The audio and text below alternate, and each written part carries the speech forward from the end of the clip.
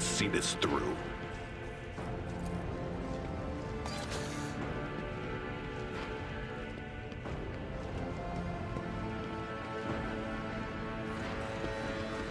White. Bright, pure color. And it's all riddled with horrible veins that carry the poison of fear and pain throughout its body. Who are you? Why are you crying? If the witch is talking about the enemies of humanity who set upon this abode of noble navigators, then our weapons will soon dispel their wicked misery. Over there!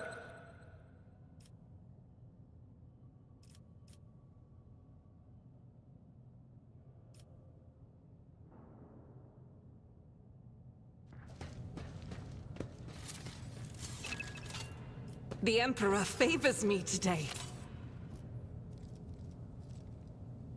Onward to victory. We should deal with this.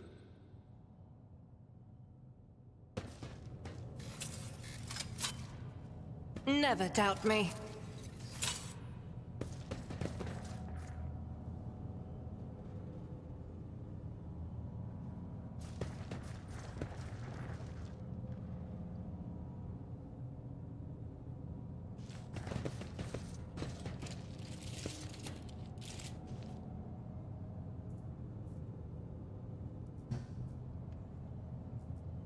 Let's get ready to rumble! Your execution is assured. Purge them!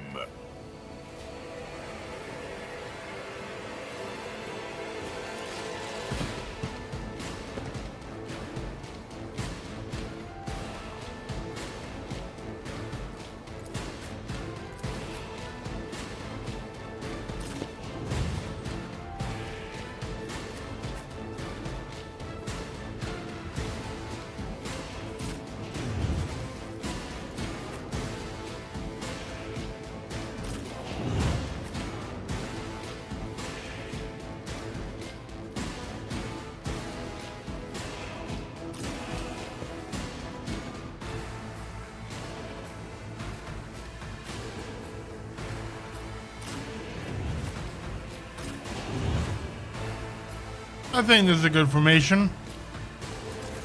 Start the battle.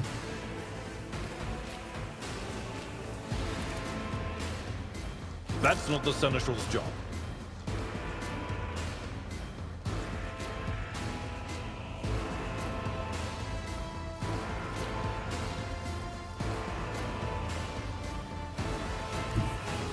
Tried and tested tactics are the best ones. I took care of this one.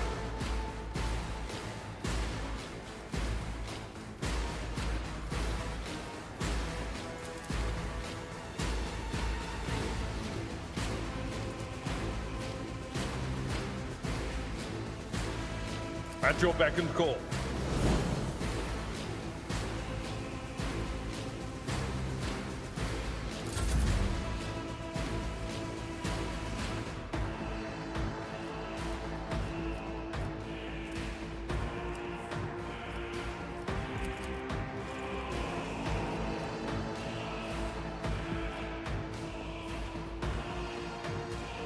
Easy. I know what to do.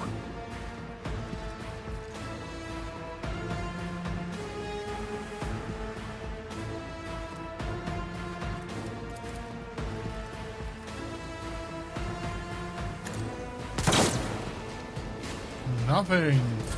Weapon at the ready. Break them around. I've suffered worse. Strengthens me. Weather the storm.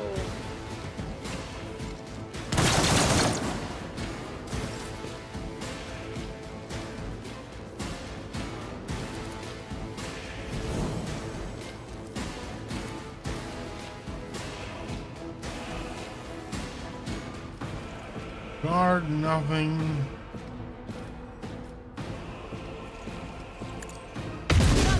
escaped Boom. the Emperor's judgment.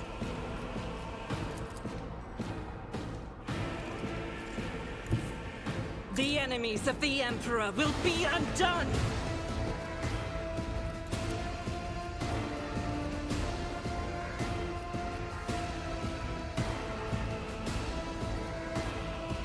Faith without deeds.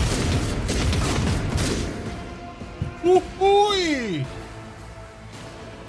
Sister of battle! My lady!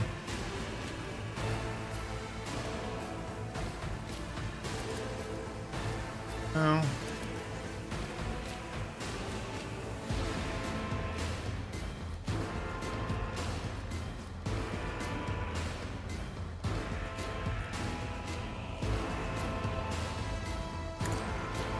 Be gone!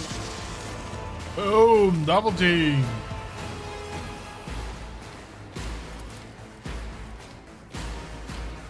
On it. Oh, there's enemies. And exposed weakness.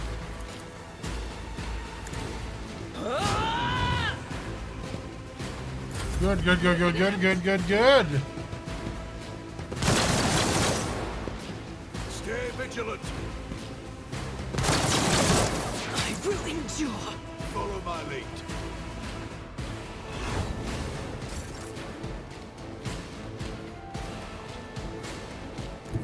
I've seen worse battles than this in my time.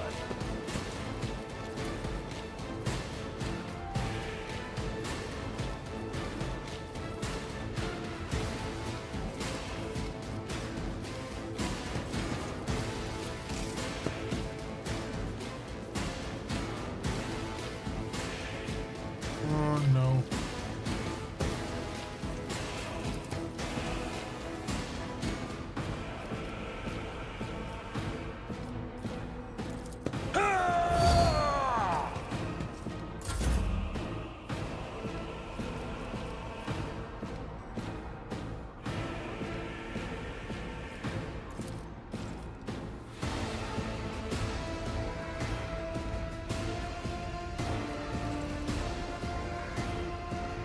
How are we looking?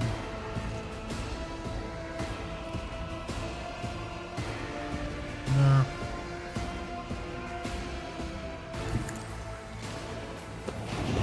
How about now? I said, so done.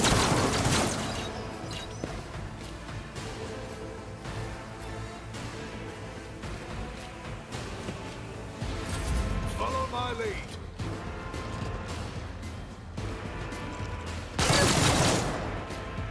We're good, we're good, we're good, we're still good. You suck. To see this. You suck.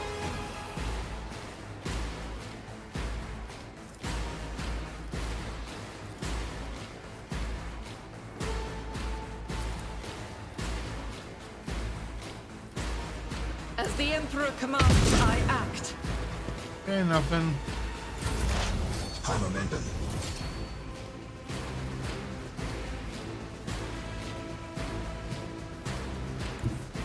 There is movement in the Empyrean.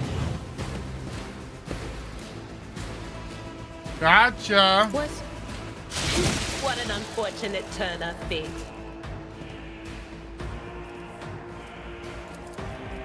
Will do.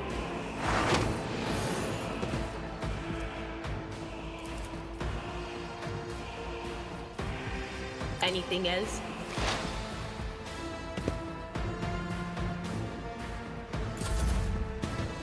Just a minor setback.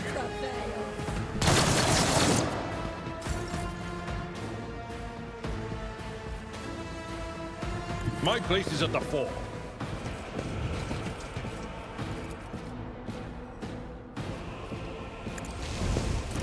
Reduced to dust!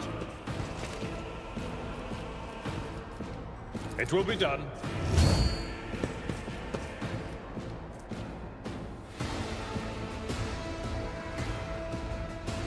Go for No it. matter the cost. A tactically sound approach.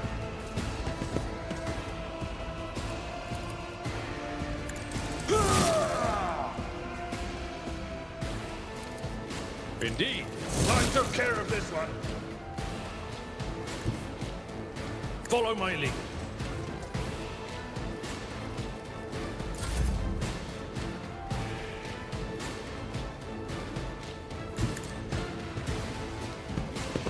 And maybe we can I do a know little what to do. shooty. Easy.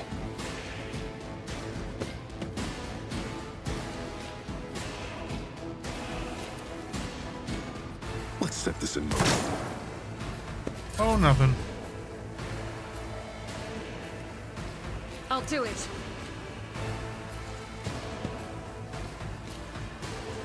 God Emperor, move through me. Be the fire in my heart.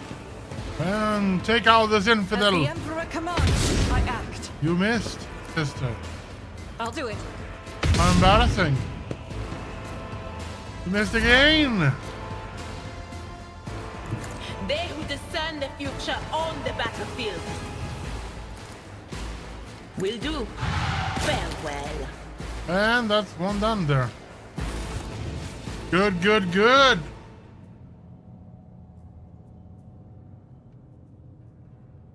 Let's collect the loot. Ooh.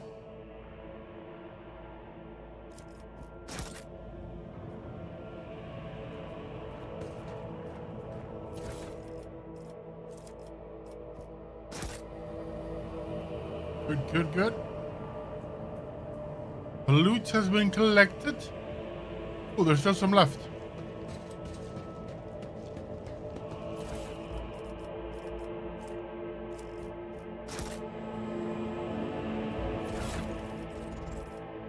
Put this black chest plate.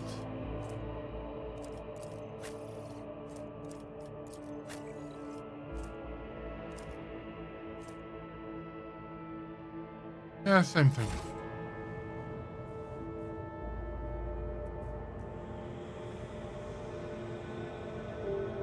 Let's seize the moment.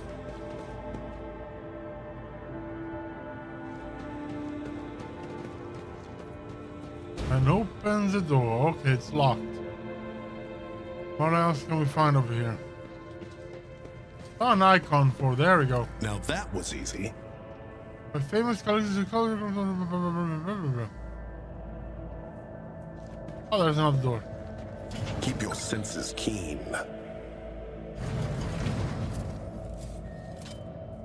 Over.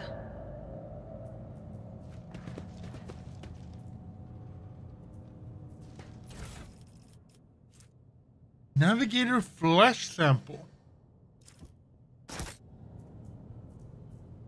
That's kind of rough. The crew continues to mourn Lady Theodora. I fear it may affect the performance of their duties in service of the Lord Captain. Let the people grieve. Lady Theodora was with us so long that we started to believe she was immortal. Stay There's a sharp. difference. Devotion and the other one more like pragmatism.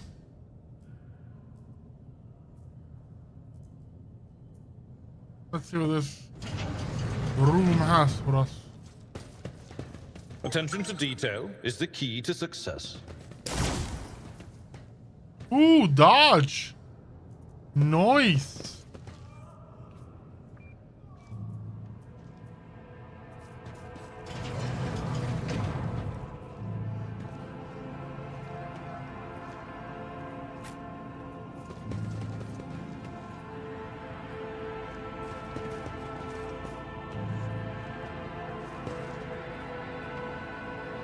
You hear screams.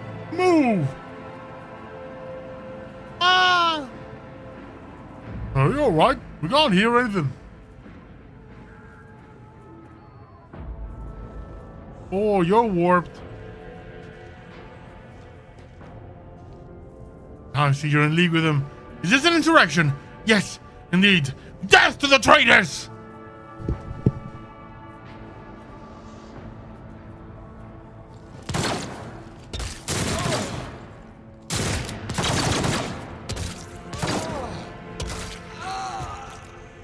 Well, time to take him on out. I know you are all traitors. Traitors, all of you. They told me. And they whispered. Hey, who are you?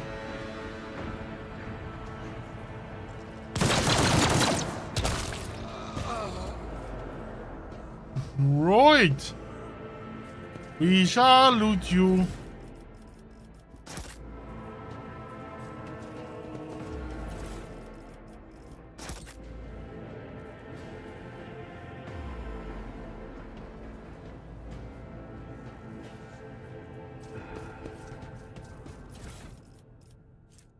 This is another Navis Laboratorium Custodian Fortuna d'Orselio.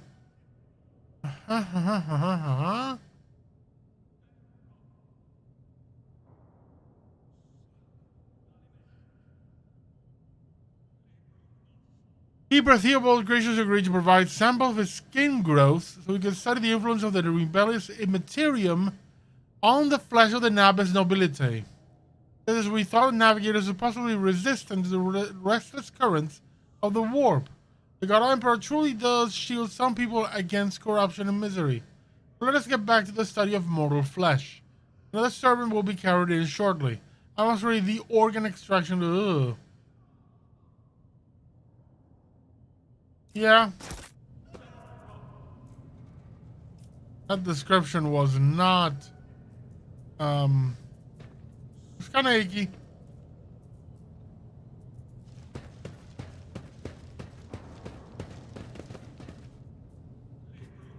Yo, Seneschal. Move your butt. Forge ahead. Get it in gear. Never linger. Let's see what... Compared to naval service, that was barely a challenge. No? Mars pattern sword. Oh, hell yes. A noble silk gloves.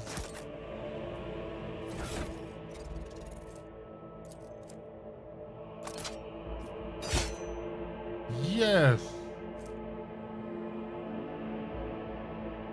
Strike, cleave. Mm-hmm. And the gloves.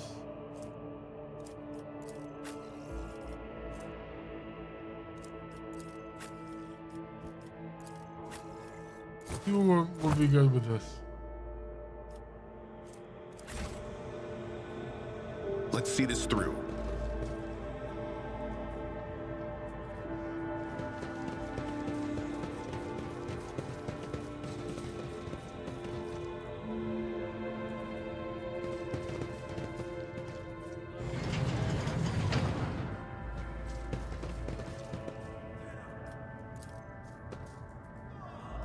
For some reason, the alternative Jewish influence has found its way into the station.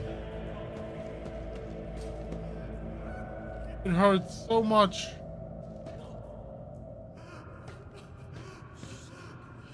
It's some garages or something, huh?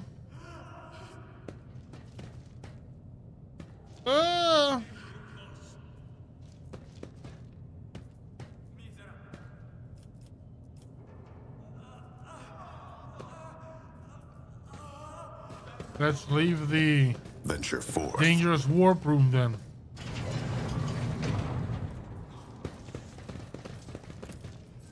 Awaken the cogitator's spirit. The cogitator's vid screen is covered in cracks and stained with dried blood. The buttons, switches, and levers were ripped out of the control panel with exceptional cruelty and scattered around the sacred mechanism that now sparks and hisses in agony, still refusing to perish.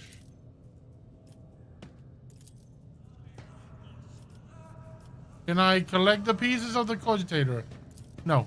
So, awaken.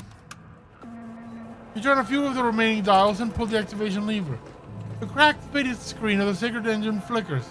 The cogitator's inside emit creaks and groans, and the lumens oscillate at random. It takes a while, but eventually the machine spirits do grant you access to the cogitator's systems. Data on the navigators. Bella Grosselio, Silvio. We have 2 alive. Pelec and Theobald. The child, location, upper chambers. Okay. Having the log. View Vox report. Vox horn hisses for some time before your voice. This is Officer A2A2. Do you copy? Several generators overheat on the lower levels. Chambers A to D are unpowered. The tech priest crew sent to investigate the problem is not responding. Requesting back.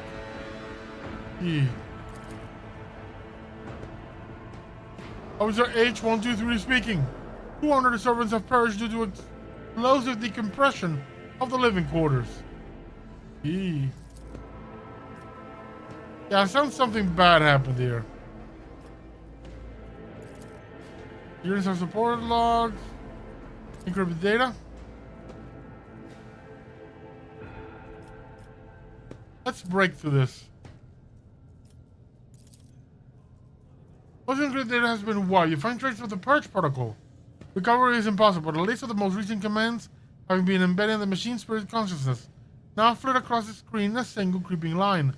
Child, delete, picked, flow, disable access code, and all station controls, delete, activate shuttles, self-destruct, purge command log. Whoa. Logging log.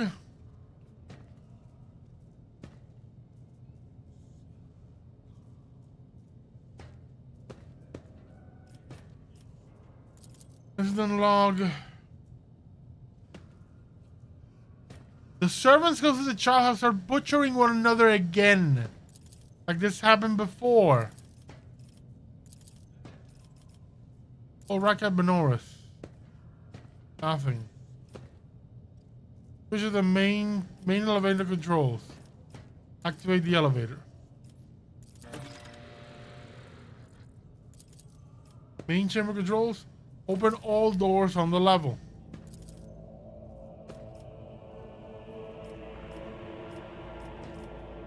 Logic 100%, yes.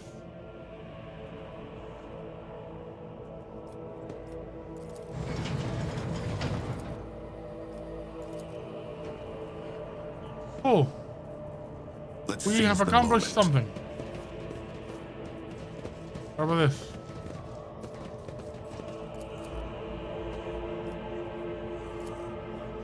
My actions speak louder than words. Good, some goods to trade.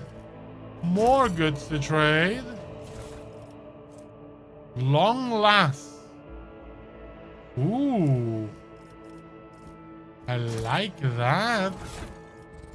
How about you over here? Where's this? Long last. Yeah, this is for 20 penetration, ranged, light. God, yes. Come over here.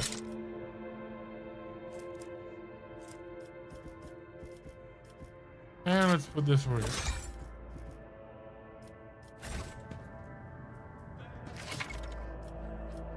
Consumable grenades, stimulants.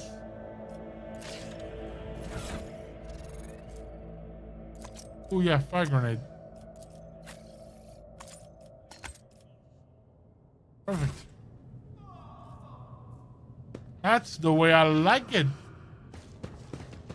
Uh-huh.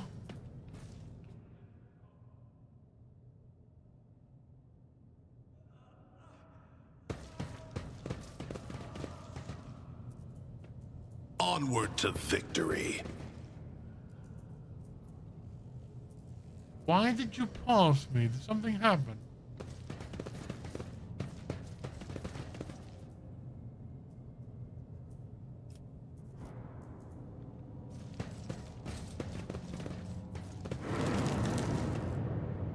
Heresy was on its way into the halls of the steam house. It's a Black Day for House Nobilis. What is this warp presence? Oh, those whispers from the warp? Oh, good.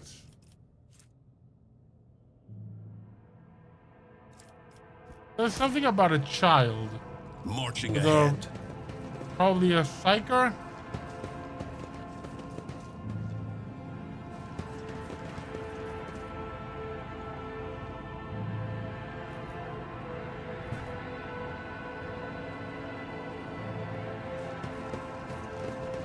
Let's jump. Nothing's impossible for this old officer.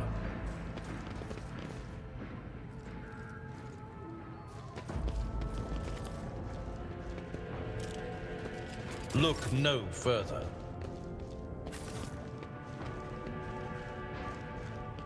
Right. Stay sharp. I need a control rod now.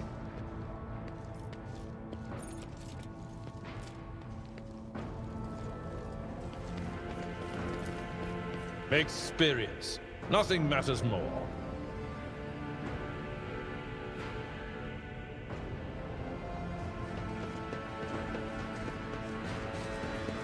Yeah, I opened all the doors to the level, so is this still locked? Because I thought I opened all the doors in the level.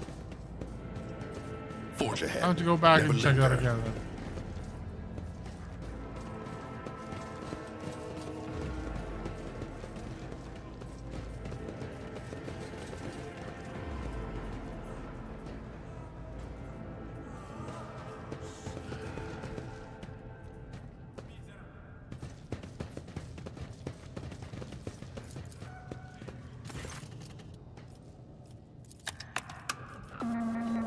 Main chamber controls.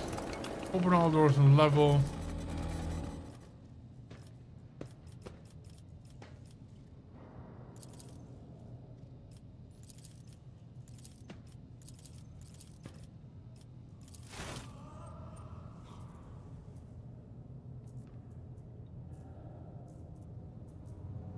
And now it worked.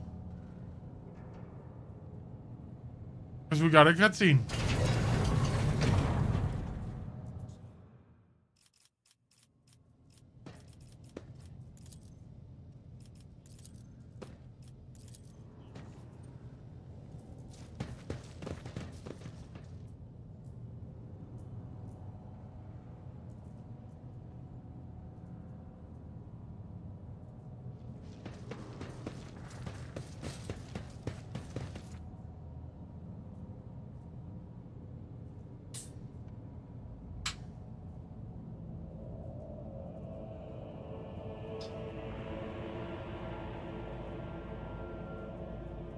Let's see this Moving through. forward.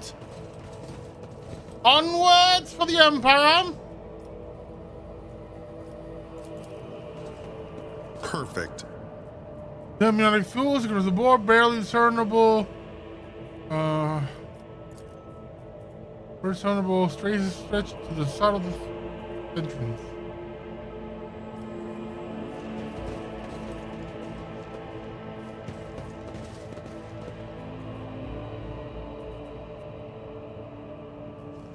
Good.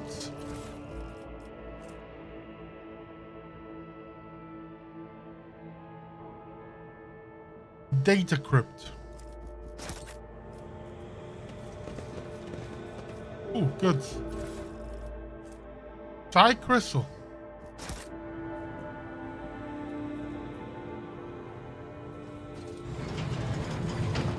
Let's seize the moment.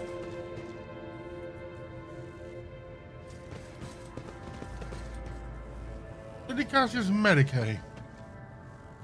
They all just lost their minds. Please don't kill me. I make no promises, but I shall endeavor to not kill you. Remake the control rod.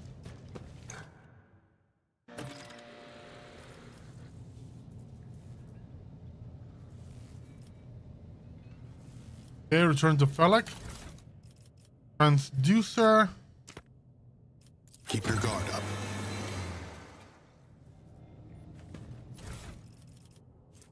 Crystal dust.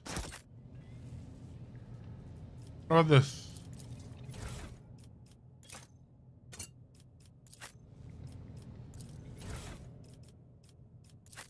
Huh?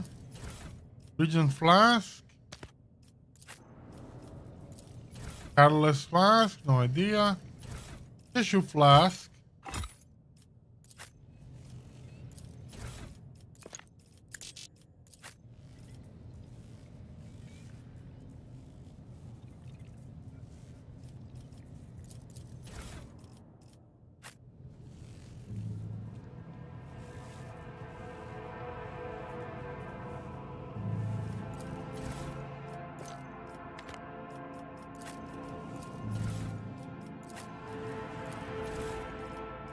Okay, we're still missing a catalyst.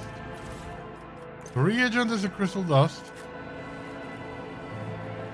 So, can I take this? Put it through here again? No. I can't.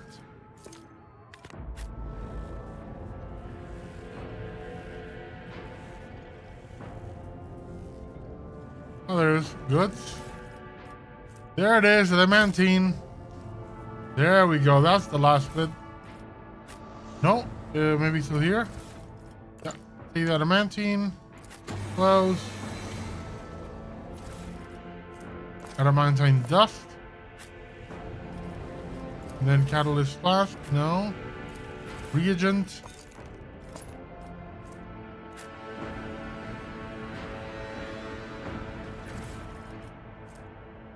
More and more servants are being influenced by the materium and has nothing to do with the child's more frequent tantrums.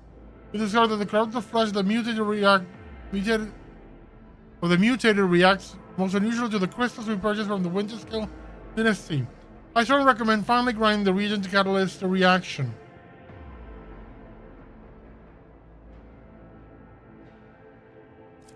So we'll need to use the crystal as the reagent.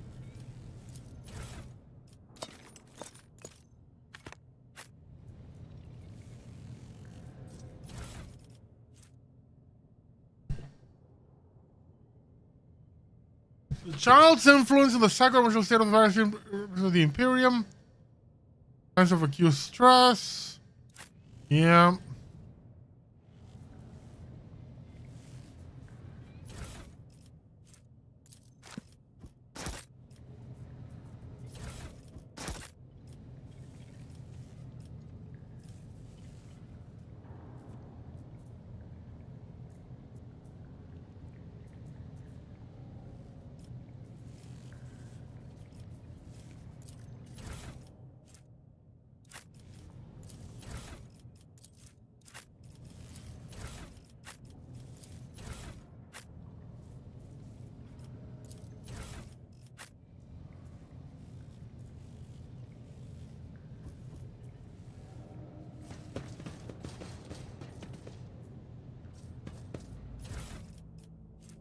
Flesh sample.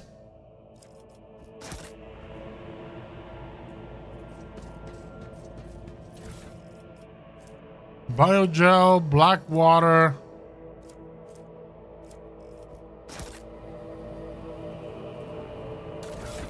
I want to see.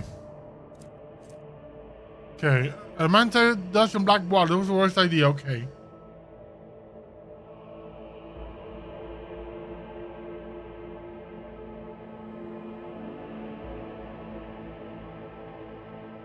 Okay, so no black water.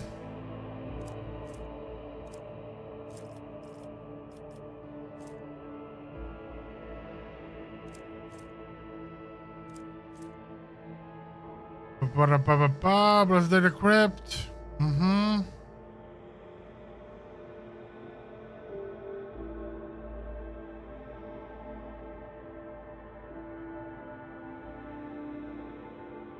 Do not use acid. Okay. So it would be crystal and the biogel.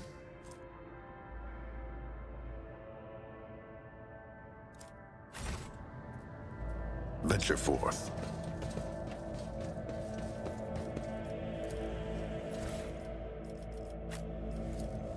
Reagent, crystal, and flask, biogel.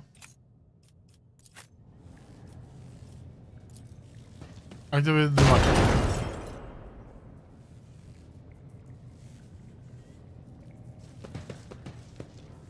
Well, it seems I messed something up there. Oh well. We keep going. Stay sharp.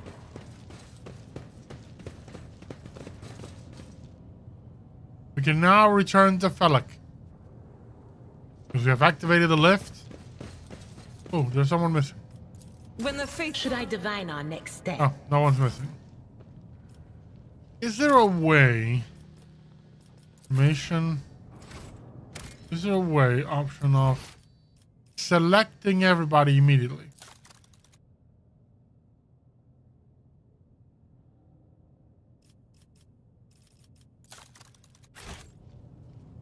So I don't have to do this over and over. Duty beckons. I'm at your service. Okay, I can do shift like this, select them. An expected result.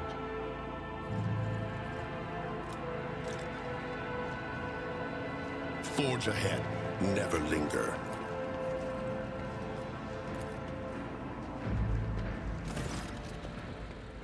You dealt with the threat of the power and power the elevator. Well done. Perhaps you brought the activation rod as well. Remember, every second of hesitation may cost my mistress her life. The crossroads. There are two paths, both stained with blood, both leading to the accursed eye. They all wear masks so poor and flimsy. They follow the slightest touch. One hiding a blind man, another a traitor.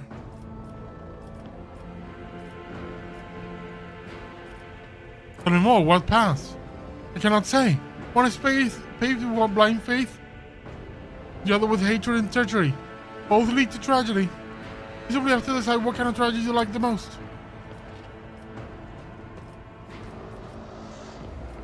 Thank you, everything is clear now.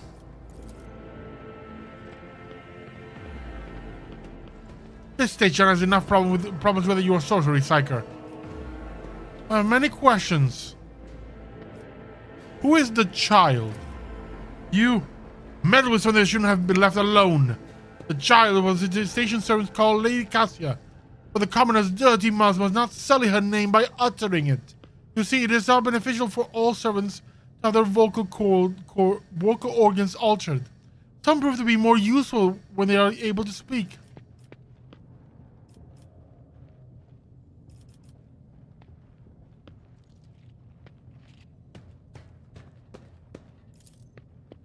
You really think of me as servants could plan a coup? The senior officers are just as guilty. Half of my guards butchered one another because they suspected treason. As for the real culprit, the coup was staged by those closest to the mistress. Destroying the shuttle, shutting off power, and disabling the security systems.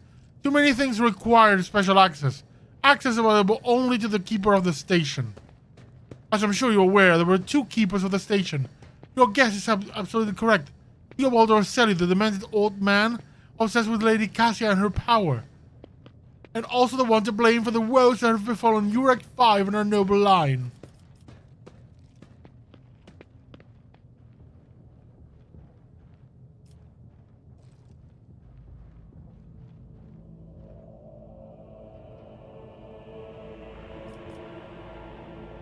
I saw the security captain's report. Which means he did it before the report was filed. Or maybe after, or... You dare suspect me of what happened?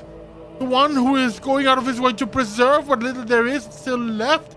By the God Emperor, you will keep these slanderous accusations to yourself. I listened to the recording of private conversation with the station's officers. You were very lenient towards them, purposefully neglecting security protocols. I was very lenient, this is true, and in the end I paid a steep price for it. Just look at the destruction around us. The insurgents left almost nothing of my home. The madmen I fought were convinced that we were the traitors. That's why they're insane. Will you really heed the ramblings of retainers who dare raise their hand against the scions of a noble bloodline? Oh, we have a choice. We have a choice. I can trust Fela Grosselio, but the whole thing of would you heed the ramblings of anyone who dared raise their hands against the noble bloodline has rubbed me the wrong way in every possible way. So I don't trust you as far as I can throw you, Fela Grosselio. It really is time to end this. I was hoping to find an ally in you, but now you are merely delaying the sorrowful end of your story. Yeah, I was right. Prepare for... Why did the camera go that way? Right. Let's put Abelard up here. Argenta against over here. Kira over yonder. And my dude, my man over here. Starts the battle.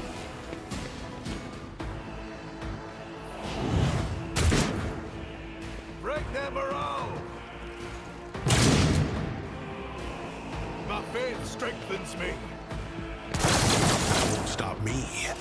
That's fine. We are gonna do some Faith without deeds momentum, is worthless. running and gunning. And we're gonna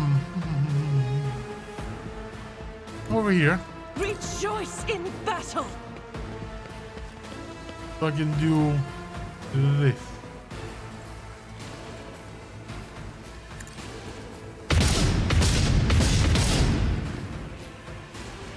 And now another. As the Emperor commands, eradicate.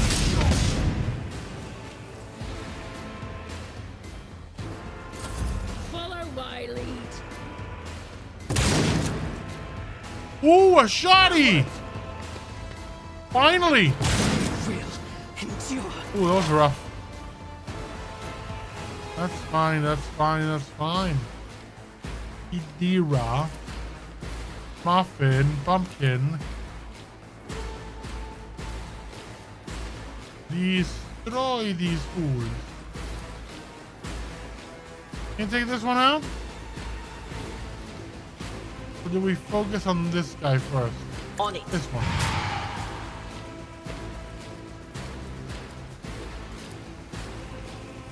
Will do.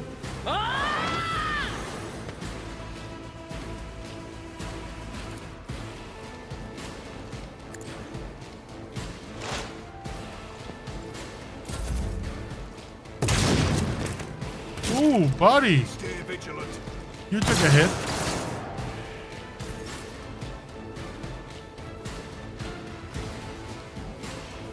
I know what to do.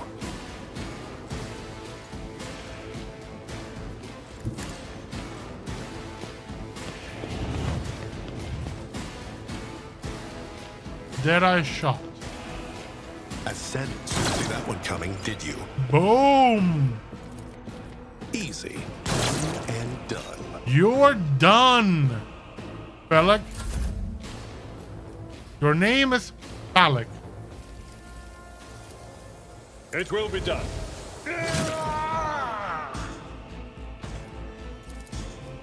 I will do like reduce to dust.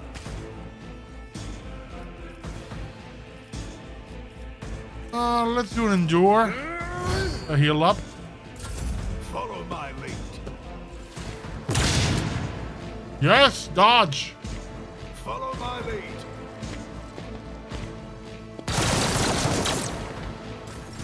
High momentum.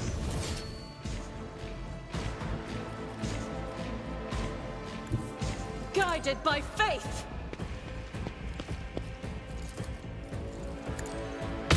Strike is a prayer. Bye-bye. Ooh, do I heal? Nah, we're still good. Ooh, Firearm Mastery, I go. stand, and thy Yes. might I crave.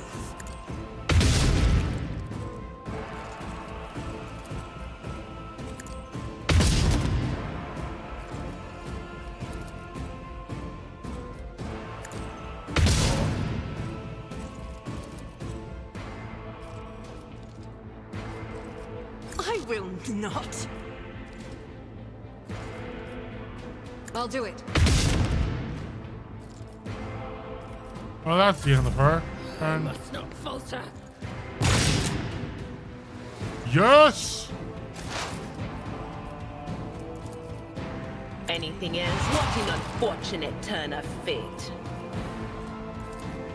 No can do. Huh? Was that you? Or...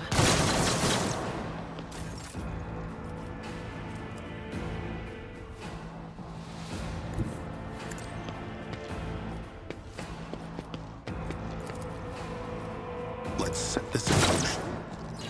Woohoo! That hits so good.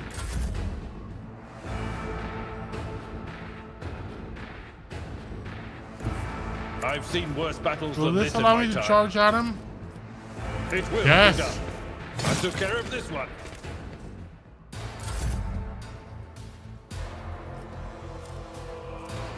Polymeter removes his wind effect. Am I winded?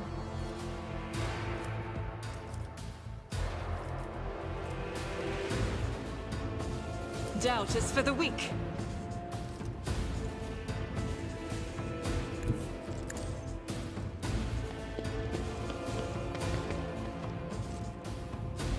I'll do it.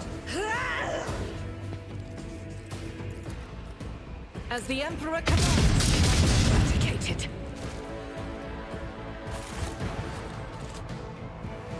Well, that's it for them. Death shot, stop revolver. Strength 35, damn. Navigator, staff hours of Celio. What about you? 4-8, strike, like, no, the one I have is better. Armor body gloves, same thing.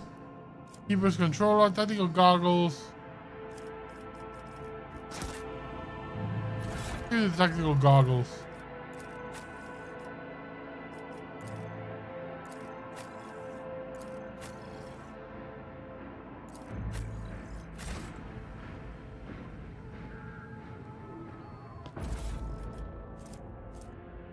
Last gun.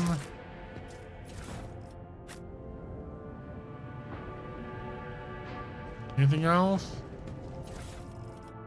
Come on, shoddy! Shotgun.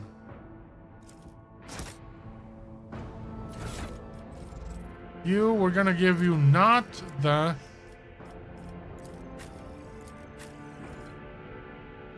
Alright, weapons. You, we're gonna have a, as a backup, we're gonna have a shotgun. Here, equipment. I'm gonna give you the tactical goggles. Perfect. How about you? How are you doing there? Yeah, this is better. The one I have is better. Onward. Oh, what's this?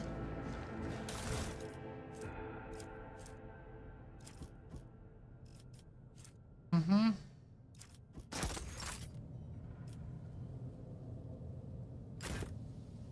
Ugh, this master-crafted patellar augment is not fit for a Say no servitor. more. Oh, there's someone else here.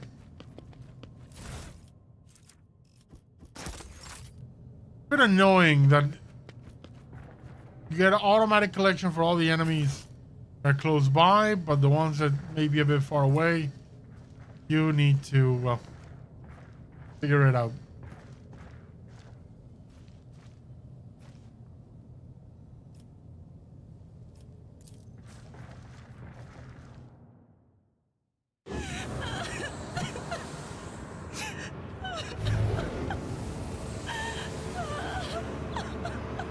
What is going on?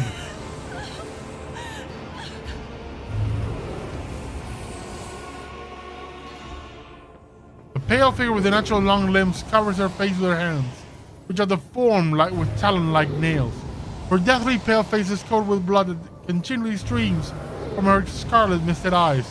Her spiny gills, slightly hidden under her disheveled hair, twitch nervously at your approach. Only now do you notice the third eye of the young woman's forehead, hidden by a jeweled ornament. And when your eyes meet, you sense an overwhelming, soul-smothering power. Willpower has succeeded. You are enveloped in despairing grief, and an invisible hand closes around your throat, cutting off your breath. Your limbs seem to fill with lead. Your heart hammers in your chest, and the desire to turn and flee from this room, from this station, almost gets the better of you. At the last moment, you master your emotions, and your will pushes back against the illusion, forcing it to retreat. Ow, ow, ow, ow, ow, ow, as if my own little powers weren't bad enough. Now this one's barging into my head. Somebody stop her. Heresy. Persuasion. Requires iconoclast to follow where overcome the crushing despair. I know I am here, and so I will stand strong against any illusion. Lady Cassia, I'm here to help you. Please calm yourself. What is happening? Is someone calling my name? Are all the betrayers dead already? And you? Who are you? Octavius Rogue Traders von Valancius. It is a pleasure to make your acquaintance. Pardon my manners, Octavius. I did not expect to make such gracious acquaintance in such a time of great sorrow for our house. What is this? I feel faint. The heavy-set old man who has been kneeling nearby erupts into low sobs. His eyes, swollen from crying, dart desperately around the room, as though the veil of ignorance has just been ripped away from them. The child! Lady Cassia, where are you? Sacred child! Throne preserve! Despite his venerable age, the navigator leaps up and rushes to the young woman's side. You! The old man shifts, wearing his face to you. It is threaded with jet-black veins, and his bulging, milky eyes bear a striking resemblance to those of dead fish. A sickly sweet scent assaults to your nostrils, as if the old man's flesh is rotting inside his decaying husk. My eyes fail me, for they are unable to make you out as either enemy or ally. I am warning you, one wrong move and I will bring the wrath of House Orseli down upon your head. Watch out, Lord Captain, this one's so deranged, it's making the whisper shriek like crazy. He might just open that eye of his. Cutting the head of the dynasty is a grave offense, esteemed whoever you are. Let's go with commerce. I like this more. I mean you no harm. I came to see the navigator's aid. I'll grant that you do not look like pirates who come coveting the riches of a wrecked station, or like the scoundrels in Felix Cerberus. Who are you? Octavius Rogue Traders von Valancius. Rogue Trader. Another Rogue Trader Archon of the Galaxy. How interesting.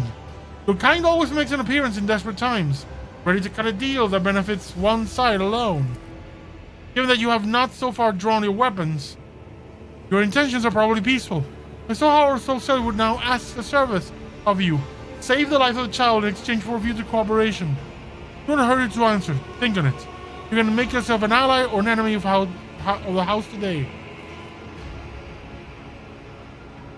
What is the curse that has taken hold of everyone in this room?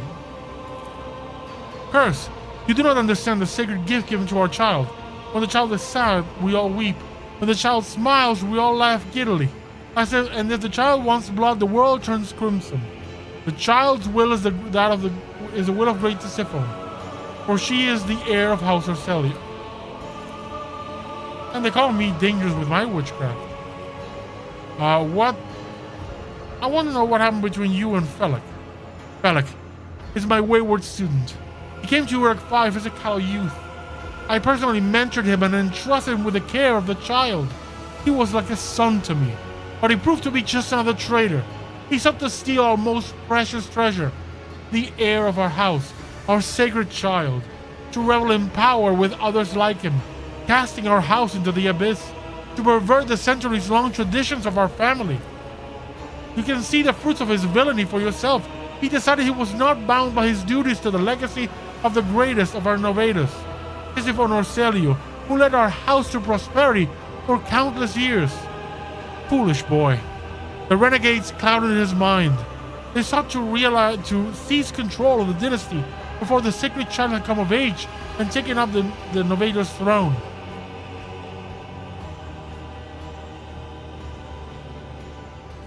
What service do you ask of me?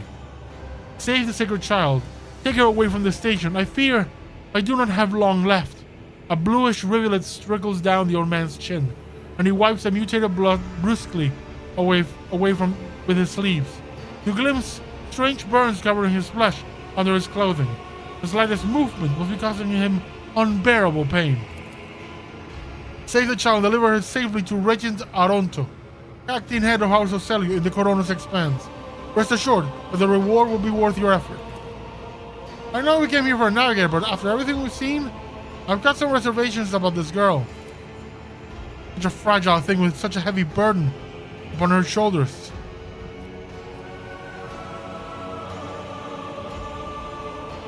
You are talking as if you expect to die here. My service to the house is coming to an end. The wounds Phalanx inflicted upon my flesh will never heal. I am dying. Praise the throne slowly enough to see that the child is taken care of. You need help. There's a Medicaid deck on my ship. No, I am the keeper of Iraq 5 and I will perish along with my station. On that note, I have other matters to attend to. I believe I've made my decision. Cassia shall come with me. Good. That is good. The old man nervously licks his lips. But do allow us to say our proper farewells.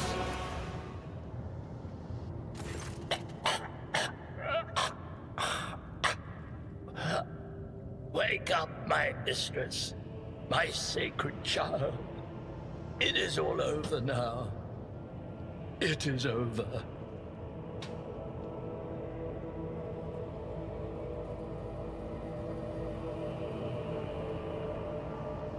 It's all over now. It is over.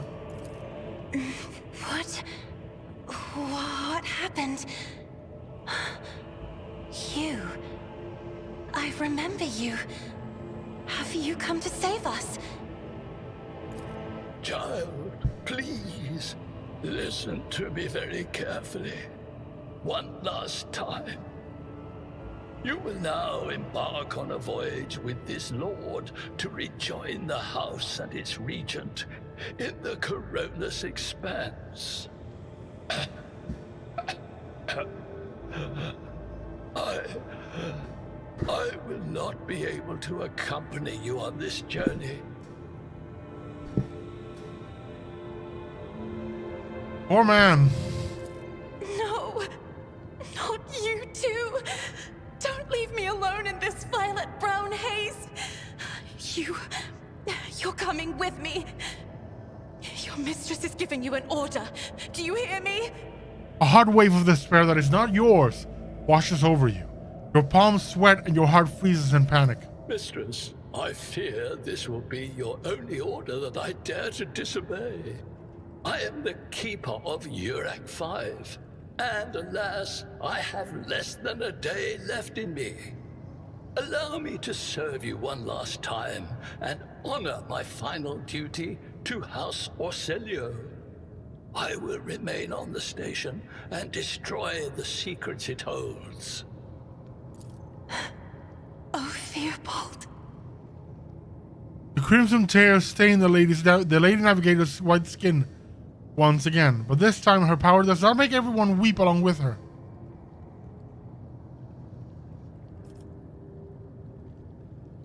Forgive the urgency, but we should leave the station immediately.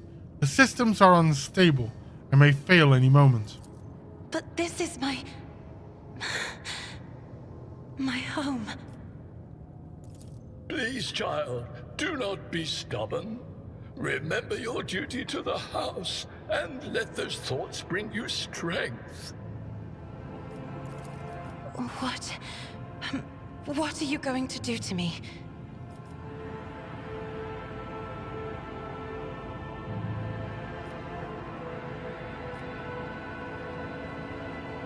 I'm not gonna go full mercantile on this. I don't like it. I want to be a better guy. Lady Cassia, I, Octavius, Rogue Traders von Valancius, Rogue Trader of the Imperium of Man, offer you my protection and grant you shelter aboard my vessel. Do not fear what is to come, child. You are ready to guide any vessel. I know this because I taught you myself. And it is difficult to imagine more worthy company than a rogue trader. But remember, your safety is of paramount importance. Get to the Great Regent and fulfill your destiny.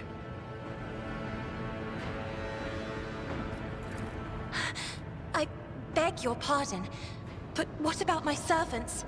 Urag 5 is still full of people loyal to House Orselio.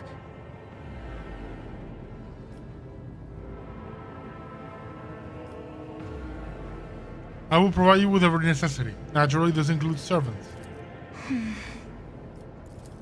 I As a Lady Navigator of House Orselio, I accept your gracious offer of protection.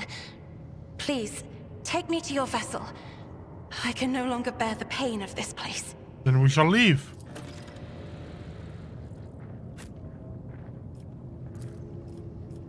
It's as if the painting was rendered by several different hands. The timid, uncertain lines are interlaced with rough and furious strokes coming together in arcane shapes.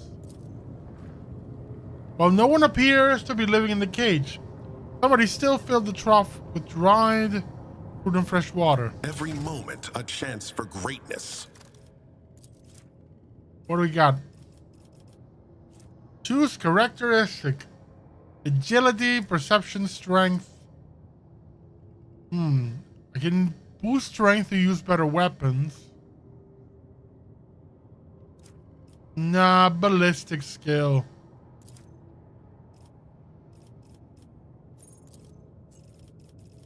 Use ability. Double slug.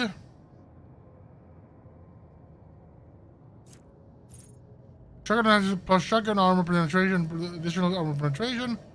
And uses shotgun maximum damage levels of bleeding on target hit. Let's go with double slug.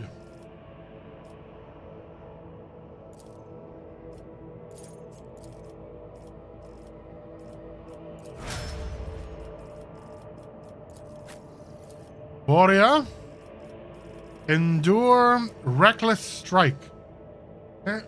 Gains plus 20 armor penetration and plus 8 damage. Ignores 12% target's parry. Every enemy who survives attack enhanced by this ability will attack the warrior in return, including creatures with ranged weapons. Throw an enemy. Breakthrough. Warrior dashes through an enemy to the cell on the enemy's opposite side and makes a melee attack with... Okay. Yeah, let's do breakthrough. And here we're gonna... What do we got? Medicae, coercion, carouse, athletics. Let's go with athletics. You. What do I got with you? I will not die. Increases wounds by half the character's level, rounded up. Yes, toughness, basically. Whenever the wheeler successfully blocks an attack, give me a shield bash. No. Grenadier.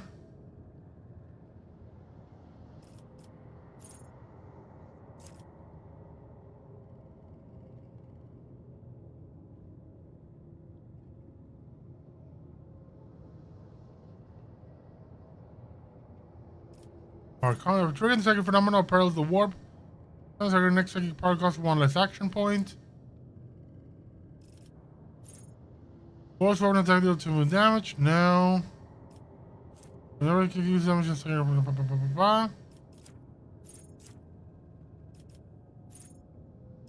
Okay, I don't have enough level. What is this? Second sight. Second powers that have range of 2 cells or more. The range increased by 4 sights. Last subtle manipulations. Third second power while being threatened by enemies in melee range. Oh yes, subtle manipulations. And then here.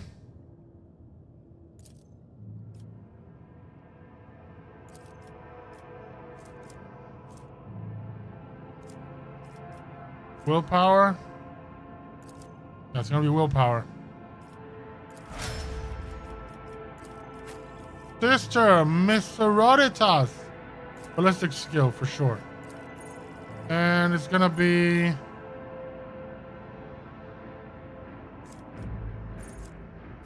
Somebody will have double, but 25 damage. No. Concentrated fire. And you. Okay, first up, we give you more willpower. Blood augury, ebb and flow.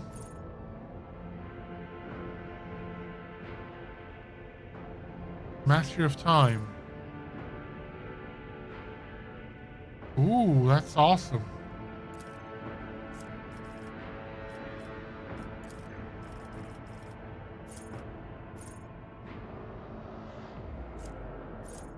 Focus. Yeah, focus. And a bit more willpower. And let's look at gear. What do we got for you?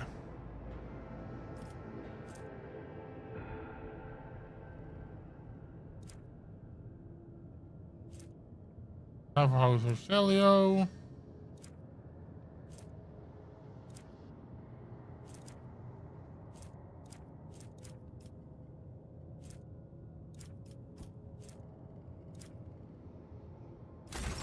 Okay, we got a new party member.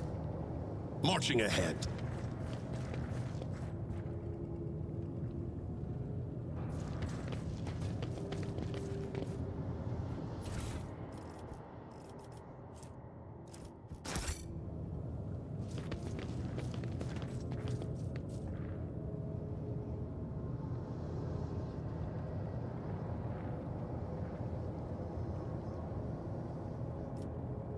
Time to leave.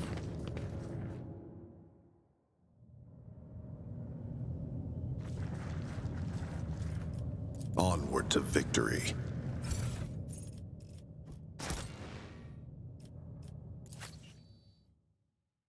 There we go. Mission accomplished. We have a navigator.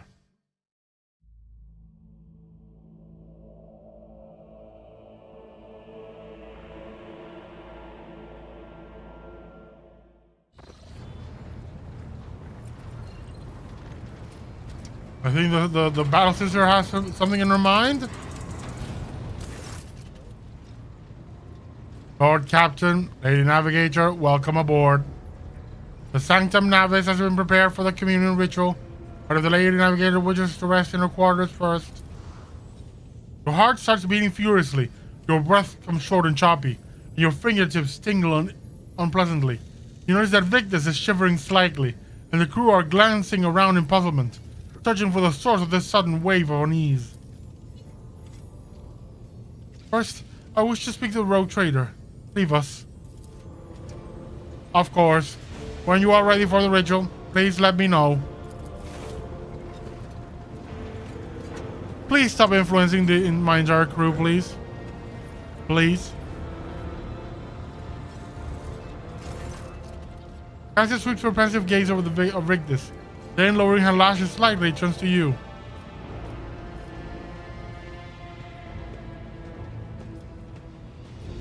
What did you wish to speak about? After a few seconds of hesitation, Cassia lets out a small exhale, then raises her pointed chin. I have not yet thanked you for saving me on the station. My thoughts were clouded with so much mournful ash when Theobald's heart stopped, but you acted honorably and did not exploit me in my wretched position, and for that I am immeasurably grateful. But now, I'm ready to go to the Sanctum Navis and perform the sacred rite. I require brushes, canvas, and the best paints you have on board, but no red.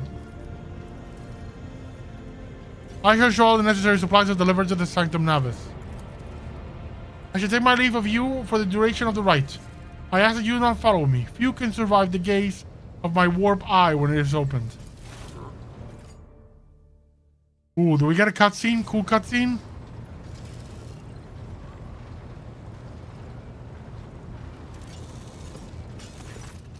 Lord Captain, I will oversee the open channel between the Lady Navigator and the bridge, and may the Emperor's light help us all.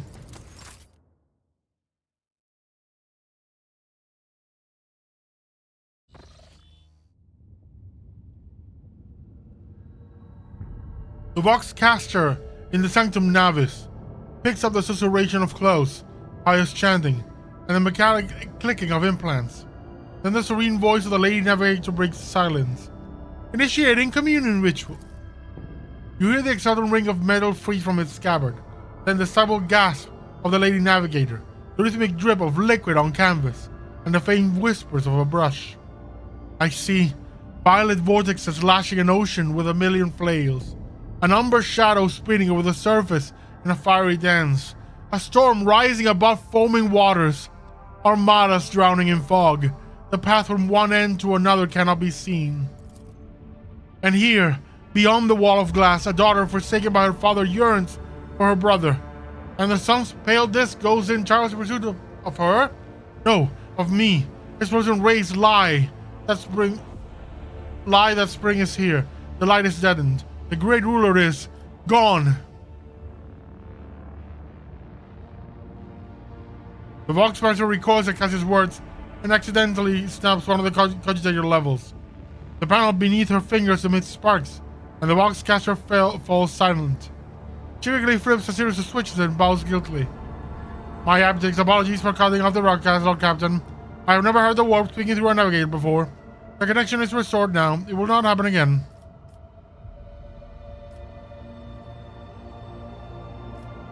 Leave the late navigator undisturbed. Soul-shredding screams down the Vox transmission. The server and the sector navies are howling and shrieking like wild beasts, moaning in pain, their throats raw from the strain, and then sudden silence.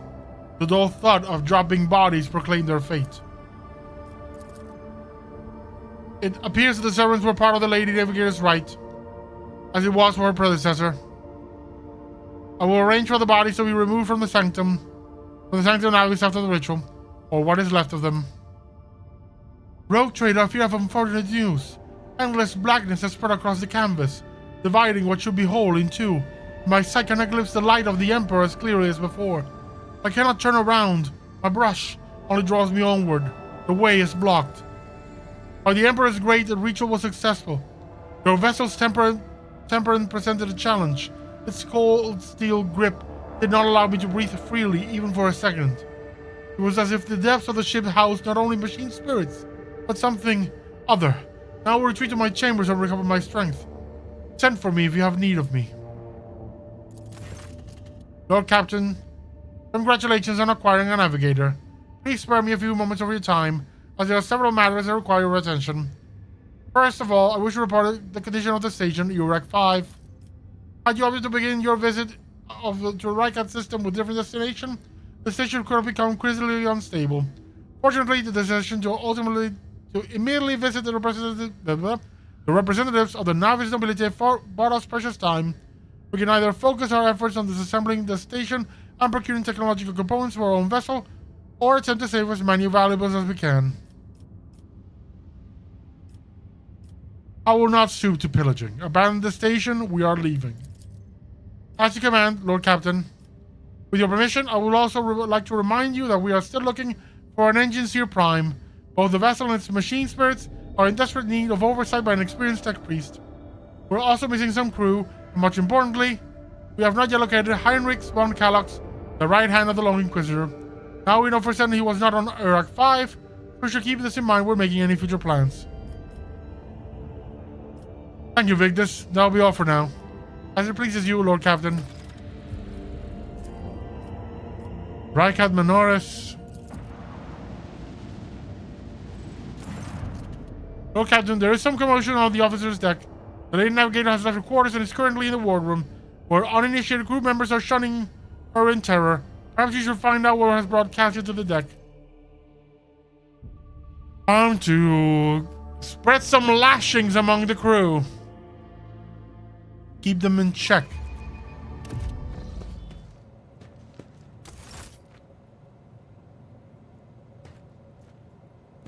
Ooh. Lord Captain, my apologies. I did not notice your entrance.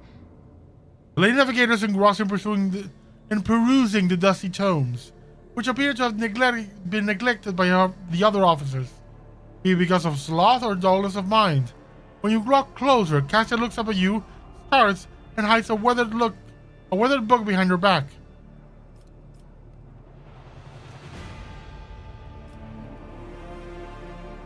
I see you are fond of reading. Oh, this. I found this fascinating read on one of the shelves, and I must say, it has caught my eye. Its every chapter is written in verse. I find it so beautiful and enrapturing. URAC 5 had a vast archive of its own, of course, although most of the works within had to do with scholarly disciplines of some sort or another. Only in my sparse moments of respite was I allowed to escape into the pages of more embellished works. The events that took place on New York 5 must have taken greatly. Are you well? Are you satisfied with your new attendance? I hope that you have had ample time to calm yourself and your powers. Let's go with the first one. One should not underestimate the navigators of House Orcelio, Lord Captain. Like a shawl of pale smoke, a faint malaise hangs upon my shoulders, but it will not be the slightest hindrance to my duty to humanity, and my duty to you. As your response is reserved and important and decorous. Clearly intended to create a distance between you. I hope... There are people on this ship who are far more impulsive and dangerous to others, and far less devoted to the God Emperor than a herald of the Navis nobility. But I did not need your words to see the shades of umber unease that whirl around your subjects whenever I am near. Were I not acquainted with such a reaction, I could have found their behavior in your question just now insulting. Are you satisfied with your new attendance? Your servants are somewhat sluggish when it comes to attending a noblewoman of the Navis nobility, but they are quite tolerable. Thank you for your concern. Tasha cringes ever so slightly, adjusts the adornment of her forehead, and awkwardly hides her clawed fingers in the folds of her clothes. The unnatural appearance of navigators often becomes a topic of gossip among lowly servants and officers alike. It is clear that she does not feel comfortable aboard her ship teeming with new people. Lord Captain, would you kindly explain to me why you are pestering me with these questions? Inquiring about my mood and my needs, showing an interest in the books I am enjoying? You are behaving as if you possessed a shred of fellow feeling for one such as I. Why shouldn't I? You're a person. I beg your pardon, Lord Captain. That was no way for a navigator to conduct herself. Here's the thing, like I said, the feelings I have for you are for... No. I'm not gonna straight up go, let's boink, lady. No. You have nothing to apologize for. Human emotions are natural, be they good or bad. It is just as natural to share them with others. Please forgive me. I cannot even understand myself right now. Your words and attention have reminded me of life on the station, of Theobald and Felek. I do not understand. They were merely the keepers of Urak 5. So why do memories Because you of lived those with two them, make you me feel cared a for them. strange heaviness here?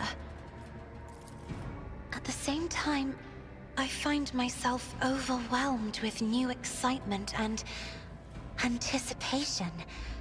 At last, I have set foot outside my familiar walls and into a world that I have only seen before in the pages of books. Your ship alone is a treasure trove of remarkable artifacts and curiosities. And just imagine the things that await beyond, but... My delight must seem childish to you, surely. In your heart, you must be finding all this quite amusing. No. No.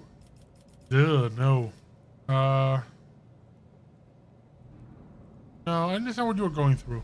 My own life was turned upside down not too long ago. Indeed. I did not know. That is to say, I could not have known, as it is the first time we are speaking in a circumstance so... private. My word, when I found this place, it was so full of officers. Why did they all leave?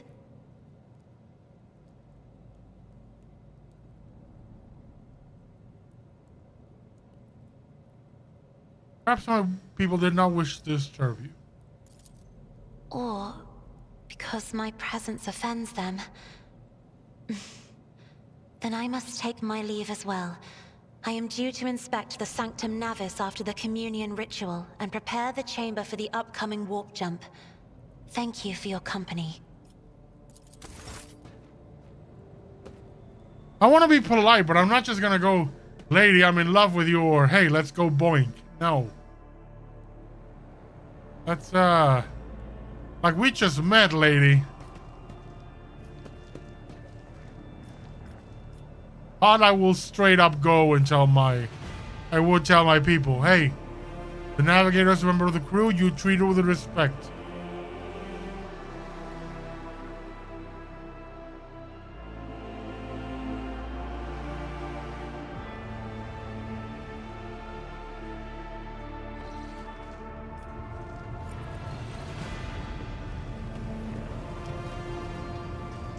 Let's talk to my... Who was it? No, wrong direction. This is the direction of the throne. Take this.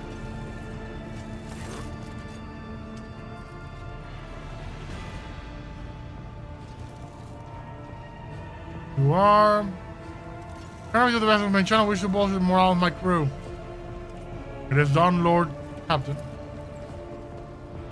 You address the crew with a rousing speech and hear your voice roll through the ship, reaching even the normally quiet corners of the vessel. When the broadcast ends, you hear distant shouts of approval.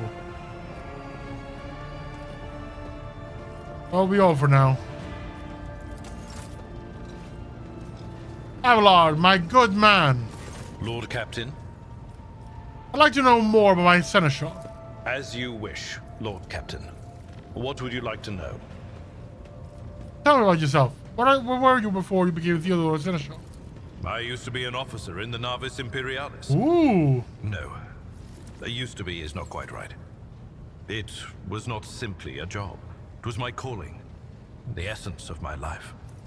I was proud to serve Lord Captain Theodora, but in my heart and mind, I'm still an officer of the Imperium. I met Lord Captain Theodora on a mission where the Imperial Navy was providing reinforcement to the rogue traders' army on one of the frontier worlds. Our acquaintance was not easy. Working with people outside the Navy hierarchy has never been my strong suit. It was to my great surprise then, that after the mission's completion, I received a referral to leave my service in the Navy and join the rogue traders' personal council. You must have made quite the impression on Theodora. That's something to be proud of, actually. You know, given us to understand the status of a rogue trader. It was a difficult choice for me. But I saw in the offer a chance to serve the interests of humanity even more effectively than in the Navis Imperialis. You do not need me to tell you just how remarkable a person Lord Captain Theodora was. I recognized her at once as a true leader and formidable creative force. One who had built a protectorate amidst the dangers and wildness of the expanse. I'm more interested in the second one. I'm not gonna go, hey, oh, you look like you were in love with her. No, I'm just beating this guy. I'm not about to just poke fun at him or poke at his private, intimate business. No. Let's navigate this with more tact, shall we? Let's go with more about the military. You could say there was no one among the naval command who was willing to impede the wishes of the rogue trader. To do so would be to risk their own position and their relationship with Theodora. Well, the Lord Captain possessed certain contacts in the Imperial Navy. Contacts which she used to request help during the conflict on the border world. And which enabled her to make me an offer that resulted in my joining her retinue. Interesting. The Navis Imperialis is an ancient institution with its own mandates and muster lists. On occasion, in the heat of an official briefing or an informal discussion, I violated those rules, determined to press my point. It is challenging to choose the words to accurately express my opinion on a situation or the actions of others that do not sound overly scathing or confrontational. Many in command were inclined to view my manner of speaking as unbefitting a person of my rank. So he was a bit of a rogue himself. Do you have a family? I am a widower. I am a father of 4. And if my information is not outdated, a grandfather of 11. Damn, Grandpa. My family lives on Dargonus. None of my children express any eagerness or aptitude for serving aboard ship. and I would hardly have insisted that they follow in my footsteps.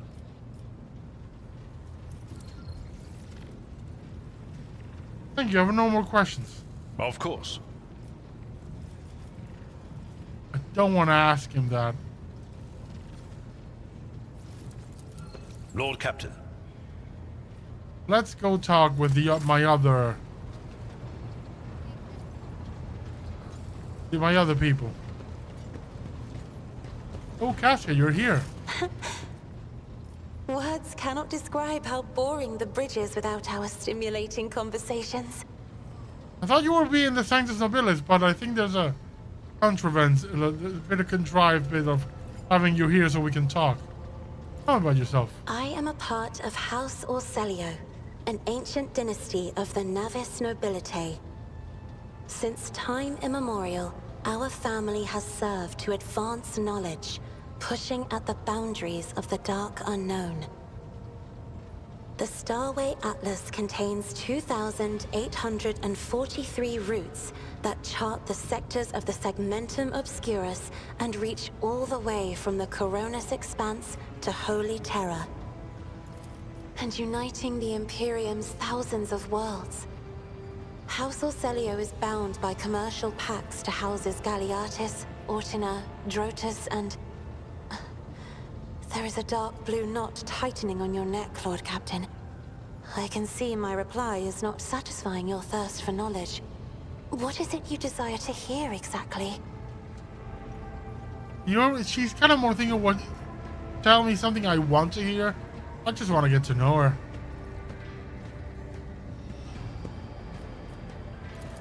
You will? That would be most appreciated, Lord Captain. You've never lived anywhere other than New York 5? Hardly. According to the chronicles of the house, I was born on one of the Orselio worlds. Oh, what was it? Please forgive me, Lord Captain. My childhood memories are too vague. Sometimes I dream about the colorful birds that built their nests in the garden, or the servants dressed in purple livery, or the blue fog that rolled over the lowlands behind the palace. But everything is covered in a rosy haze. Perhaps it is my imagination, not my memory, that is painting these pictures. What about your life on the station? My stay on the station was wholly dedicated to preparing me for my future duty. Astromancy, astrography, numerology, the histories of my house and the Imperium, as well as other disciplines. For many years, dozens of instructors tirelessly prepared me for my destiny. And once a year, Great Regent Alronto would come to the station. He would entrust his beautiful vessel to my command, so that I could master the practical aspects of our art as well.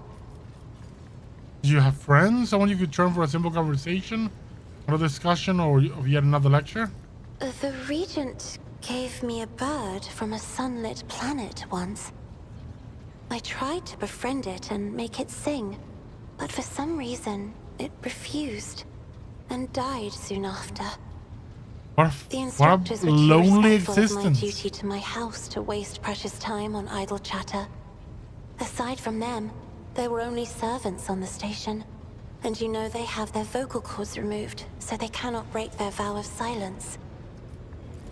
And since the subject has been breached, Lord Captain, why do you not follow this honored tradition? Your decks are so garish. Apologies, I meant noisy. The rabble don't just chatter. Sometimes they shout and even sing. Why do you allow such a lack of restraint? You may find it... highborn, are they not? You may find it difficult to believe, but the practice of depriving servants of their voice is not particularly widespread outside the House Orselio. I like the noise people make here. It fills the ship with life. I like that. I did like this answer. With life? Ugh, if only you could take my place and watch this kaleidoscope. Every voice is a flash of color. Every conversation a shimmering glow. Every argument is an unstoppable swirl of gaudy splotches. I noticed that your love of painting is reflected in your speech as well. You associate many images with hues and colors. The Emperor graced me with a gift. I can see inner life in addition to the mundane. You cannot know that a fruit has rotten from the inside until a blade slices it in two. I can see the rot from far away. It roils like swamp mud, oozing through the bright peel. Anger and boredom, sadness and joy. Everything that people shut away inside themselves is revealed to me like colors on the canvas of my world. What does it feel to guide a vessel through the warp? It may be difficult to describe. You see, every navigator perceives the warp differently. My mentor, Great Regent Elronto, always described his travels through the Immaterium as a journey through a vast wood with countless paths. And I, assisting him in the first voyages, futilely tried to follow his example. But the wood would not reveal itself to me. But everything changed when I found my own key to this mystery. You see, I've always brightened up my rare moments of leisure time by painting. You may recall there was a workshop in my chambers. As soon as I imagined the warp as a blank canvas, an indescribable feeling came over me. I moved the brush, going deeper and deeper into my own painting. Visions were hidden within the vibrant colors of my palette, and something inside me knew which should be brought out and which should be left behind. I woke up several days later, after the voyage was safely complete. Why don't we talk about something else? You will hear no objection from me, Lord Captain. Tell me about House Orcelio. As the only voice of our family on this vessel, it is an honor. As long as your questions are courteous, I will answer every one of them. Is the Orcel prophecy system named after your ancestor? You are shrewd indeed. My ancestor charted that route while fleeing the enemies of humanity. They say the Emperor himself was his guide, because the warp expelled their vessel without a single loss. Unfortunately, the lips of those who relate this tale seep with disgusting green hubris. I think Kalain Orcelio was simply a skilled navigator. Who rules the house? Just as a rogue trader stands at the head of a protectorate, a Novator heads a navigator house. It is the Novator who decides where to look for alliances and which path their bloodline is destined to tread. As for our house, the transfer of power to a successor is currently underway. In the meantime, Great Regent Elronto Orcelio is ensuring the stability of the house.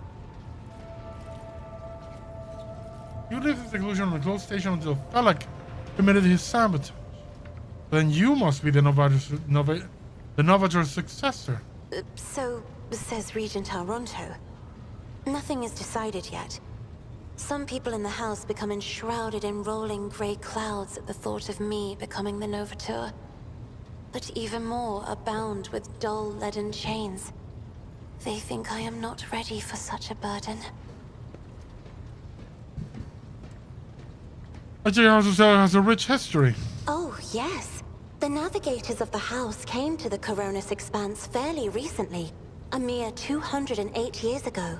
Before that, our ancestors expanded the borders of humankind's dominion for the glory of the Emperor, blazing trails to different corners of the galaxy.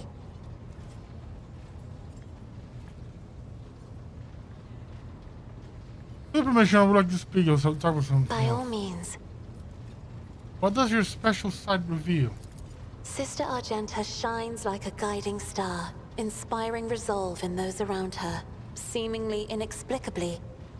However, I see a dark and ugly fog billow behind her, contrasting sharply with her shining light.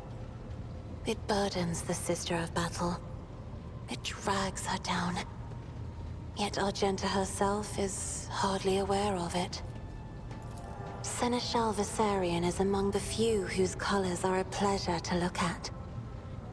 Whenever the Seneschal speaks, Heavenly crystal clarity spreads around him. And whenever he is angered, dark blue clouds condense over him. And in his rare moments of joy, a pure gleam of sunset pink caresses the souls of those near him. Out of your entire retinue, Lord Captain, he is the only one I would trust with my life. Idira's emotions are like a maelstrom, bright, unbridled, enveloping her form like a wondrous kaleidoscope of colors. And as dangerous as a twisting warp storm. The riot of colors hides the truth from my eyes. What exactly is driving this woman? Is it her own will, or is it the Immaterium, Lord Captain? This is where I must beg my leave. I have enjoyed your company. Thank you for the conversation. Where is Argenta? Greetings. Tell me about the Adepta Sororitas. Gladly. There are none more faithful to the God Emperor than my sisters. We fight against his enemies by the will of the Holy Ecclesiarchy. I beg your pardon, Rogue Trader. Here I am talking about what every lesser noble in the Imperium knows. So what exactly are you interested in hearing about? They say the Adepta Sororitas are the fiercest in their faith among the warriors of the Imperium. Is that true? It is. The Sisters of Battle are a fire lit by the God Emperor. They are the echo of his voice that travels through the dark expanses of the universe. We bring his wrath to heretics, mutants, and other enemies of humanity. We protect the faithful from the unholy and unhallowed. Sometimes with words. More often than not with a bolter. With a bolter. Are all sisters truly as faultless as you say? Now, what orders are you from? Once I had completed my novitiate, I was sent to the Calixian branch of the Order of Our Martyred Lady, assigned to the Order's Pronatus. The Order's mission is vital and noble. The Sisters Pronatus protect great relics of the Imperium. We guard them, preserve them, escort them when they are brought. You're an agent of Warehouse 40K. Presented for pilgrims to venerate. And we seek out the relics that have been lost. Neither a coven of heretics nor the most wicked death world can deter Sisters Pronatus when their goal is to return a piece of the great legacy of the Imperium into the hands of the faithful. Your Pronatus is not one of the Order's militants, and yet you are a trained fighter. Don't let the name deceive you. The Order's militant trains sisters to march onto the battlefield as an army. That does not make sisters who belong to the non-militant orders timid and helpless. Both the solace-bringing Sisters Hospitaller and the enlightened Sisters Dialogus know how to greet enemies of humanity. Their dialogue with heretics is usually quite short, with the last word being a bolter discharge. That's awesome! And my order has all the more reason to be known for the martial prowess of its sisters. We are the keepers of the Imperium's relics. What would become of our blessed hero's legacy if the Sisters Pronatus could not protect it? You said you belong to the Calixian branch of your order. What brought you to Coronis Expanse? The Order sent me to Footfall. My undertaking was to assist the local priesthood of Drusians in caring for a sacred reliquary that had been there since the time of Parsimus Duane, the station's founder.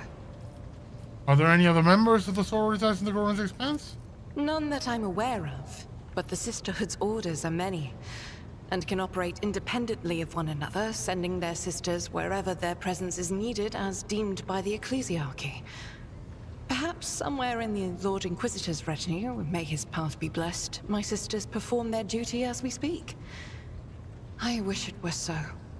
Even a single evening spent in joint prayer and training would bring me joy. I have no more questions about the Sisterhood.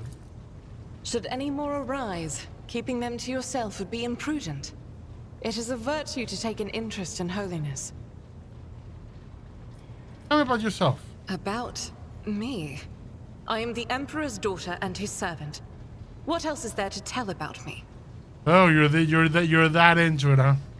How did you end on Theodora's ship? I first came here when I found myself in need of passage from Footfall to a remote planet. But I imagine what interests you is not that first journey, but rather what brought me aboard prior to the cultist attack. That story is complicated. It just so happened that I made a mistake.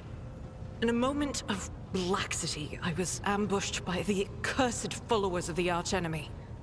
I was badly wounded. Lady Theodora came to my aid and brought me aboard her ship, where crew attended to me in my weakened state. It all happened not too long ago.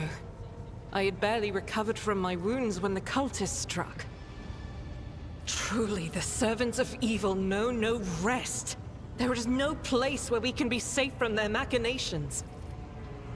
What happened to the people who wounded you? Did Theodora's men eliminate them? Sadly, they did not. Lady Theodora was in a hurry and chose not to stay on the planet. Her people took me to a ship while I was unconscious, and when I came to my senses, we were already flying away. How I pray to come face to face with those heretics once more. And it's bound to happen someday. Where did this happen? On one of the recently discovered planets in the Expanse. No one suspected that it had already been tainted by the filth of heresy. Had I known it beforehand, of course I would have been on my guard. We could go to that planet and deal with the Chaos Whisperer. The path to that planet was lost. All the knowledge is gone, along with the previous navigator. It would take immense effort and resources to rediscover the route. The heir to the von Valanci's protectorate must have plenty of other issues to deal with right now. Perhaps later, when the skies above our heads have cleared. What was it like traveling on Theodora's ship? I hadn't been here that long. Just one journey from Footfall, and the other journey, the majority of which I spent in the confines of the medbay. I can't tell you much about the first voyage. I was more focused on prayers and ruminations than on the people around me, or the journey itself. During the last journey, Seneschal Viserion stood out for me. He came by several times to ask about my health. He's an honorable man and a loyal servant of the Imperium. I think he is as meticulous in his inspections of the logistic systems as he is in his inquiries about the health of the occasional sister of battle aboard the ship. But not all of Theodora's people have earned my trust. You know who I'm talking about. There is no place for Adira Tlas among the God Emperor's faithful. I'm surprised she wasn't in league with the cultists. And I'm equally surprised by how deep heresy and treason run in this place.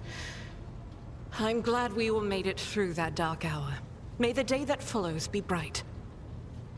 I don't have any more questions, thank you. As you wish. What is it that's keeping you in my retinue? The ship was targeted by heretics, which means that my presence here and the assistance I provide to you are my sacred duty. Sooner or later, I will likely have to return to Footfall to protect its reliquary. But for now, I wish to remain a part of the Rogue Trader's crew.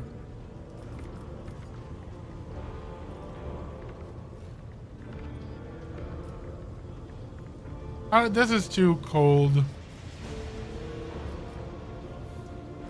I like the second one. It's that you're a company agent. I hope that you remain the crew, that the ship becomes your own. Those are very courteous words, Rogue Trader. Thank you. Both for your words and your hospitality. I mean, you know, just trying to be friendly.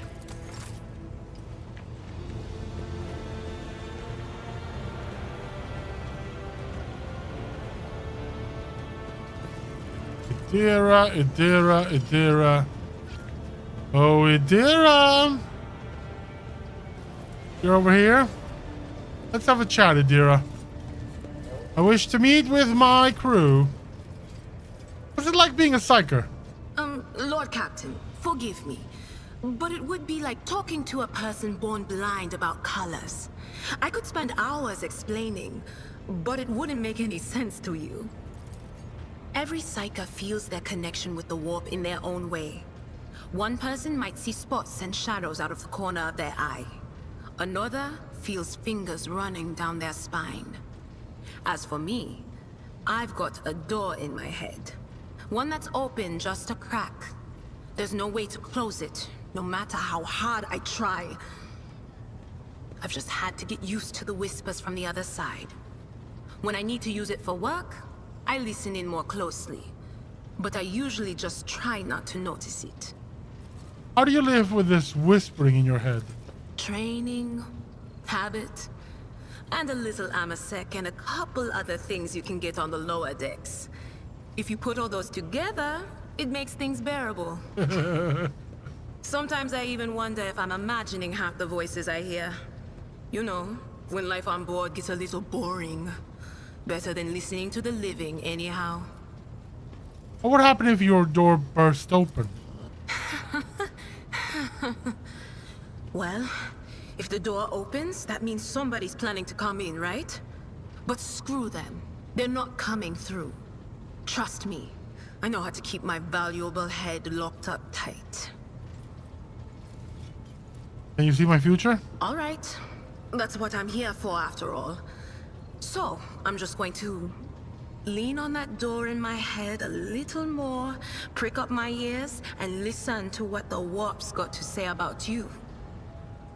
If you'll allow it, I can listen right now. Sure. All right. Let's hear what they're whispering about you. Idira laughs, rubs her hands together, and suddenly freezes with a vacant smile on her face, her head slightly tilted. You feel goosebumps appear on your skin, and your collar begins to waver ever so slightly, as if moved by a breeze from a half-open door.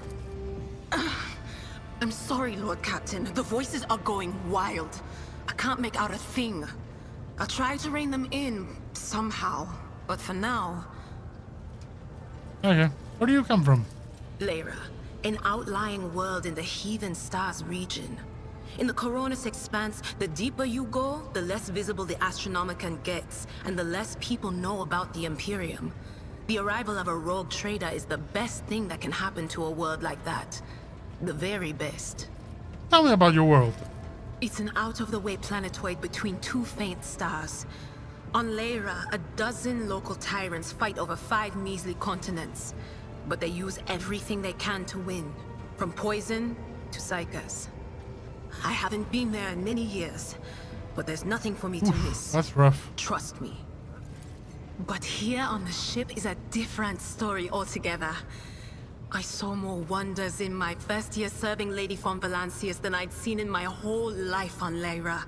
Like my first journey through the warp, I was in bed for 3 days. I felt like supernovas were exploding in my head. I only found out later that I'd gotten off easy. Just through the bulkhead in the bay next to mine, a whole team turned into... Look at me rambling on, Lord Captain. Pay no attention. You never finished your story about your first time crossing the warp.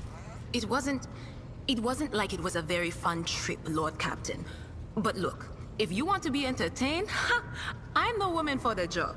I'll entertain you with one of the stories from my collection, no problem. But if you want to hear about the time I melted everyone in the bay next door, well, I just don't really want to go into the details on that one, all right? Yeah, fair point.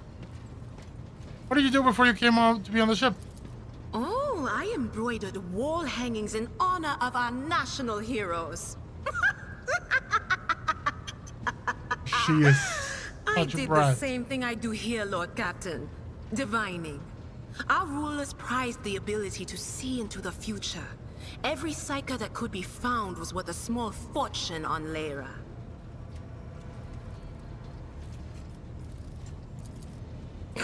There's no such thing as a peaceful life on Lyra.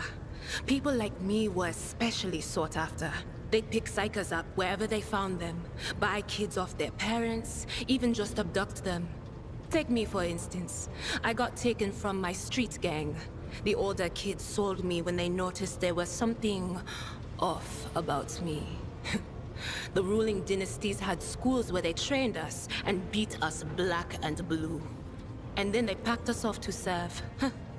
Some of us held on for a long time, but others didn't last. Not everyone's as smart and talented as me, you know. Some people crossed the line and were out of commission before their time.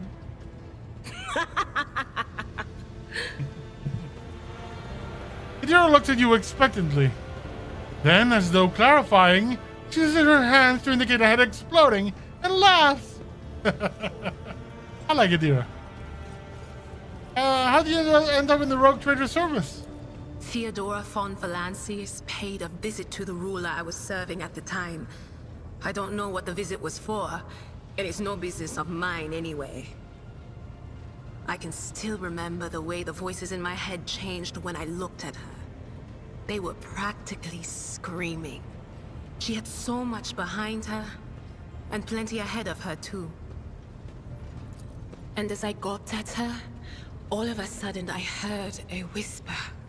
A hint, a suggestion, nothing more. But I know the difference between idle chatter and a real threat. I seized my chance and approached Theodora. I managed to whisper a couple of words in her ear before the wardens dragged me away. They beat me and locked me up. No wonder. It wasn't my place to converse with outsiders. And then, Theodora's people came for me. They broke down the wall, butchered their guards. Also, I could tell them my warning in full. So, I said the rest, but I didn't want to go back to my old life. And so I entered the service of the von Valancius dynasty. This explains why she has such a devoted feeling towards Theodora. Why she's really struggling with her death.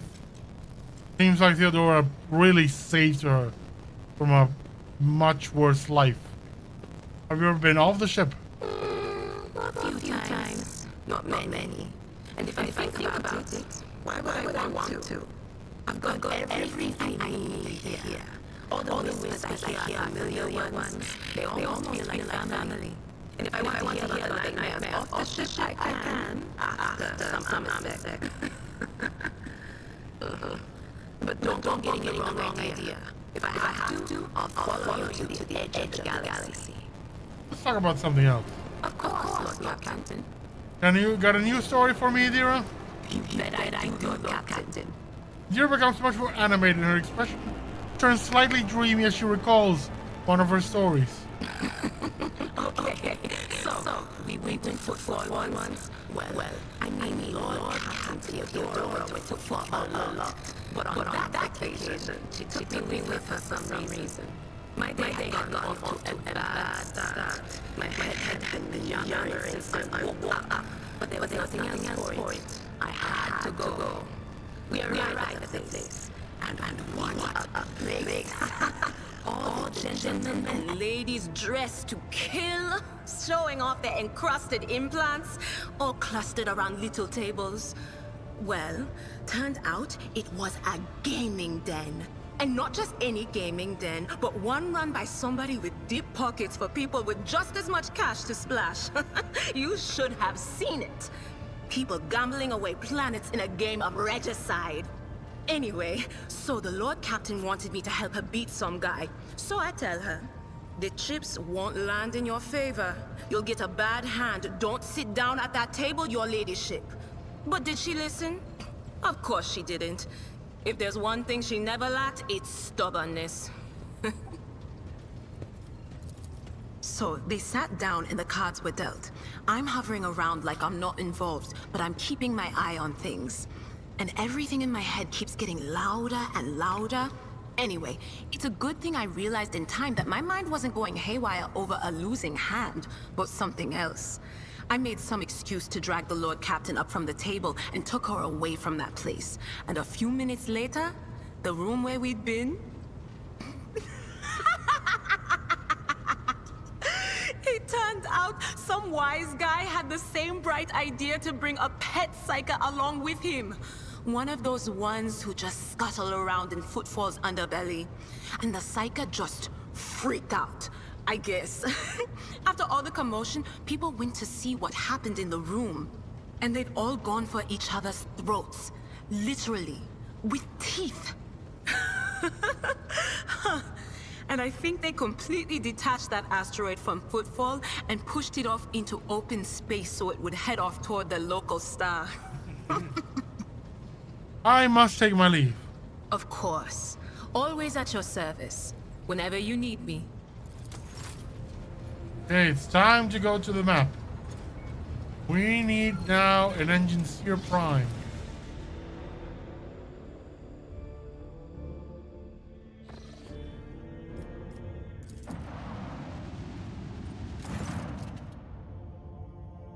Lord Captain, sorry, it's pandemonium outside the bridge gate. One of the officers seems to be demanding an audience with you in person. I think I hear Master Wizard's voice. In any case, I want to warn you in advance. Okay. What up? Please have my throne turn. Looky, looky. Yes, my throne turn. This is not the conduct of an officer. These are the antics of a highborn brat out on a lock. Explain yourself, Lieutenant. The young woman standing before Abelard strives with all her might. Her might not to quell under the onslaught of her superior's anger. She then falters, but then manages to look him in the eye and say, I apologize, sir, but I must speak to the Lord Captain. Very well, Lieutenant. You may address the Lord Captain, not least because I see you have already seen fit to disturb him. Your unauthorized appearance on the bridge and display of belligerence towards a higher-ranking officer will be logged in your personal file without delay. Lord Captain, Lieutenant Aurela Vent requesting permission to speak on a matter of extreme importance and urgency.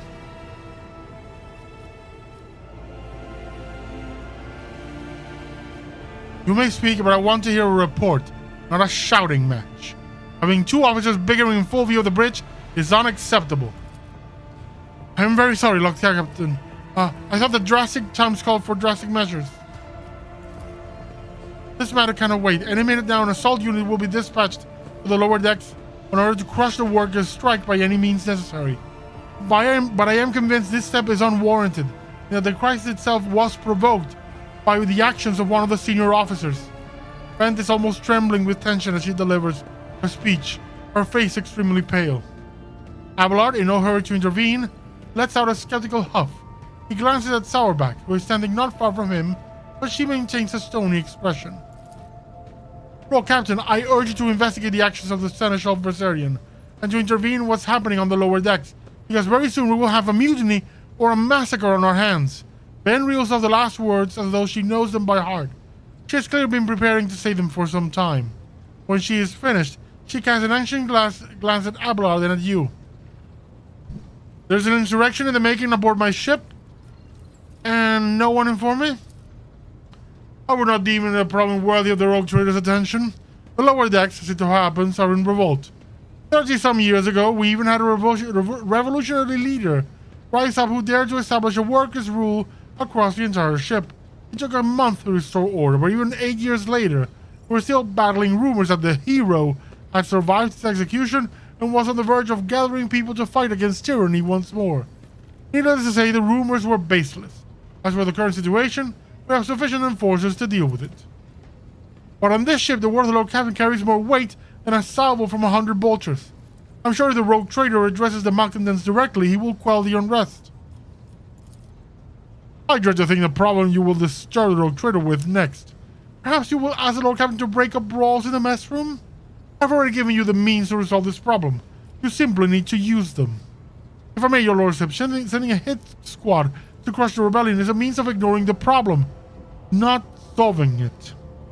When did all this start? The situation could boil over any minute, so I'll give you the condensed version. It all began when the enforcers found a cultist amulet on the body of someone who'd been killed in a drunken brawl. We reported up the chain immediately, arranged for a cleansing rite to be performed, and opened an investigation. No heretics have been found alive, but the search has brought tensions between enforcers and workers to a head. Where does Abelard come into this? I shall explain. I beg you to hurry. Time is running out. I will not hurry, since my competence is under scrutiny. I shall speak for as long as I see fit.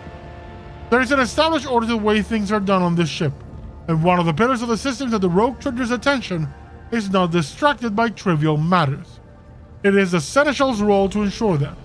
I have always handled internal problems myself, so, of course, when I received information about cultists hiding in the lower deck, I took the matter in hand. So long as I live, not one of the vermin who murdered Theodore von Valancius will find refuge on this ship.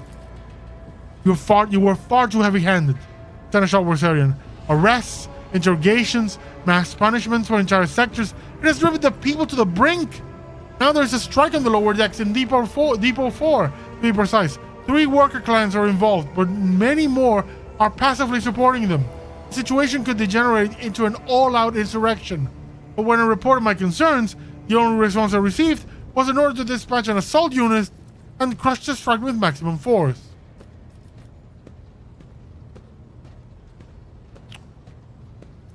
What is Depot 4? Depot 4 is one of the poorest sectors on the lower decks. It is home to clans of general laborers.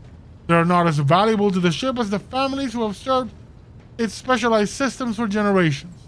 They are an easily replaceable resource, and one which is now more besides given succor to cultists and minions of the archenemy.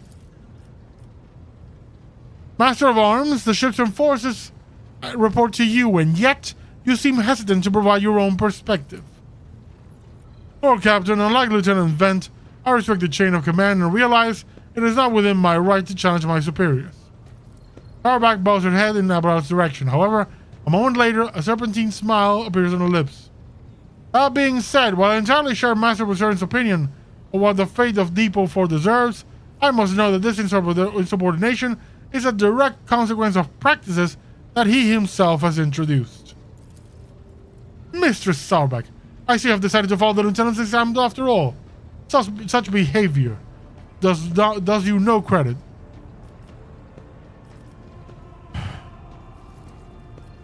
I see.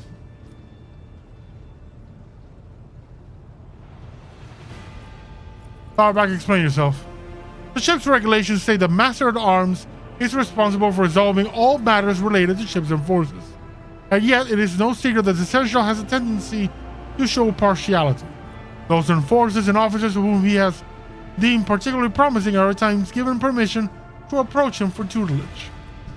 I cannot deny Master Warsarian's experience and insight. The Seneschal has a record of fostering students who have indeed achieved much and demonstrated impeccable performance. However, extending such patronage over the head of their immediate superior encourages disregard for hierarchy among your lordship's servants. Today, an enforcer goes to the Seneschal to report an order from the Master of Arms they happen to disagree with. Tomorrow, they will go to the Lord Captain to object to the Seneschal's orders. I notice a pattern in these actions. Abelard, do you wish to respond? Mr. Sauerback, can you recall an occasion where I would encourage an officer to disobey their superior, or one where I would overrule their order, or show favoritism to those who merit none? None, Seneschal, for there have been no such cases in the entire time I have served aboard this ship. If anyone were to claim otherwise, I would have them pay for insulting your honor with blood. Your conduct in this regard has always been spotless. Nevertheless, given your eminent position, a simple show of attention on your part is enough to erode the propriety of junior officers, inflate their sense of self-importance, and undermine discipline. That you distinguish some of them and know them by name is tantamount to walking around the officer's deck handing out gifts to officers who have caught your eye. It fills those you set apart with ambition and audacity, makes them stand out among the rest. Enforcers are meant to be faceless servants, fighters ready to die, their fate entrusted to their commander and no one else. That is the sole foundation of order. Lieutenant Vance, would you say the Seneschal has singled you out from your peers in any way? Lord Captain, I swear the Seneschal Warsarian has never granted me any privileges. Never once advocated for me, nor facilitated my promotions. Although, he is the man who convinced me to become an officer in the first place. He has offered me extensive guidance in my service, for which I am grateful to him. And while not all my fellows receive such attention, I know of at least a dozen fine officers whom the Seneschal keeps in his sights to ensure that they continue to strive.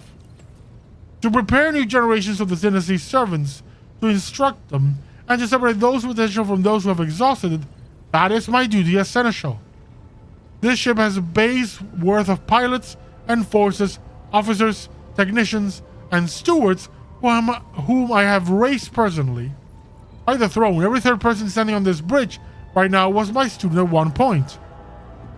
I see. Evidently, my officers are anything but a shining example of unity and adherence today. I have only myself to blame, I suppose. Abelard, what do you have to say about this? I see no need to add anything. I acted within the remit of my authority, guided exclusively by the best interests of your protectorate and your personal safety.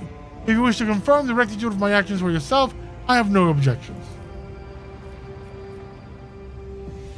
For my part, I urge the Lord Captain to go down to the lower levels, top the assault unit, and speak directly to the people. You will see that they are not lying or harboring heretics. That way you will stop the uprising before it begins. I've heard enough. I will go down to the lower decks and deal with the problem personally. Praise the Emperor. Thank you, Lord Captain. An enterprise bordering on the sophomoric, but please yourself, Lord Captain. However, I categorically insist that I escort you. Lord Captain, I regret that the enforcers were unable to handle the situation, which then led to your and the Seneschal's involvement. I consider my duty to go to the depot for myself and see to the expedient resolution of this incident. Let's go with, oh,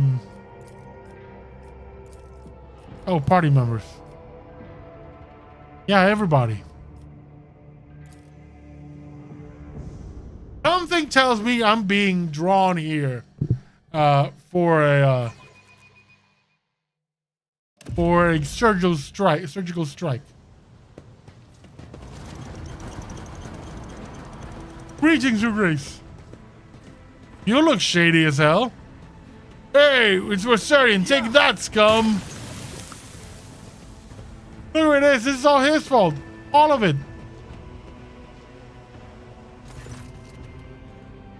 Avalon reflectively wipes the sweat from his brow in a startlingly human gesture and a telling one. A rare moment where he allows his age and weariness to show through his armor like a veneer of self-assurance. The lower decks are a source of endless problems.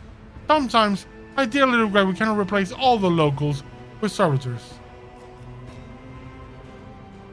Let's keep moving. We need to get to the bottom of this.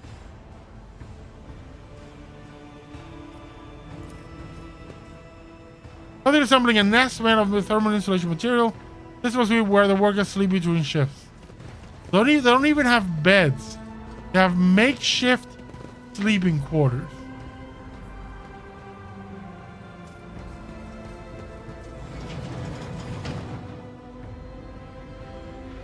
Let's seize the moment.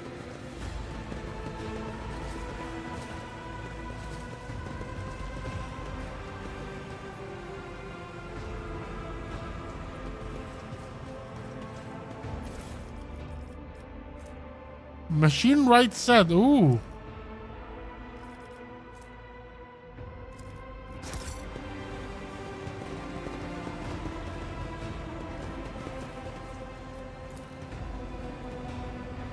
There's letters, nothing interesting. Venture forth.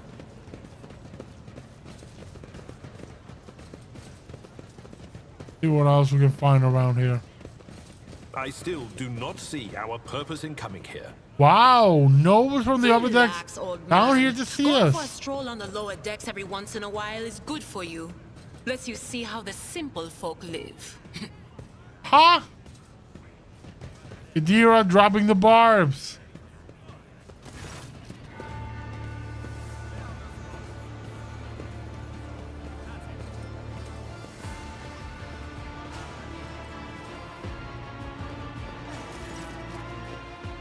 A real event. The sound of heated discussion reverberates with the ship's base. Lieutenant, a real event of the ship's enforcers, is barring the path of her superior, Master at Arms, Jogasta Sourback, who has arrived clad in armor. Judging by their expressions and tone, the standoff has dragged on for some time already and has now reached the boiling point. Lieutenant, then my patience is wearing thin. I have given you an order, now get out of the way. I cannot comply with that order, ma'am. This is my deck and my sector. So long as this area remains under the Lord Captain's special oversight, no action can be taken without my express permission. There are only 3 people who are authorized to make me stand down. The first officer, the rogue trader, and the Emperor himself. But all my lessons fall on deaf ears. Avalar mutters in crabby approval. He does not clarify whether he means bent, sourback, looming over, or both. Your Lordship, noticing you, the 2 officers snap to attention and salute their subordinates, following suit for a moment. What's the situation? Your Lordship, my people have locked down the bay where the strikers are, including their leaders. We have the situation under control as far as the resources allow. Under control, Lieutenant. I come here to lead an investigative unit, and what do I see? The rabble is on the verge of mutiny. There is nothing to investigate. This simply calls for immediate repressions and firing squads, and you, Vent, are a step away from facing charges yourself. I want to speak to the strikers. Graduado, Captain. Allow me to wish you good luck.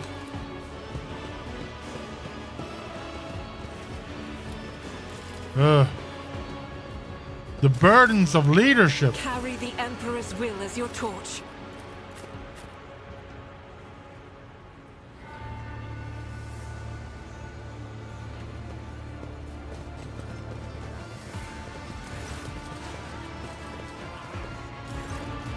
A dozen pair of eyes stare apprehensively at you. The people before you are typical inhabitants of the lower decks. You take in their simple clothing, crude weapons, and faces that display varying levels of mutation, from the barely discernible to the strange to the outright grotesque.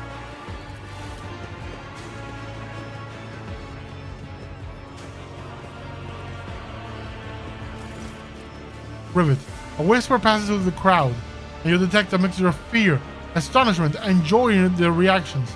Finally, 3 people break away from the crowd, an elderly woman and 2 men. These must be the leaders.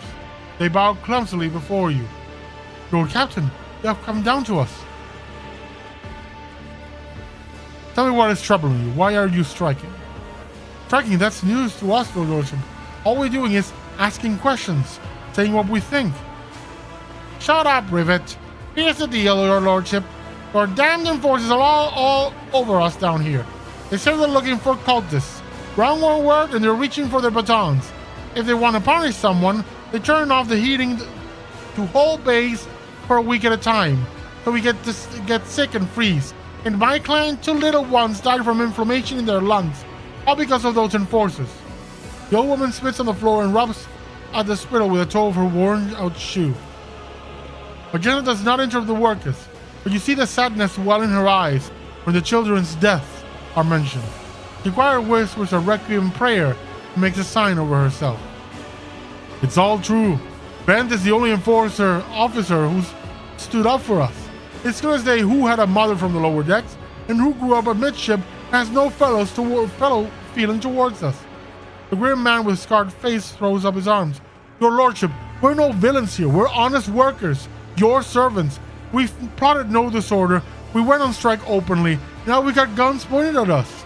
All we're doing is asking to be allowed to work in peace without being harassed. The persecution is sort of apropos of nothing, you say.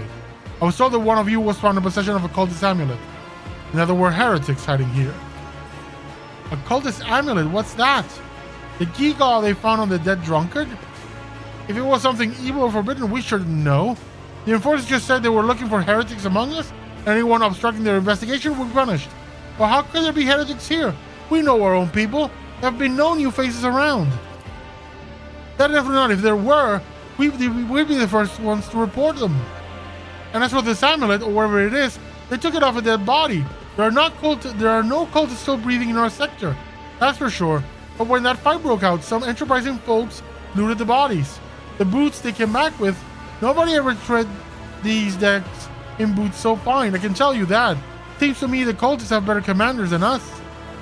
Oh yeah, those boots were really fine. There was no harm in taking them, right? As for the amulet, it must have been pocketed by someone who didn't know any better. We don't need any amulets around here. We all worship the Emperor, and when we're working, we bow down before the machine spirits of the large and small transformers and the servo motor, the same way my grandfather has taught 100 years ago by a tech priest who came calling. Believe us, your worship, we are people of faith. Naive children, weren't you taught from an early age about the dangers of the arch enemy's creations? Weren't you warned that any unfamiliar object could be one of them? We were told, Holy Sister, but it was long ago. The last time we saw a confessor in our sector, it was just after I had my third little one. That is regrettable. But you cannot lay the burden of leading a righteous life on the shoulders of the Holy Fathers. Who will you blame when beasts crawl out of those amulets you stole from the heretics? The Holy Father who was not here, or the scavenger who brought evil down on himself and his neighbors? Abelard, do you have anything to add? I authorize the use of all necessary measures to locate Chaos worshippers hiding in this sector. The specific steps taken by the officers were not reported to me. Abelard frowns, here disgruntled, having to explain himself in the workers' presence. Nevertheless, I am certain that their actions were justified. Cultists are not drunken stiff-doers. They are the enemy and a threat to the ship. Neutralizing them demands decisive action. Thorback, was it really necessary to torture these people with cold? The rabble understands only one language, Lord Captain, that of violence. As per regulations, should the laborers persist in their unwillingness to cooperate, the next step is limiting air supply and cutting off water, which is almost certain to restore order. The peasants can grumble all they want, but in the end, they are the source of their own misery. All they have to do is bow their heads and fall in line, and the need for punitive measures will disappear. What changes do you want? Would you look at this? The excited Lord Captain himself is asking us bilge rats what do you want. Well, here's what. We want you to rein in your damn enforcers, to quit turning off the heat, and to stop battering everything that moves. No, that's not it. We want the enforcers gone from here. We want to be armed. Give us arms and we'll govern ourselves. We'll defend ourselves if these cultists do show their faces. I've been leader of my clan for 20 years now. Getting rid of these club-wielding thugs can only improve things around here. You've gone too far, old Dan. They'll never let the maggots on the lower decks live without enforcers breathing down their necks. They probably even insist on enforcers on the upper decks too. As for weapons, what do we need them for? Before the first day is out, we'll have someone shooting their neighbor out of stupidity or drunkenness. We don't need that. If the enforcers stop hassling us, that'll be enough. In return, we'll find the scavengers who robbed the cultist's body, and we'll talk to them one lower decker to another. If there are any more of those damn amulets about, we'll hand them over to the enforcers ourselves. You speak for yourself and your clan, I'll speak for me and mine. I don't want empty gestures. I want real change. They'll promise us the world now, but as soon as the Anointed One turns his back, these brutes will be on us even harder than before. All because we dared to speak out. The tall worker's eyes dart between two arguing leaders. Every few seconds he opens his mouth as if planning to agree, but each time he falls silent, simply making a few vague noises of approval. Spreading anarchy on the ship is the first step towards embracing chaos. Putting weapons into untrained hands will be even worse. What's more, enforcers are needed to maintain oversight and order. No, I don't want to force. Abelard. The story about going scavenging for boots and accidentally picking up a heretical amulet doesn't convince me.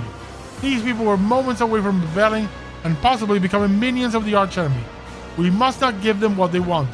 If they did acquire something innocently, purely out of their own stupidity, that does not mean they are not tainted with corruption.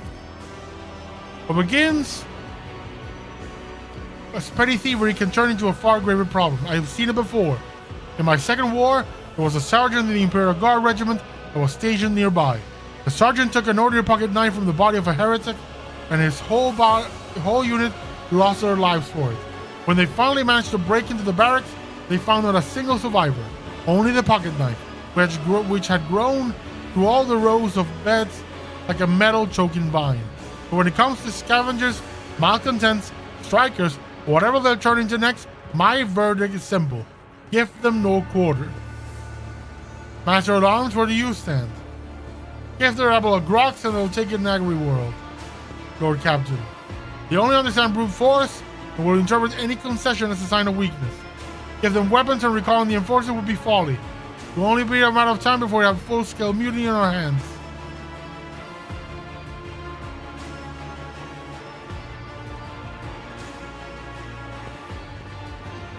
So I don't have the middle ground of just I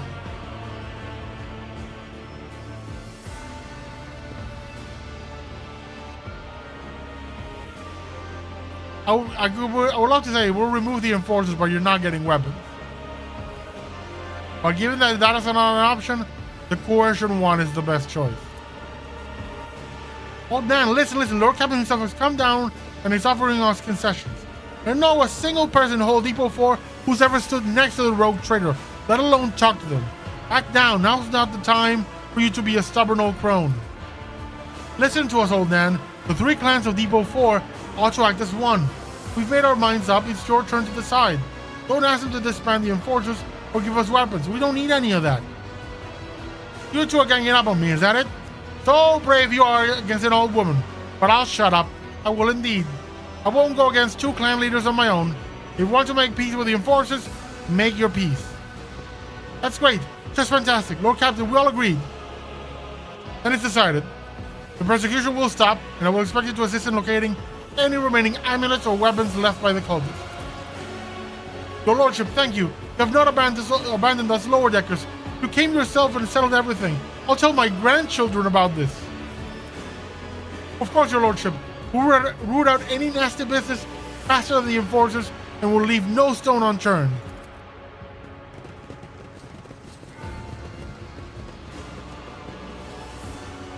I think my seneschal was not impressed.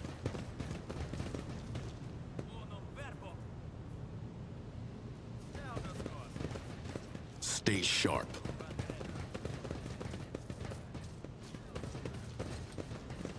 Let's leave this place now.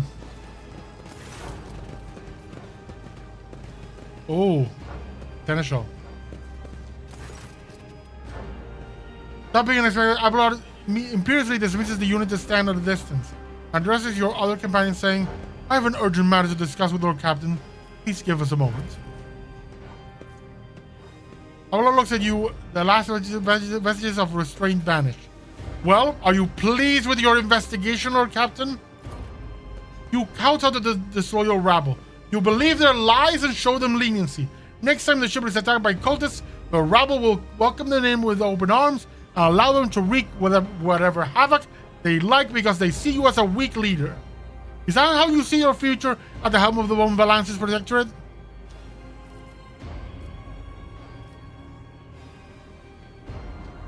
Let's talk about your role in all this instead. You allowed this role to happen. Your actions practically guaranteed it would. I would have handled the situation myself had you not decided to intervene. Remember the Lord Captain Theodora? Do you think she ever set one slippered foot on the lower decks? No, she did not. Such matters were left to myself and the junior officers while she dedicated herself to the grand designs for the Protectorate. Any true strategist and rogue trader ought. Maybe if Theodora had spent more time on trifling matters, she wouldn't have wound up dead. There is a new Lord Captain aboard the ship now, and I will not repeat her mistake. I like that. I would only be too willing to trust my son and not fill my head with the matter, but the situation had spiraled out of your control, Abelard. This middle ground is... This is a middle ground of, buddy, this has escalated. I stepped in. I don't want to, but I had to.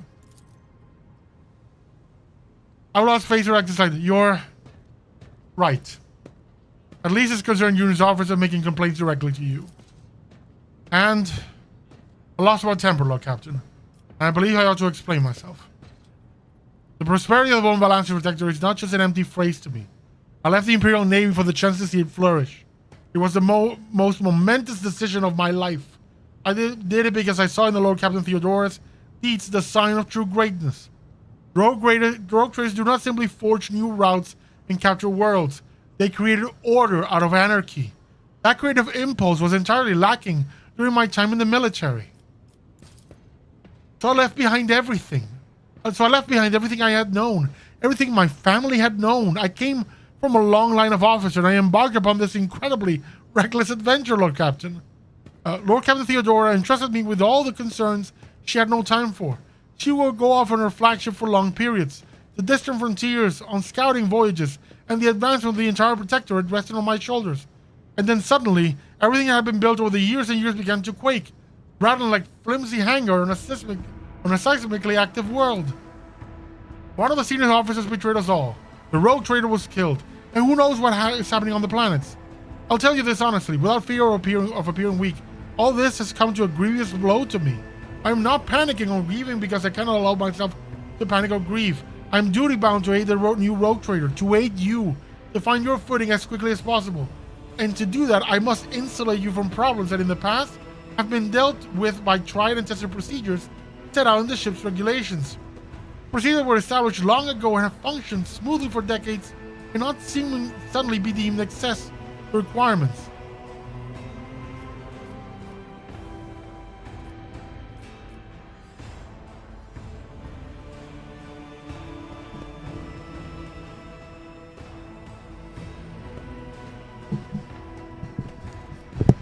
Okay, well, let's see our options.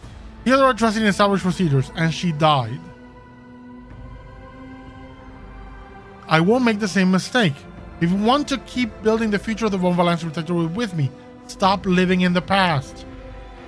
It's rough, but it's accurate.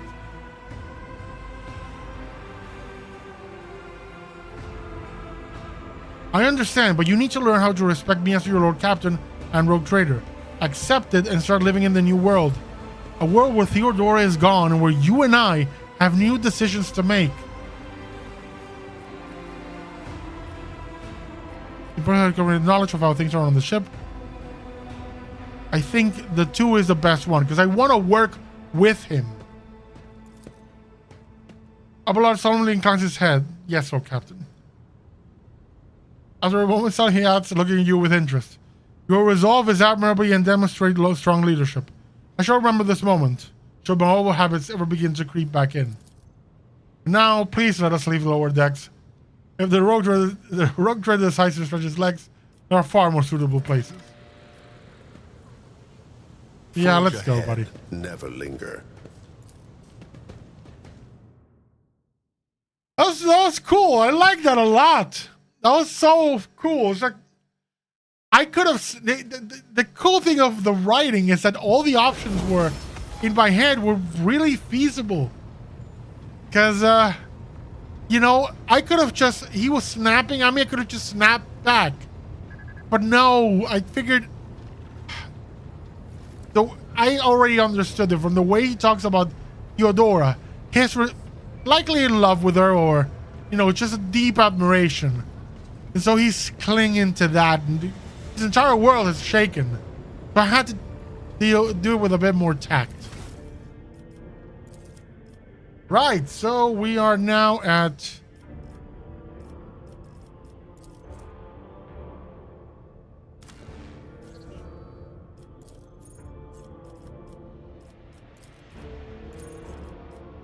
I cannot add more ballistic skill. Oh well. Last of your perceive surroundings. It reduces dodge chance. Yes. And what this? Be smart. No, contagious luck.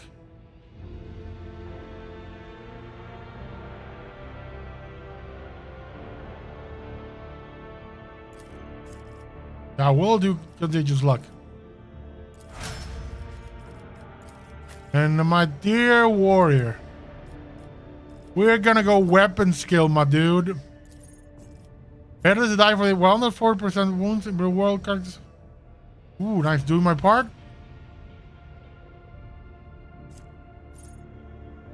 Gain percent critical against Xenos or demonic creatures.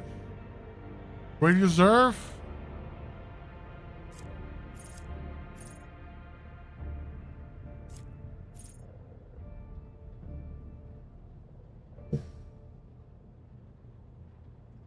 Yes. My deara. We're gonna go join the last intimidation. Non-area attack inflicts intimidating effect. Perfect spot. Technical knowledge.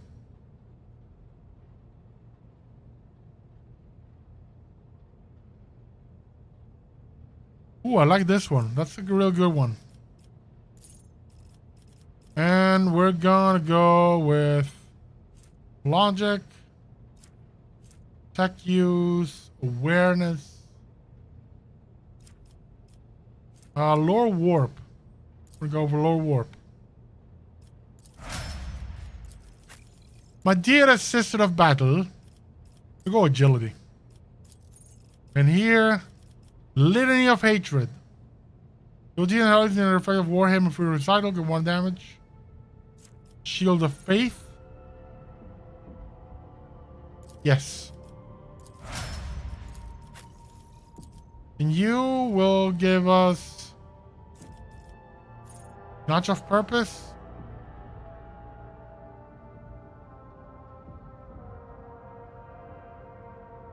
Ooh, it draws people. Ooh, I like this. It draws people to a place. Okay, Eye of Ebb and Flow.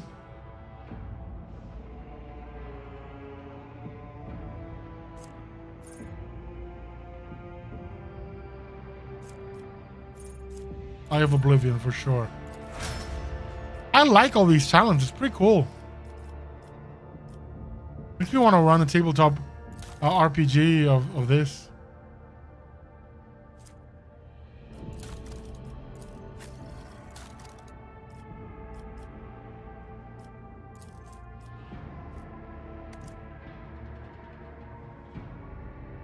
Right.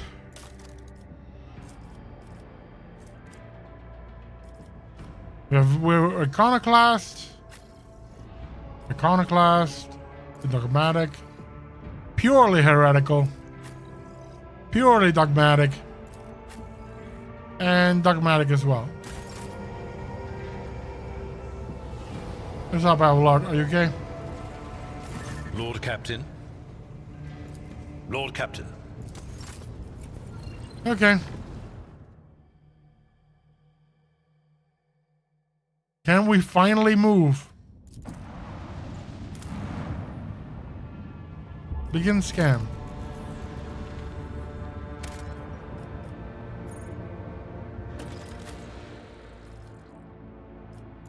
Let's go to the prison planetoid. Let's see what is here waiting for us. I'm really enjoying this game, man.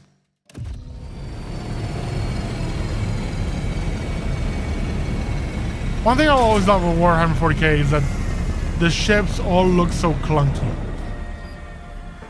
Everything is square. Everything, you know, it's blocky. Square.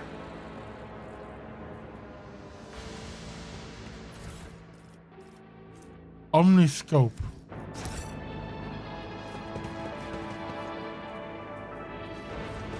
Over there!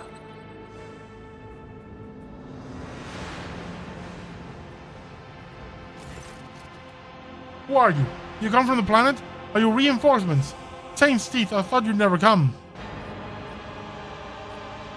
I'm Rogue Trader Octavius Rogustratus von Valancius. Now introduce yourself. At once, sir. Captain Raquel Vicari, Servant House Winterscale, and the pilot of the shuttle. It is an honor to greet His Lordship von Valancius. What happened here? There's been a prison riot on the planetoid. Sadly, it's being led by the prison warden himself, the Honorable Anathagon Castiglia. He has allied himself with the rabble that he himself is supposed to watch, and declared Ricatophilia to be independent of the authority of the system's lawful governor. I came here as a shuttle pilot alongside the Honorable Evane Winterscale, son of Caligos Winterscale, Rogue Trader, vanquisher of Xenos, forever triumphant over the enemies of humanity. Young Lord Winterscale wishes to speak to the warden personally, so he can put an end to the lawless treason. He and his escorts went ahead. I haven't been able to contact them over Vox for a very long time now. Vane. One of his distant younger offsprings, yes. That's as much as I know about him, which means he hasn't distinguished himself in any meaningful way. Yvain Winterscale has made several diplomatic visits to Iraq 5 on behalf of his father, Rogue Trader Caligos Winterscale. The Great Regent would not have granted entry to someone dishonorable, which means whatever happened in this terrible, malodorous place, we must aid this man of noble blood. Why would young Winterscale have felt the need to parley with the dissidents? It's a personal matter. Master Castiglia, the seditious warden, is Lord Yvain's childhood friend. When my lord heard of the riot, the news saddened him greatly, and so he rushed here without delay, in hopes of bringing his old friend to his senses, no doubt. The first Winterscale in my memory prefers to talk first, rather than shoot and slash. Young Lord Winterscale is not his father's shadow. If he is determined to save his friend, he won't back down. I pray to the throne that he is alive and well. He's been gone for such a long time, and I don't really like this place. Theobald executed his wife and only son on the mere suspicion of treason against House Orselio. So why did the noble Yvain rush to save someone who had betrayed his house? Do bonds of friendship give one the right to make inexcusable mistakes? Is there anything else I should be apprised of before I set out? Some of the rebels have holed up in the barracks. I don't know how many, given this is the only way through to where the negotiations are taking place. I would expect heavy resistance. Please take caution, your lordship. Lord Winterscale's guards mind the entrance so the rebels could not get to the shuttle. I have no more questions. You may excuse yourself, pilot. Your lordship, if I may have a minute of your time, I wouldn't even dare to trouble you with a personal matter, but the situation. In any case, have you been to the capital of Rykard Minoris yet?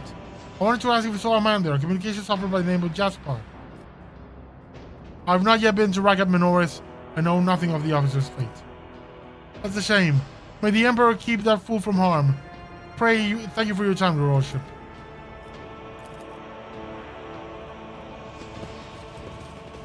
Let's see this through. They fear to look at me because of my appearance. I fear to look at them because of their rotten-colored souls.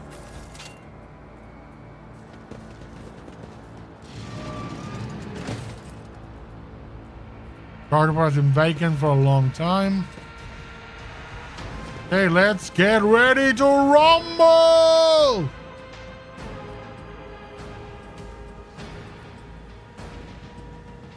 This ocular implant was a worthwhile investment. You should be... Tell Oh well. What do you see when you look at me? Usually a colorful pandemonium, but now your colors have faded. Are you afraid of me, Idira? Or of what I might see in you?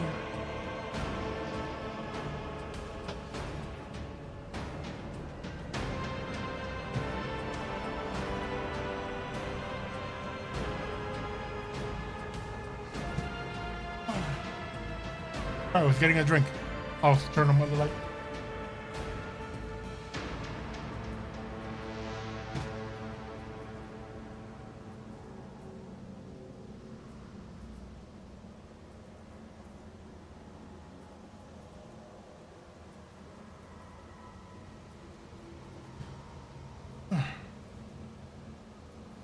Chat disconnected. That's weird. Okay. Let's grab Cassia, not Cassia, no, Argenta. Emperor sets my path.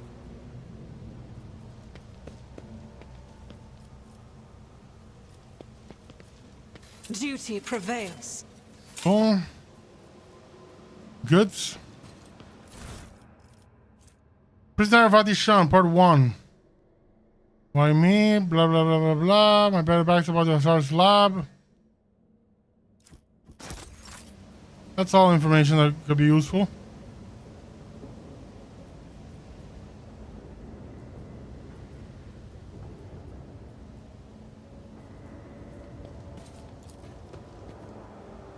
Listing of names, sub-core workers of the cycle. Remains of a meal. Let's just go. Marching ahead.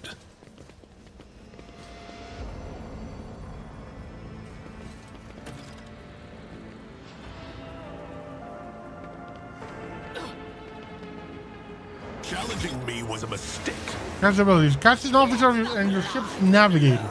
She strikes foes with energies of the warp and supports the party by making her allies stronger. Voice of command. Officer ability increases allies to characters for 1 round. Again on the same area for 2 rounds.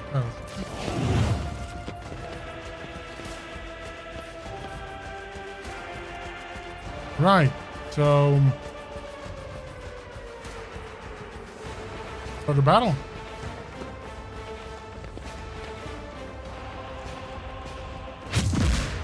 Pain cleanses the body. My faith shields me.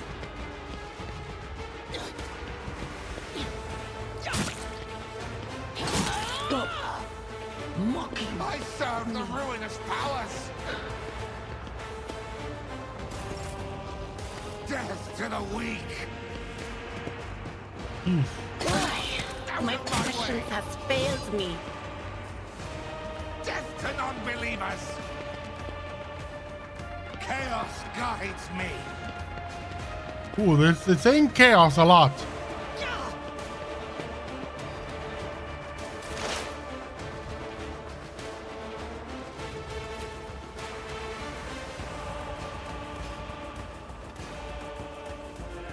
But of course, very well.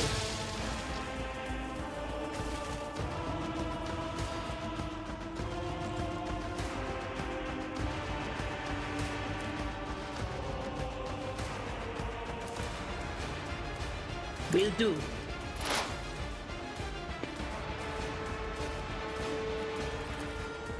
On it. I bring ruin.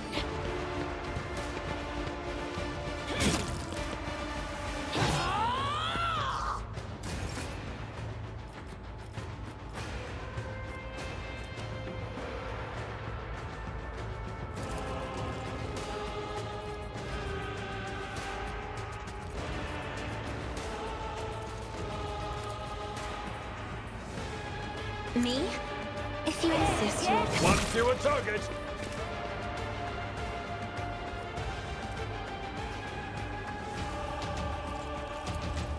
I'm not accustomed to being ordered around. Administration is a holy task.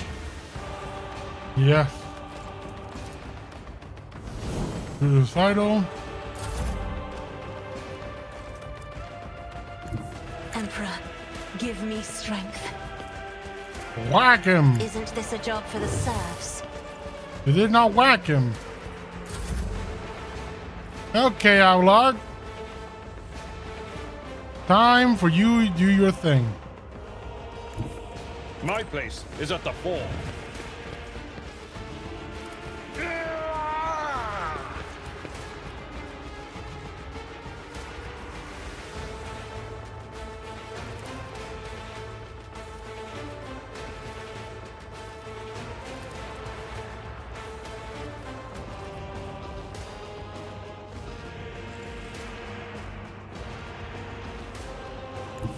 A tactically sound approach.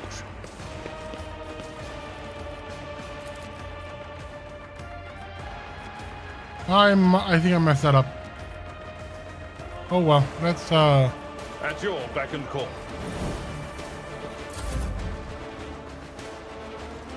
No foe too great.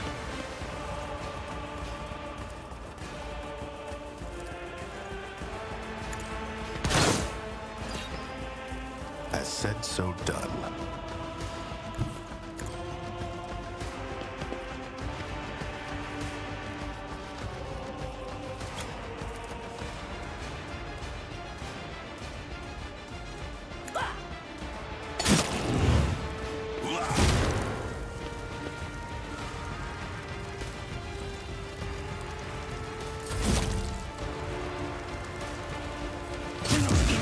I'm enraged!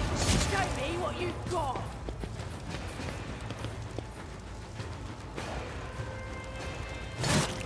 boom, take that.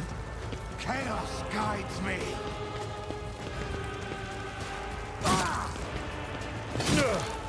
My ears are ringing.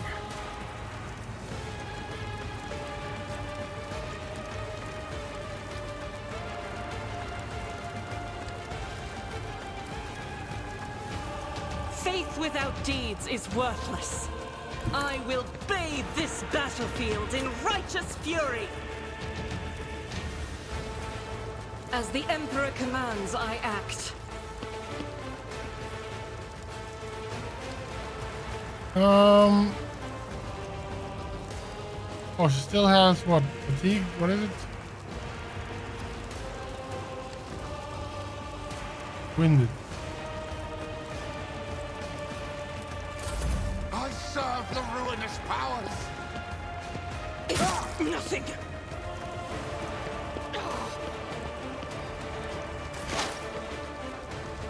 Right.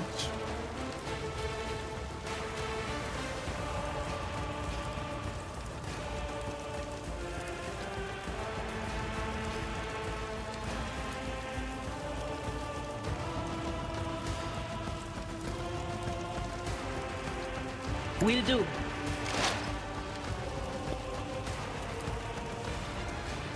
But of course.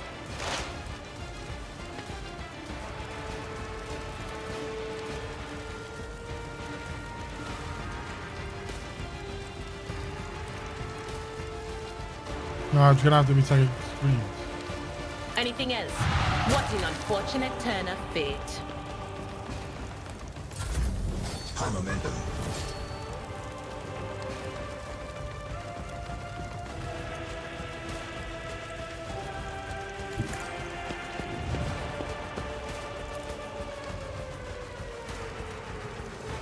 I am a navigator, not a servitor.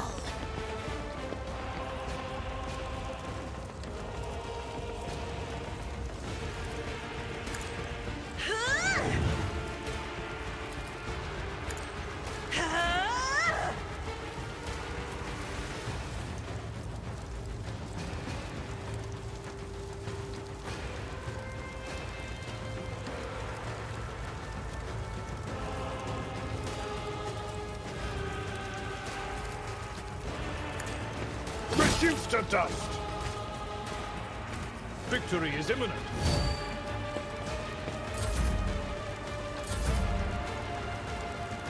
Follow my lead. I will do my duty.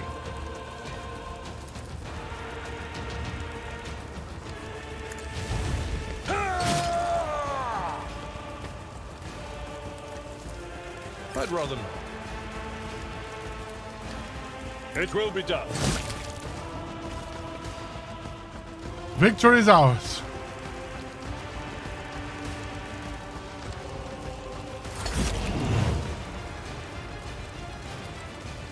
They won't expect a costly mistake.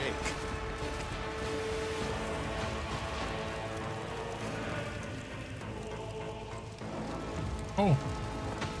Witness my resolve!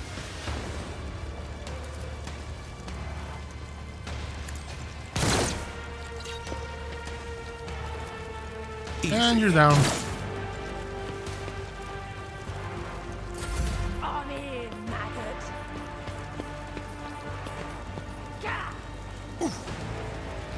Let's get to it.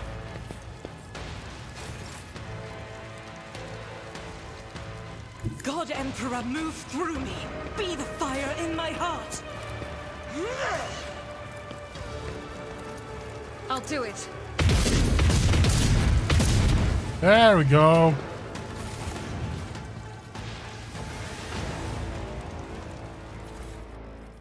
That's a lot of shivs.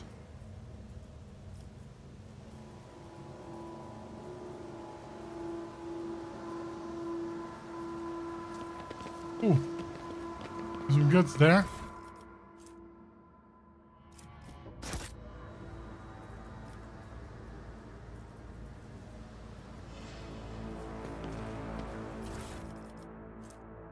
Chainmail.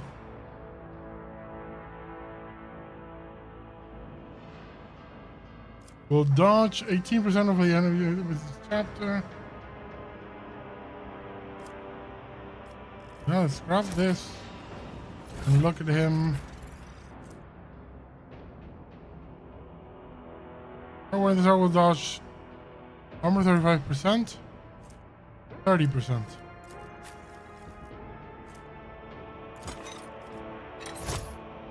Chainmail.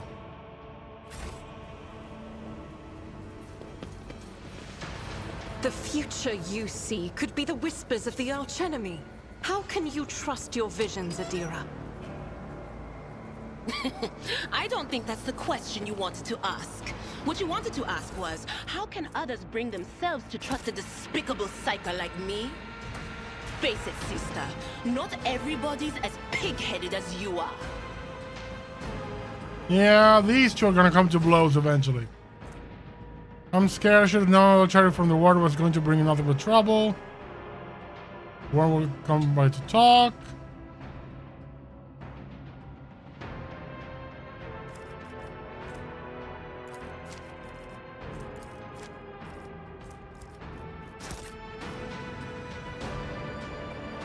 Onward to victory. What's this? Old injury.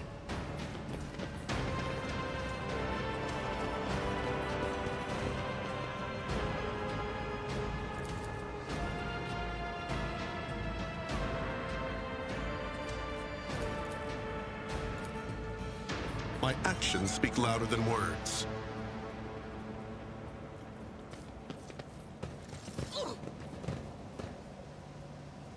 My brother, the dawn is nigh. The ultimates will guide us into a new existence. Heresy? Yes, we will have a taste of my steel. Heresy? Long for this, my dear brethren.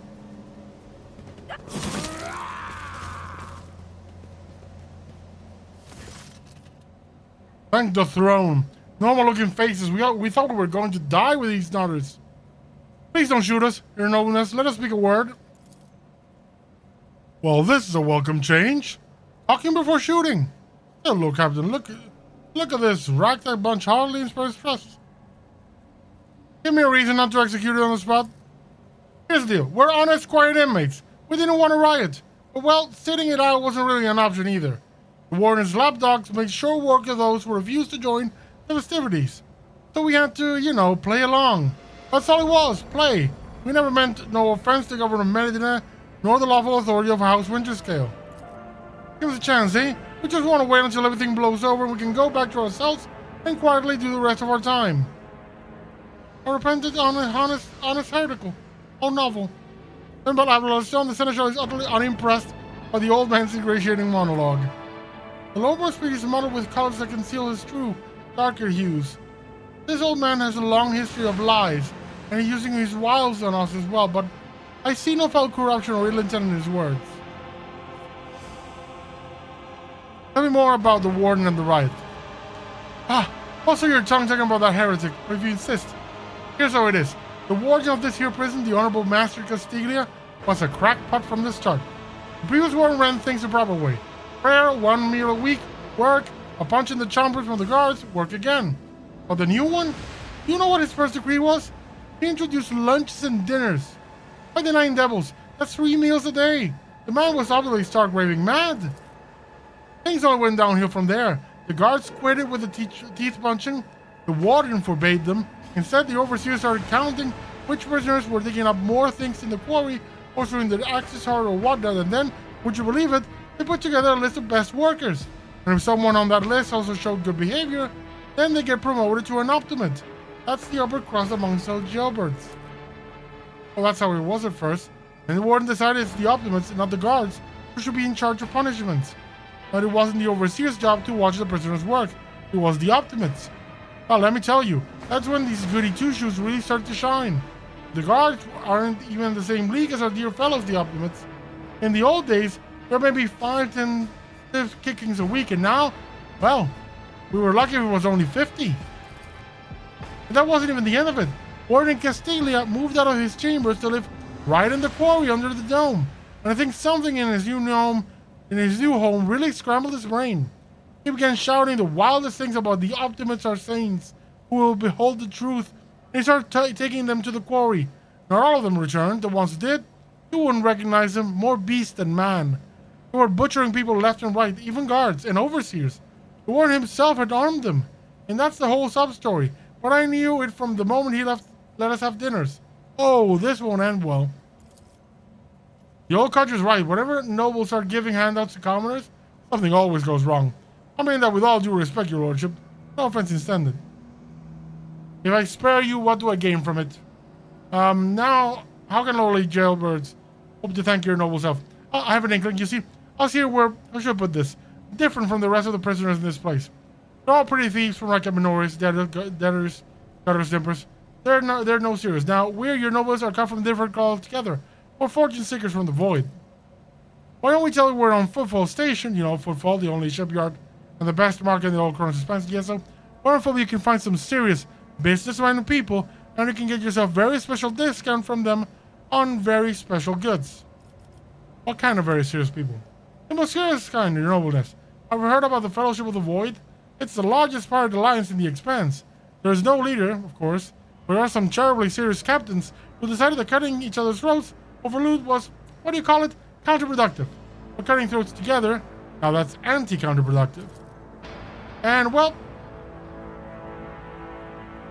the joint efforts leave them with excess spoil, so they need to dispose of it somehow. And I, your nobleness, just happen to know someone who handles that kind of dealings on behalf of those serious people. You're pirates. I came across a voyage ship belonging to your associates. They were planning on breaking you out. Well, now that's out of the bag. Our fellows were supposed to meet us to come get us a long time ago, but they got tied up somewhere. Boy cracking sculled with them, and all this time we had to wait. This happened.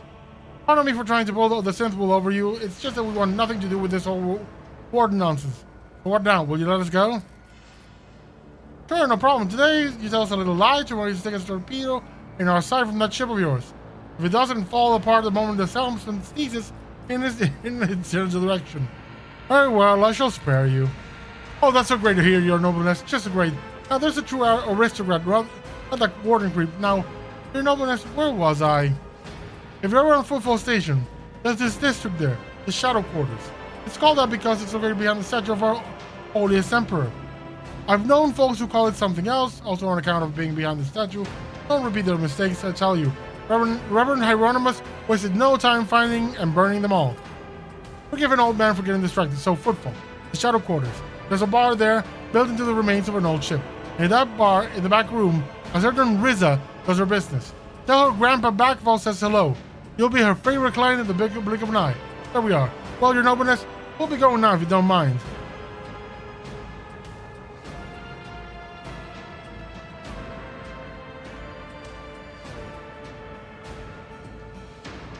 Oh, yeah, you're part of the crew. Thanks. We're most grateful, your nobleness.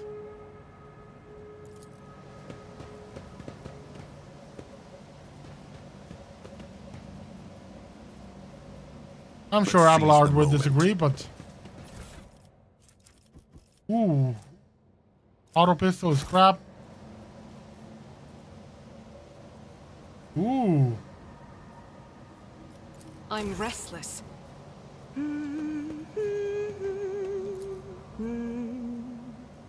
Need melt to charge. Is there a melt to charge here by any chance? The Emperor favors me today.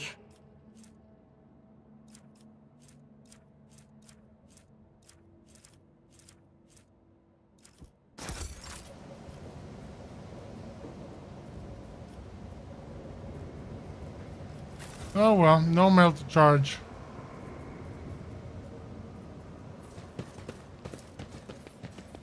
Let's go and see what it is here.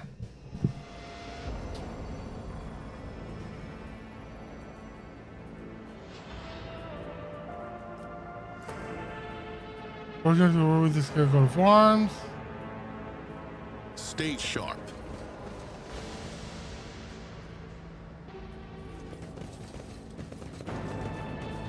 To the open pit, not yet.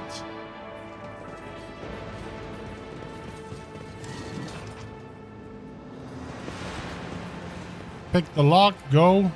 Always striving for greatness. Yes, the warden's office. What will we find here? Ooh, goods. Crystals. Oh, hammer.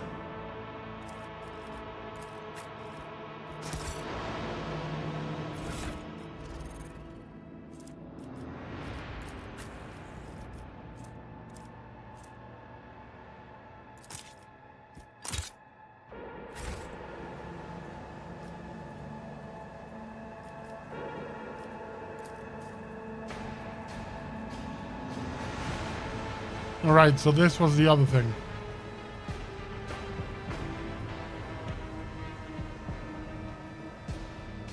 Is there anything here to pick? No. Let's see this through. Cast your eye Oh, no, no, there is. There was something to do.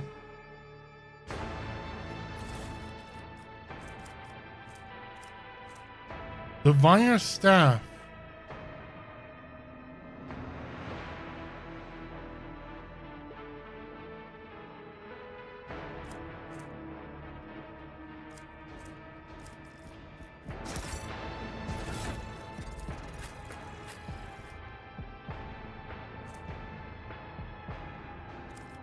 This one.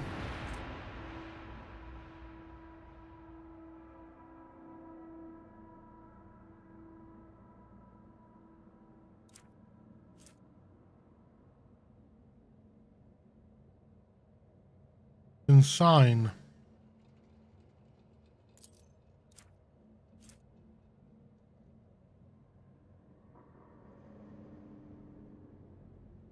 So I will sign. Yeah, let's do this.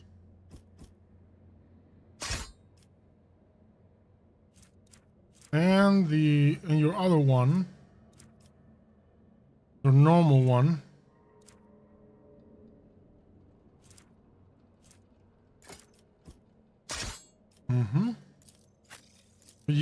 Can we give you the psychic one? No, we can't.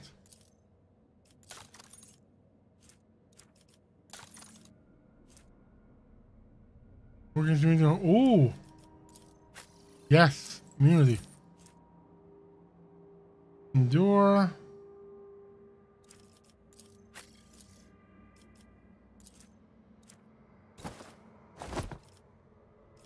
You have a cape, my man. You need a new Medicaid.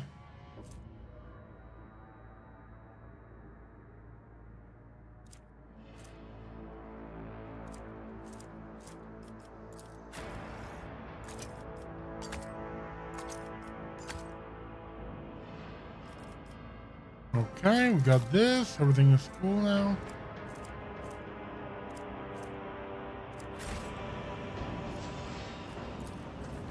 Hey, time to go down to the main level. And continue Venture forth. the quest.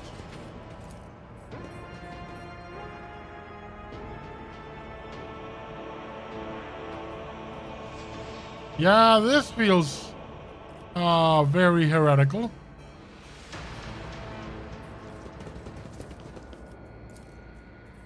Perfect.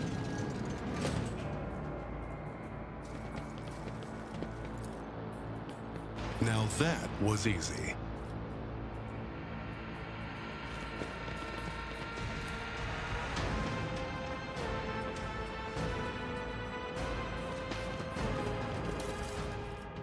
This, a lot of goods. Melt the charge, good to have.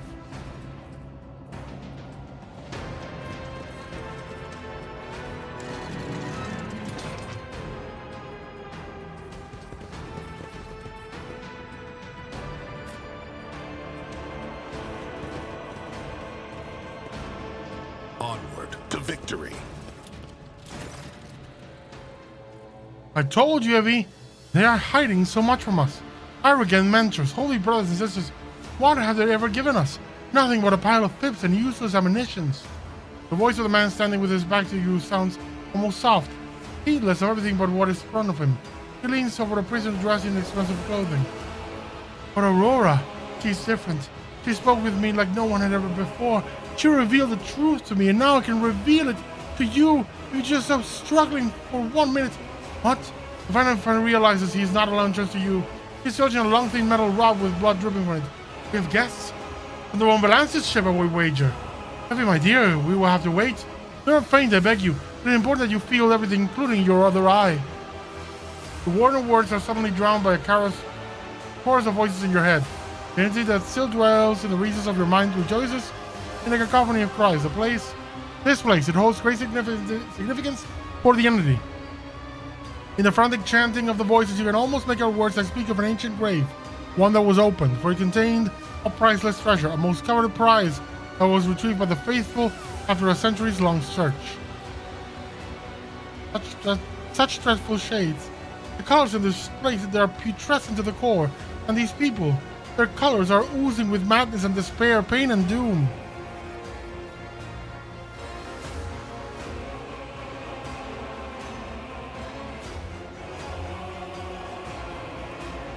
Why did you mutilate these people? These are my ultimates. Saints who will guide the flock at the fated hour. Listen, can you hear? You can't? They are crying out, calling. It's as if their cries are not meant for our ears. They cast their voices out there beyond the edge of the glass, in the transparent quiet. There they I heard. There, their call is answered. You know, we had this guy once. He was a quiet one. One day he walked into the middle of the deck bar, threw one back, and then pulled out a gun and started shooting people left and right without saying a word. Then he shoved the barrel into his mouth and blew his brains out. Our warden here has exactly the same look in his eyes right about now. Step away from the hostage once. Hostage? Oh, rude! That witness against my guest and dearest friend. He came here himself to visit his own acquaintance and have a heartfelt talk, and I am merely showing him some appropriate hospitality to commemorate our reunion. How dare you, you contemptible peasant! For every drop of noble blood you spill, you will pay 100-fold more. That poor fool. I knew nothing good would come of this naive attempt at negotiating with heretics. However, the Vane appears to still be alive. If we make haste, we might yet save him. Having a sign on house witness discovering your death will certainly prove beneficial.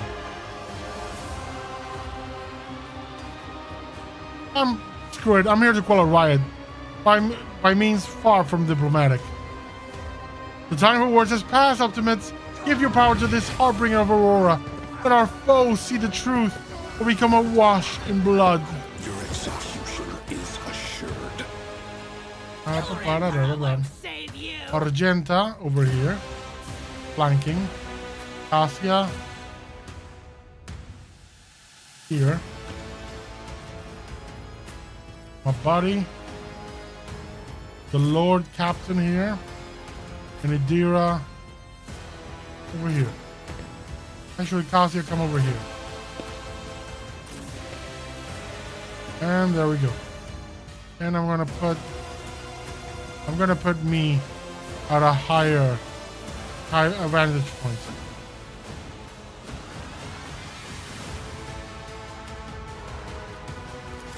Start the battle. Consign. The next hit against the guard with an automatic critical hit.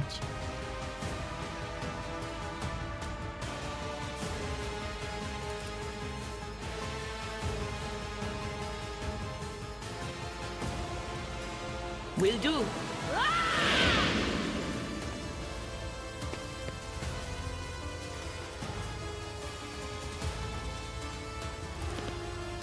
Anything else? Was that you?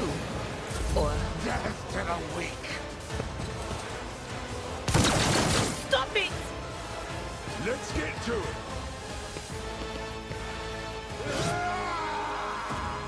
Out of my way! It's useless, Castilia. I have the high ground. Oh, hell yeah. Battlefields are always drowned in Time scarlet. to give you all a look. Look into my eyes. You will see pain and misery.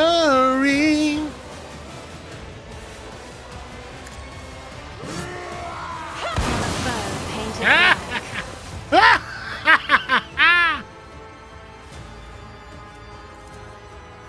if I may. Will do. Farewell.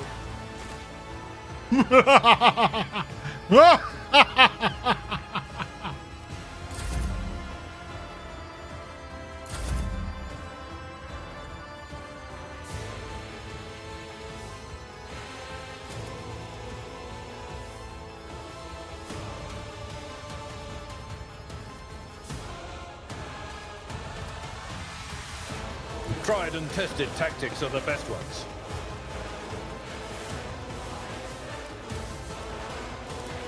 At your beck and call. It will be done.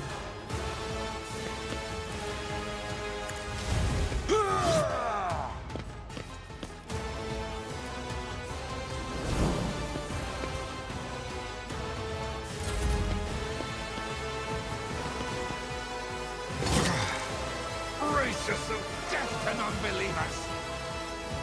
Can I fall back now?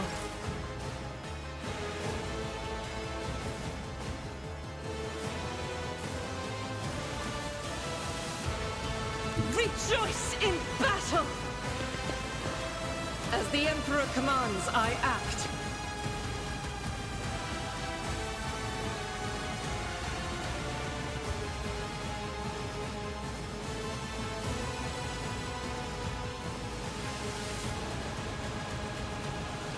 Doubt is for the weak.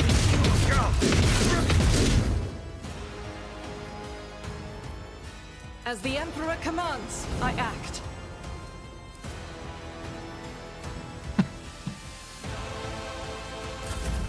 High momentum.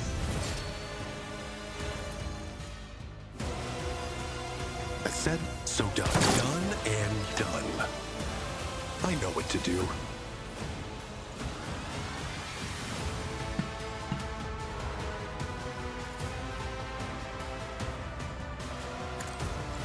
Costly mistake.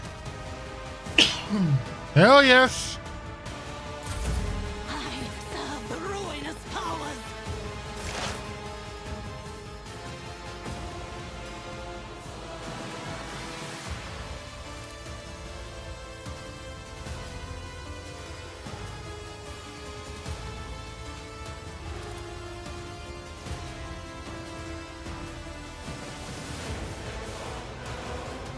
Anything else?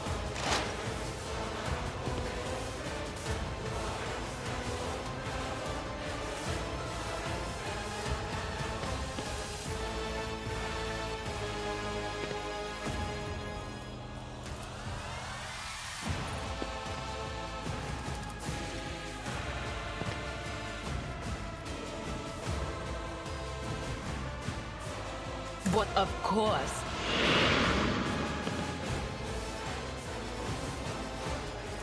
None will stand against me.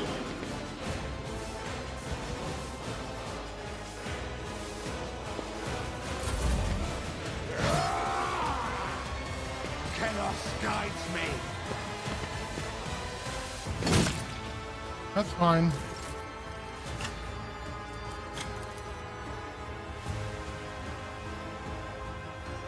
Bye-bye.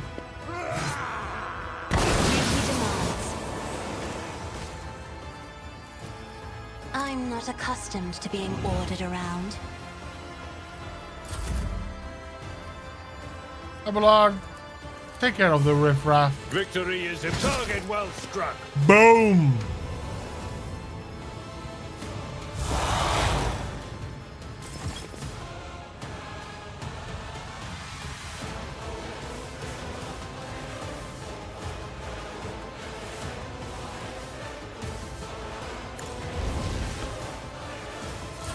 Chaos guides me.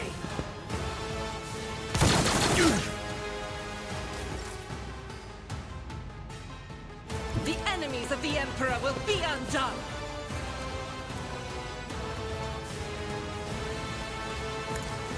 This is why I was chosen! Guided by faith!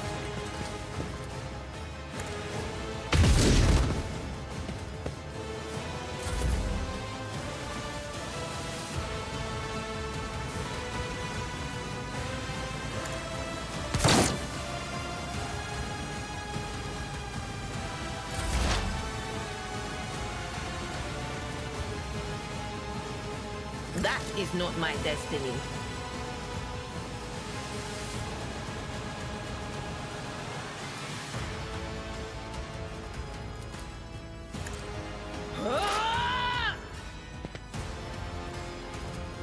I'm not so sure. Will do. Out of my way. Ha ha ha ha. That is foolishness. Step aside. The navigator is coming. Me? If you insist, Lord Captain. I am a navigator, not a servitor.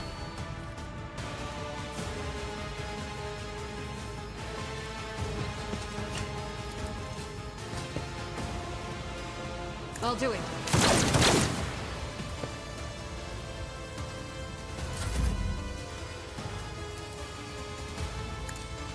Here we go.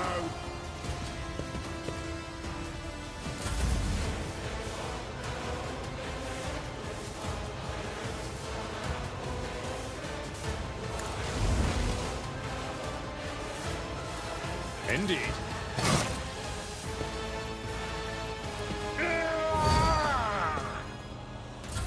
I serve the ruinous powers. Ooh, he attacked him. As the Emperor commands, I act.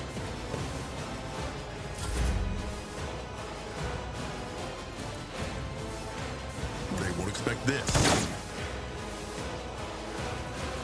Is there another one of those? No. I defy Fire the mastery. outcome. Let's set this in motion. Contemplate your weakness.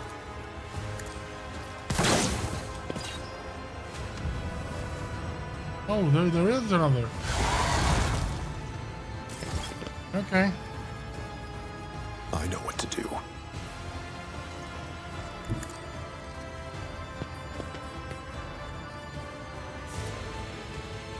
As said, so done.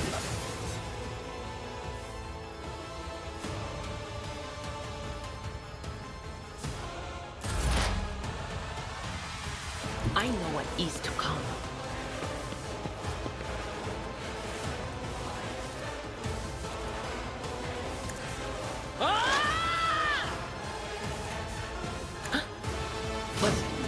Was that you?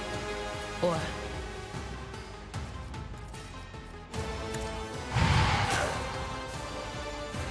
Perfect.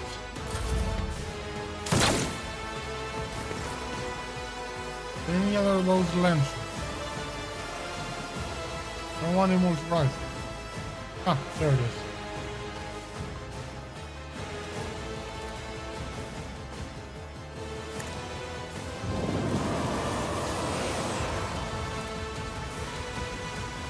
Me? If you insist, Lord Captain. Count me out.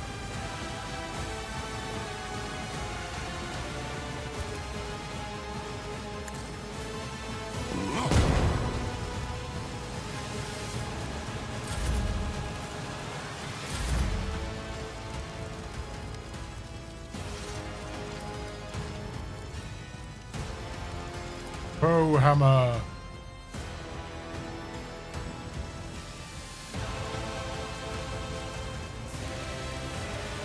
I will do my duty.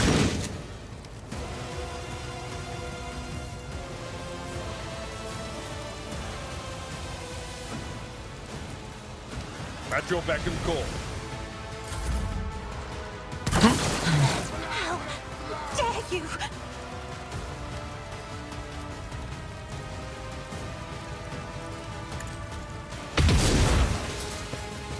I'll do it.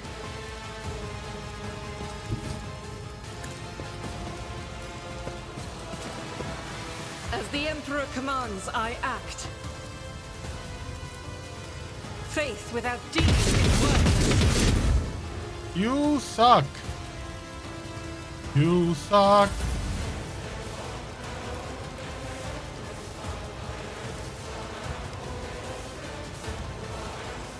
With purpose. They won't expect this. Seriously? What is it gonna take?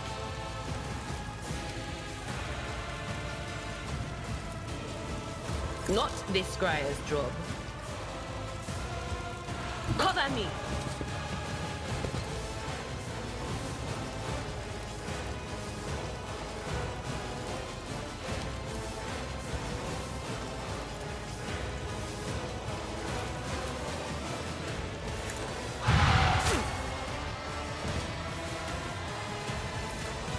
Anything else? Let's make it quick.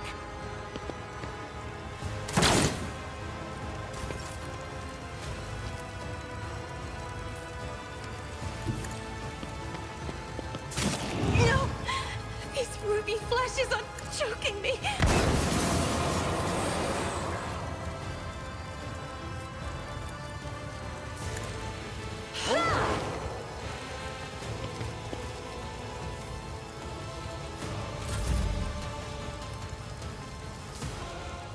Victory is imminent. At your beck and call, I took care of this one. Finally. Death to the weak.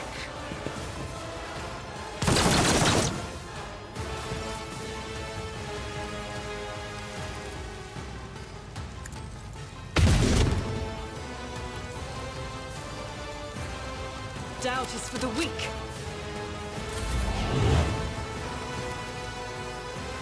I know what to do. Bye-bye. That's how it's done. And that's done.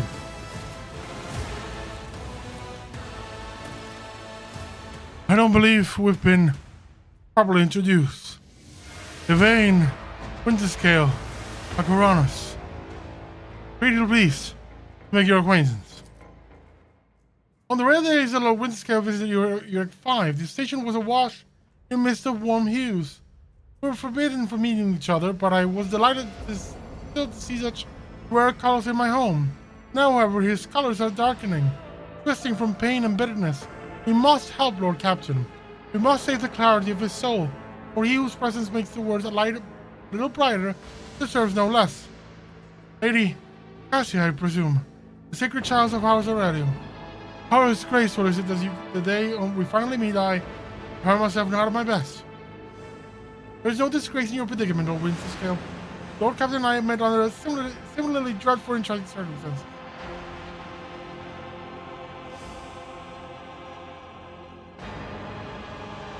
Conserve your strength, your wounded will need help. Wounded. I would have phrased it altogether differently. Tortured and maimed. Perhaps. Have you ever had your eyes burned out? This was my first time. I cannot say I recommend the procedure. It's either trying to make light of the situation or growing delirious from the pain.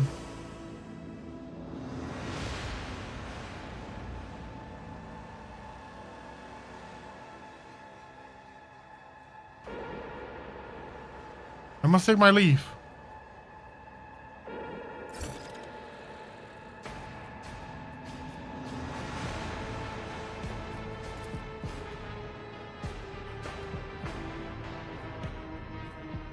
Yep. Let us. Noble sword.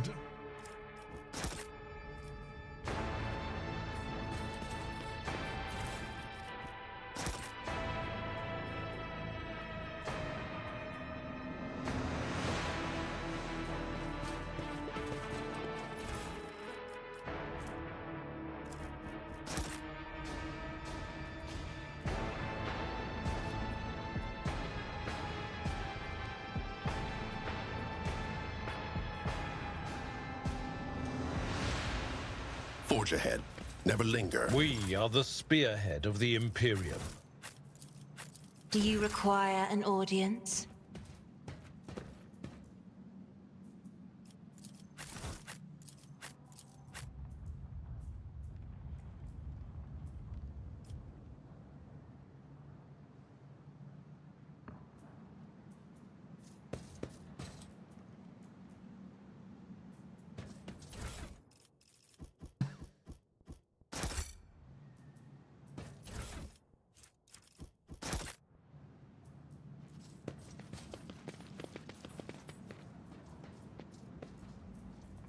Let's seize the moment. Your eyes drawn to the shards of the enormous lens scattered around the rugged device. At first, you're uncertain of what troubles you, but suddenly the realization hits you. The glass shimmers in a unique way, just the same way as the shards of the unknown broken object you found near Theodore von Valence's desk. What's the matter, Captain? Why are you so interested in... By the Imperial Saints? It cannot be. I see it too. Whatever that thing in her study was, it was made from the same material as this junk. What? What? It's a mistake. Slander meant to blemish the good name of a person who is now dead and cannot even defend herself. First those meanings of the archenemy murdered Lord Captain Theodore, and now this cannot be tolerated. It will not be tolerated. Come on now, Avalard. Remember what she was like. Brazen, assertive. It was like her entire life was a race against fate until fate caught up with her in the end. She would have gone headfirst into a black hole if she had thought it would put her even one step ahead of everyone else out in the expanse. If we could just find what she was keeping in her desk and why she wouldn't get it during the attack. How bitter it is to know that you were born from bad blood.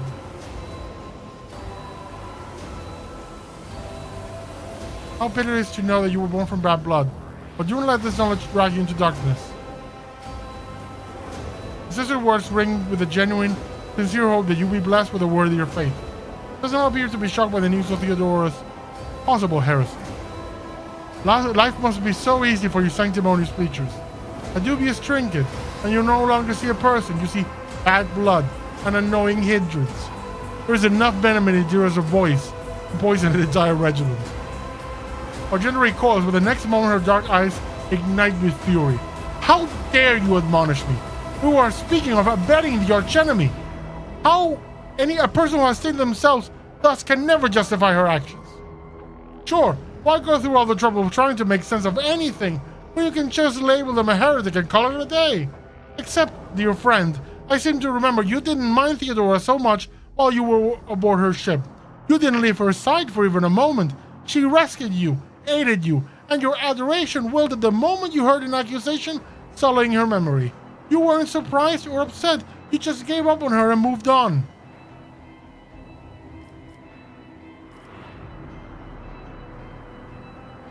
Whose lie do? I will go with the second one. It's still. I don't want to incite passions too much at the moment. Idira's right. It's too soon to cast accusations of heresy. Don't be naive. Theodora kept an unsanctioned witch by her side like a pet. You really believe she would think twice about crossing the line in other ways? Argenta, you're getting on my nerves. Marching ahead. A bit. I mean, I get it. She's a sister of battle. I get it. But you don't poke the psyker. It's like poking the bear, but on steroids, you know?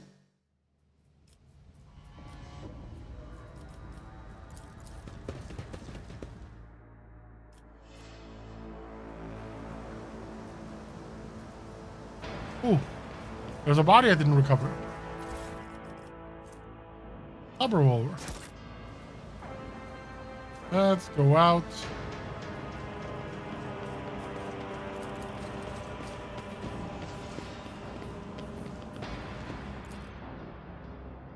And we'll probably talk to the pilot and tell them, hey, go pick up your guy. Lordship, the rebellion has been crushed. I have news of your lord.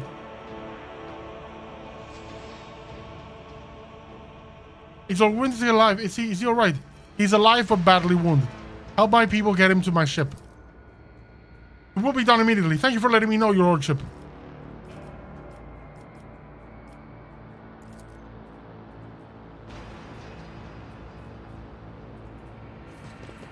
Let's book it, people. Stay sharp.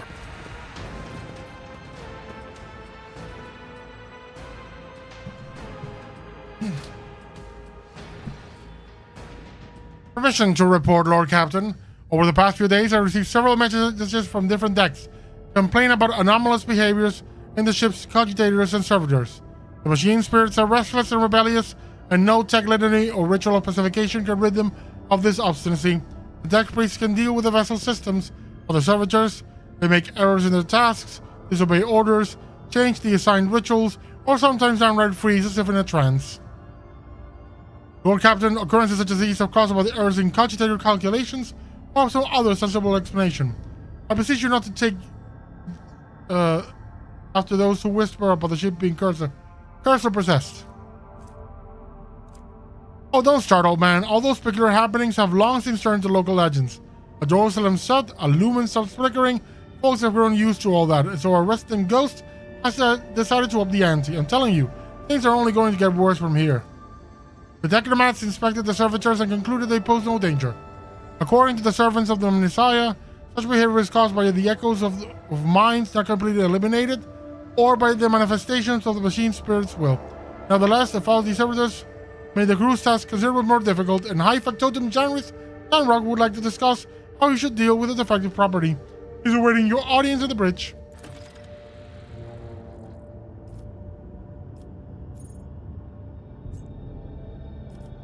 Alright, let me look at my journal.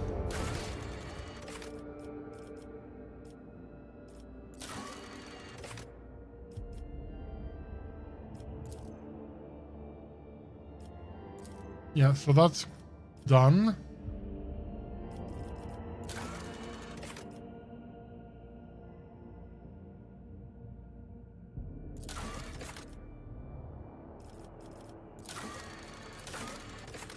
Looking for trouble. New blood?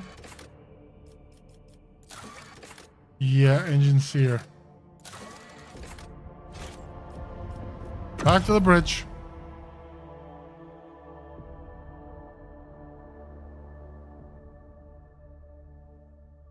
Sorry, I didn't see the messages in chat. Fast TV. I'm sure the game is. I mean, I'm enjoying the game greatly. It's awesome.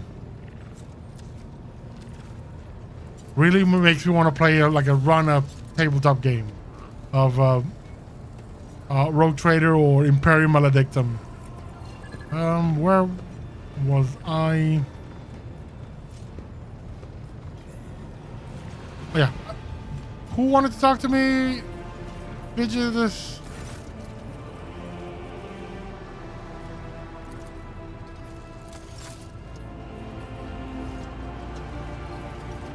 Someone wanted to talk to me.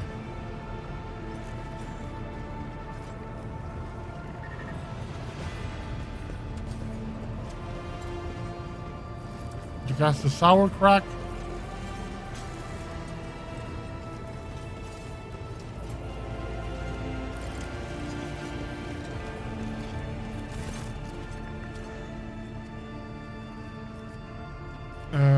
Enough for now.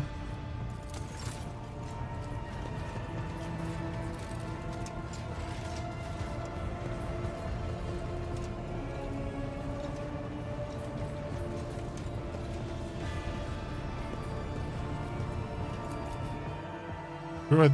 We'll go continue there.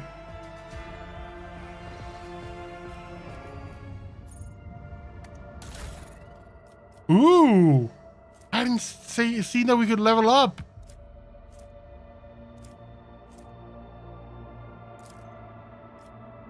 Upgrade hull. Upgrade RAM.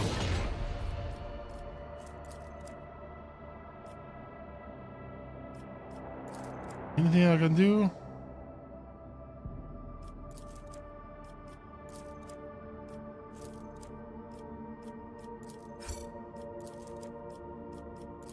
Yeah, something tells me this is the thing I will be using stuff to buy.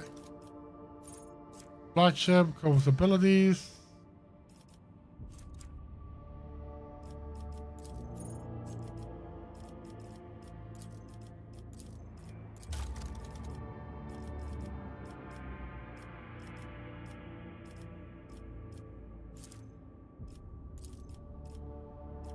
Master Cannoneer. Cool, you're trying to...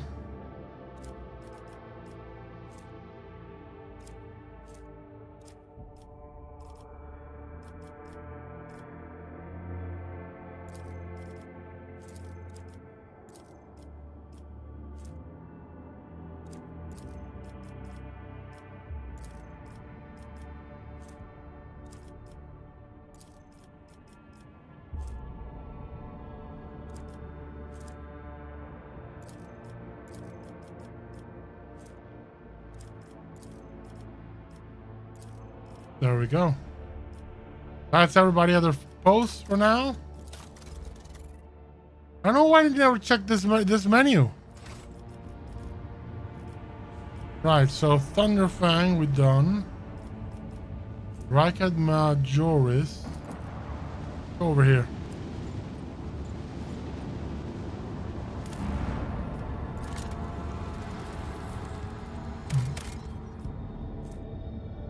Extractium.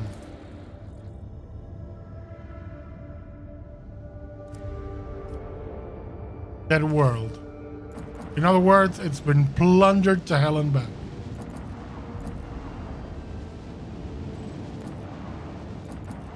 Finding the ship here reminds me of like Mass Effect 3. Members of a sacred cult operating aboard the ship have progressed an audience. They wish to present gifts and introduce themselves to the captain. What sacred cult? They call themselves the Bloodspun Web. The cult defends the black ship from both internal and external threats. Lady Theodora held them in high regard and looked favorable upon their activities. I'm ready to receive them. Now I have cults in my ship.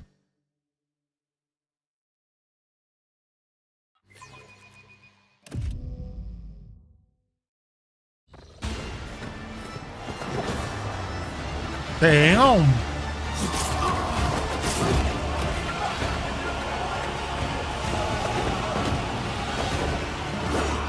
What the hell? What in the ever-loving crap is this?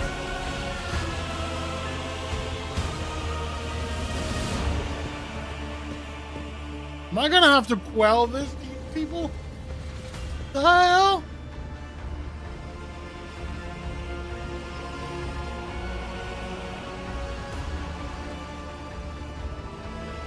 Because they look like armed, like endangered. Those on the deck watch in awe as the final figure moves gracefully into a ceremonial pose. Some of the officers whisper in excitement, while others murmur prayers to the God Emperor. The Undying Emperor commanded us to spin a web of blood around his children, and we obeyed. We obey still. They fall silent as the Zaljuan step forward. The masked scholar repeats the word in a mournful whisper. We obey still. Domin von Valancius, death has whispered your name. Oh! We disown Domin Theodora. We renounce our oath to her. Right! And now we give the gift of our blood to you. It is the gift of death. Death has whispered your name. I read this so of the differently. tenets of the web swear fealty to their new overlord and offer proof of their devotion.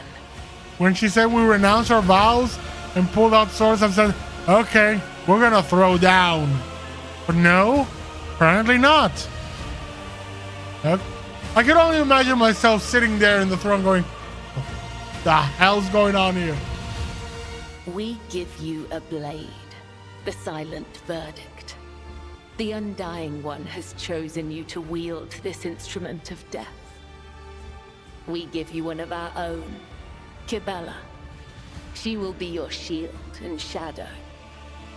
And we give you the I have a master blood of assassin! these traitors. Yes! The tenets of the web will purify their souls.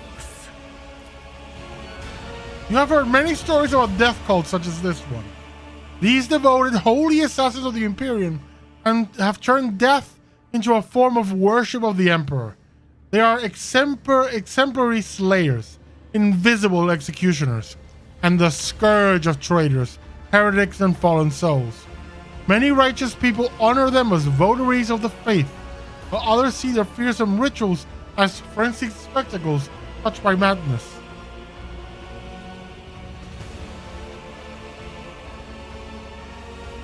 Yeah, let's go with 3. That sounds cool. The Domin has discerned our essence. This is a great honor. I wonder what the Sister of Battle thinks of this. We have woven the bays of this ship together with the threads of our faith for many years. We keep the greatest relic his tarot, through which he sends us his blessed revelations. We obey the whispers of the Undying One. This is our service to him. This is our service to you. How interesting. Devout assassins who believe themselves to be instruments of a higher power. They revel in violence and cannot tell the difference between bloodthirst and piety. They follow their faith blindly, unaware of Interesting that the voice in my corruption. head is talking so Look at them. They stand openly. on the edge of a precipice. The smallest push will send them plummeting into the abyss. You could be their downfall. All you have to do is push. Tell me about yourself, Kibble. Are you the leader of the Bloodsworn Web, or its herald? Or its servant? I am the second spinner of the Bloodspun Web. The honor of this title is bestowed only upon those who have ushered more souls than... It is shameful to speak of one's own deeds. I'm here to become your shadow, not to make boasts. What does a cult like Bloodsworn Web do? The tenets of the web teach us to read the threads of the future and understand the hearts of others.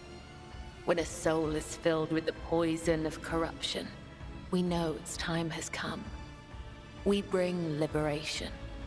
3 strikes, 3 rebukes, 1 blade. This is how we serve the Undying One. This is how we serve you and your flagship.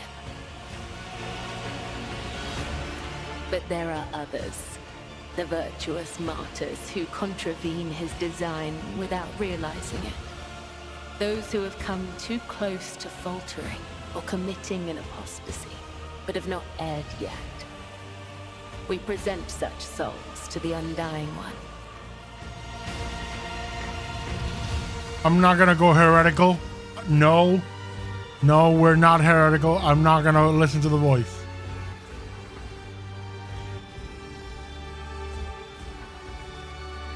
You kill innocent people? We do not desire their death. We do not seek them out in the darkness.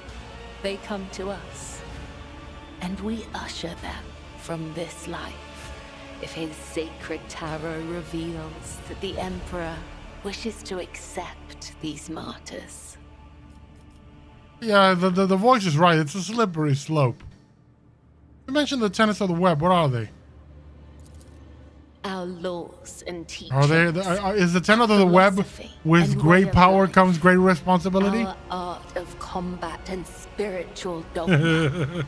The tenets are the blood-spun web itself. By the great martyr Uncle Ben. Humanity owes its existence to the Undying Emperor's sacrifice. It is he who protects us from a darkness of terrors. Hence, each of us has a duty to serve him, and a duty to die for him. To act otherwise is to waste the life that has been given to us by the Undying One, to become a thief. We help others understand this. We help them to live and die righteously. You have my blessing. May your blades bring swift death to the Emperor's enemies. The blood-spun web will not forget your words, Domin. They are the wisdom of the tenets and the benediction of our duty. I've brought this rabble to the upper decks. So you may offer the souls of these traitors as a gift to him. You have the authority to order their execution. Their blood will bind us together through him. For the God Emperor, the Undying One, is death itself. Give the order, Domin. Let a spinner of the blood-spun web undergo the test of a sacred trial. Let's see how good she is. Give weapons to the traders. It's time for Cabela to prove herself. A dagger that has not sliced through sinew is nothing more than a toy. Let the final dance begin. Mortal Kombat!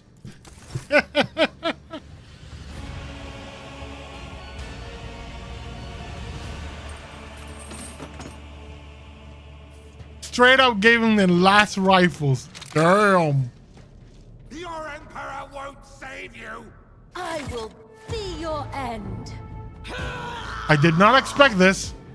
I thought it would be a cutscene and she's just gonna take him out. Cabela has a remarkable background. That's called Assassin. She can use special ability called Raining Blood. When you cause the target Cabela's next man attack to explode a burst of blood, covering the four enemies behind the target. That's crazy. Blade Dance is a group of skill sort of we can associate enemies into attacks. Blade Dancing, that's from buff.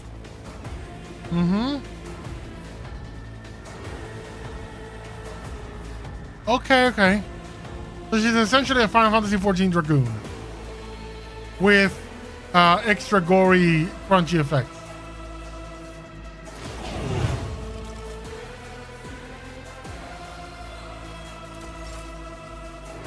So it would be Raining Blood.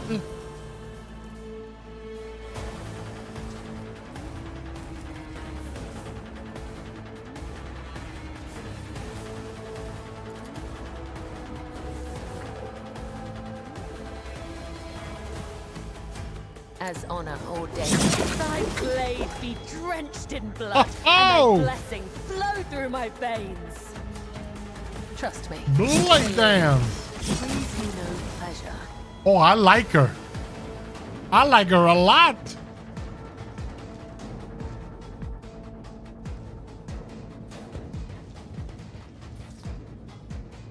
This has to be a DLC character. Because everybody else is decent.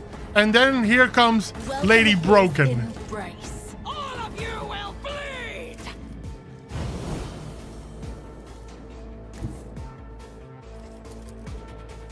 I would that I could. A dance of blades and shadows.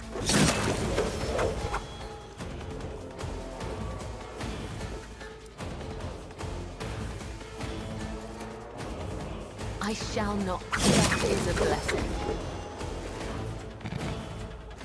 And look, I can just jump from person to person. Pleasure. And the game will just let me. I will leave footprints of scarlet as the tenant. The other side awaits.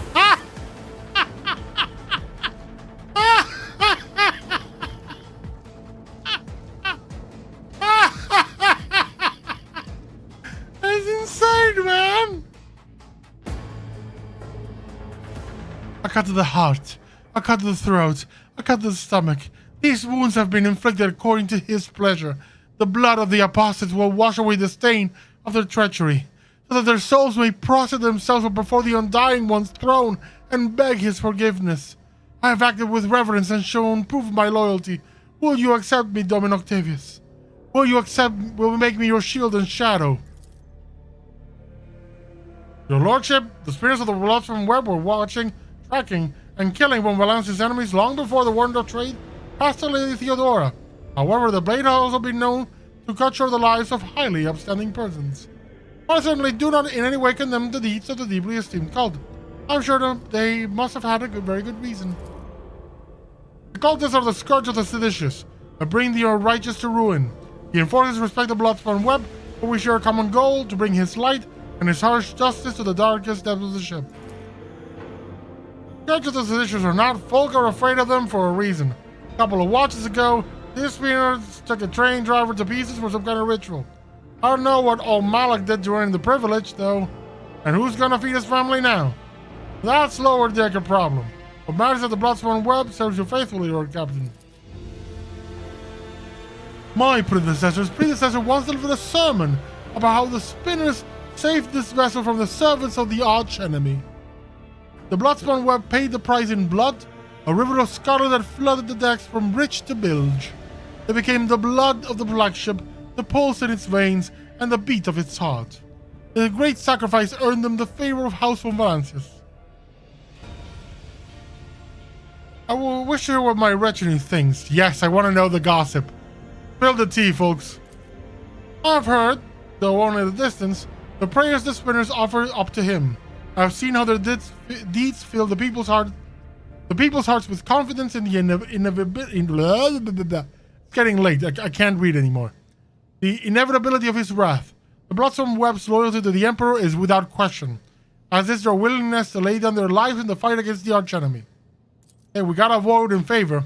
Although Lady Theodora never granted called an audience or brought a spinner into her retinue, she respected the Bloodstorm Web and approved of its mission. It is strange. The shadowy forms are swathed in darkness, yet a radiant light burns within them like a scarlet flame. I think it's a good sign. It's rare to see anyone filled with such light, even among the servants of the faith. You will be my shadow, Kibala.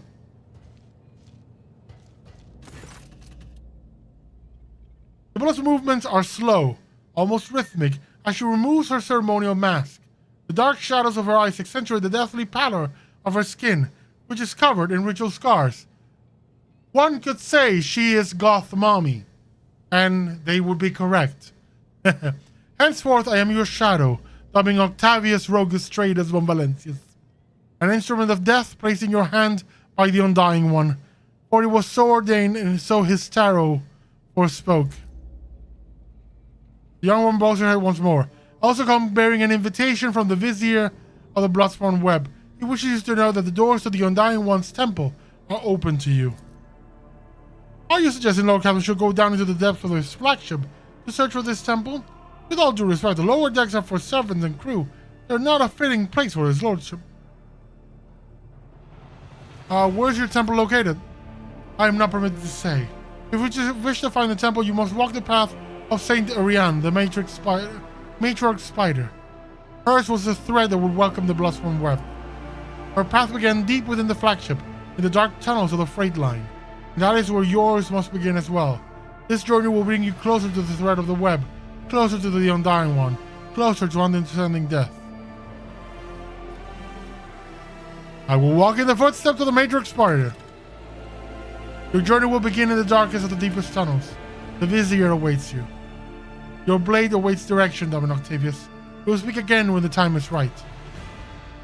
Okay.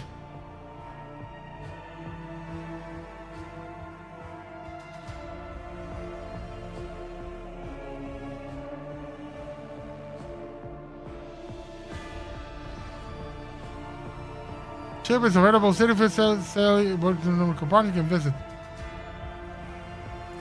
Yeah, no, I know the ship is a lot of.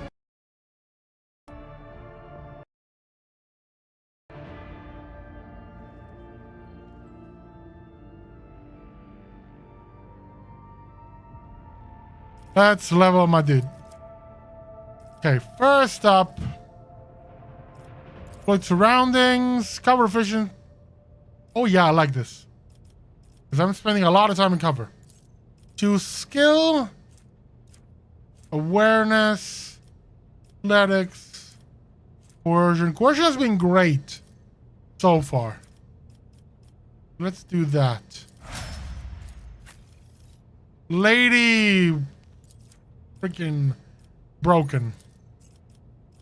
Bloody mess. After any time avoiding scores a critical hit, there's 10 times double damage. Yes. Weapon skill. Then over here. Blood Oath.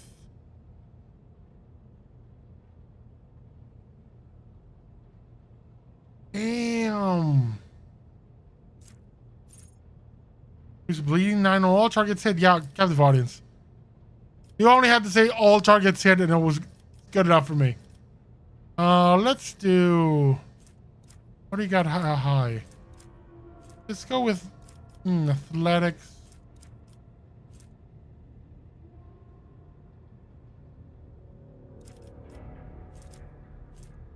Carouse. Actually, let's do carouse. Essentially defense against effects. Weapon skill. And here we go to... What can we do? Just a flesh wound.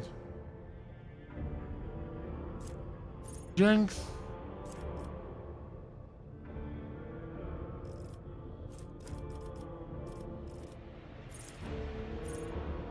Chain weapons, no.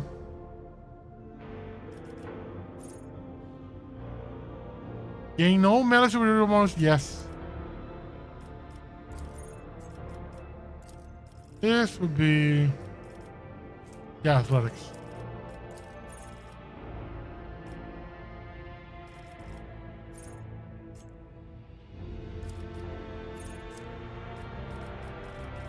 Nimble. 10 bonus to dodge, yes. This is a very agile character.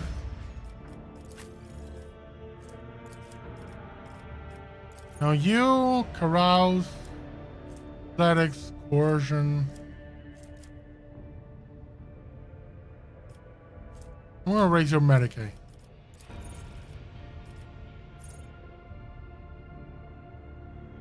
Yes, desolation. Very good skill. Now with her, we're gonna go looking for stuff over here.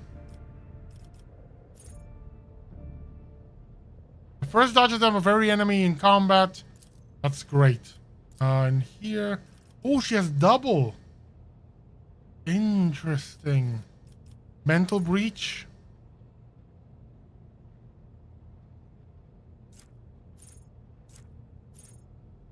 Become target of any pack with the ability of its time. Main channeling. Oh, I love this.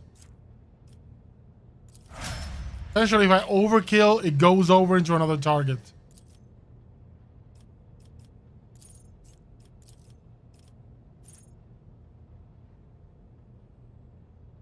Yeah, let's do better to die for the Emperor. And athletics, demolition, awareness. Let's raise your awareness. Or is athletics to dodge? No. Awareness. Is that.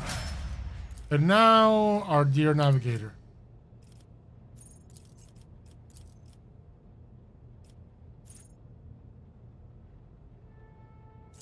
How's your souls?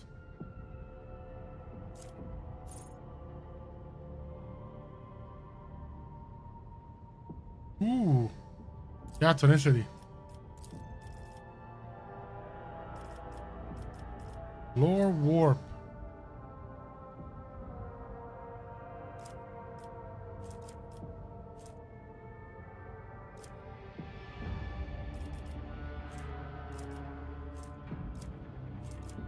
Yeah, it's gotta be awareness.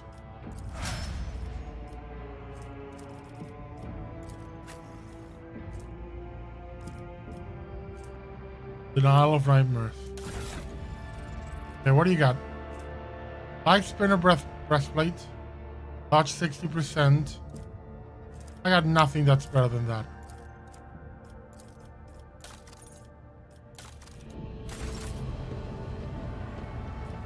What do you got?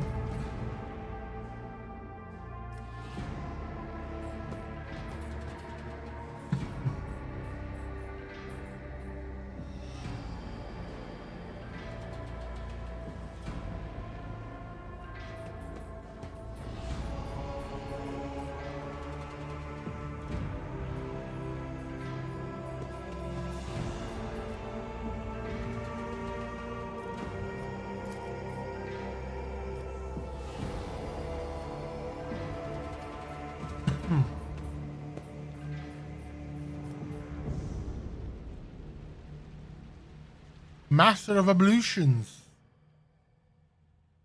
That's the bedroom. Now let's go back to here.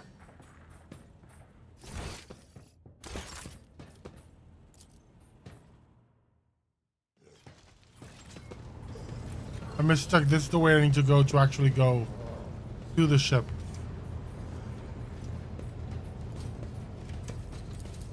Let's go look for the Vizier.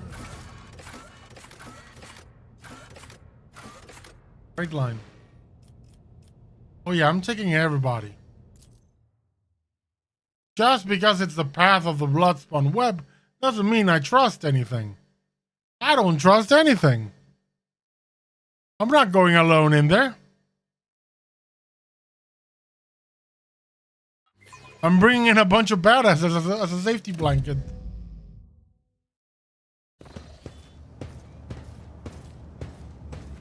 What in the...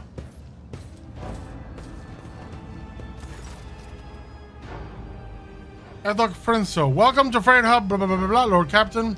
I am Adok Frenzo, Captain of the Enforcers in the lower deck.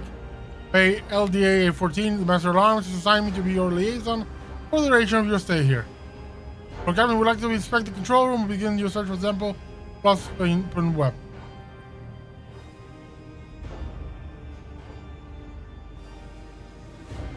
Do you know how to reach the Temple of the Bloodspawn web? I'm sorry, I don't know. You were preparing my list, I was even sorry right now it was coming. Oh, sour crack. Told her to. Yep. I went to expect the entire compartment. Can you just see how the people live in the lower decks? Such a ghastly as you describe. You're not headed there, are we, Lord Captain? To be bluntly, though, the bay performs its functions well. Even its more civilized sections are solely lacking in discipline. I was only assigned recently, so I find out the time to straighten everything up. Doing so will require making some serious changes. I'm not inventing excuses, Lord Captain. As the officer in charge, I accept full responsibility for what takes place in this compartment.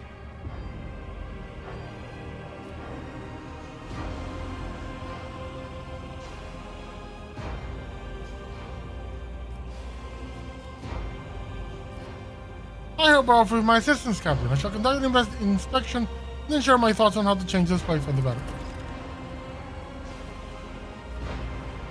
Have fasting duty, Captain. Like, folks, chill.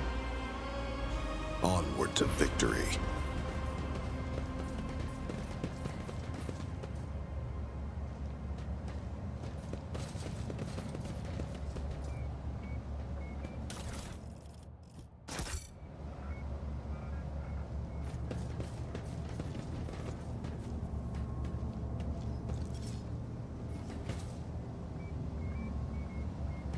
Is that blood?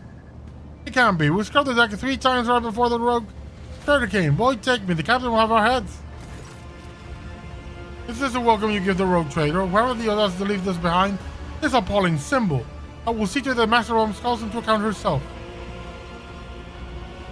Examine the mark. Yeah, this scene is sort of similar before. Death cultists carved bleeding marks like this with their own into their own skin. The remaining sign is the beginning of the quest, the first blood trail. Do you know what this mark is? Yeah, Bloodspawn web. The sunless shadow sank into the dark. Flash feet crescendo, a fatal dance. Blades hung in tempo, each edge on an echo. Twin odes to death throes. Now in her sacred blood, as she once struck in the backs of foes. The countless souls but haunting her. Memorize the verse. Why? Okay. First on trail in blood. And follow the wall trail of blood seems like that's another vision.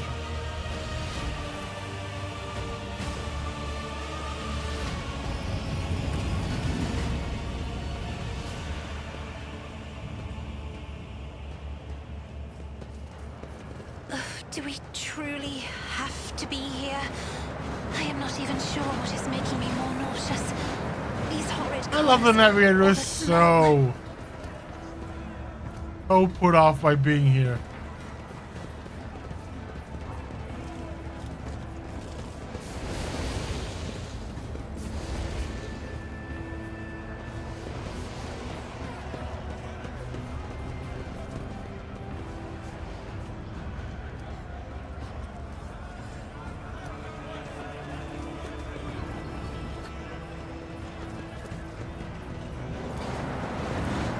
Always striving for greatness. Montag is here. Let's seize the moment. Has to be through here.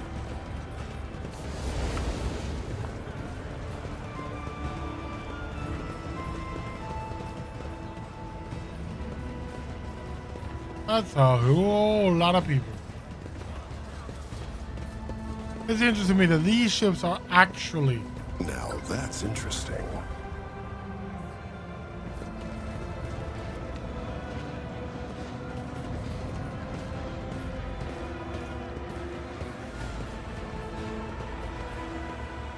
How many times I tell you in Griffith Magazine, mistakes must be paid for.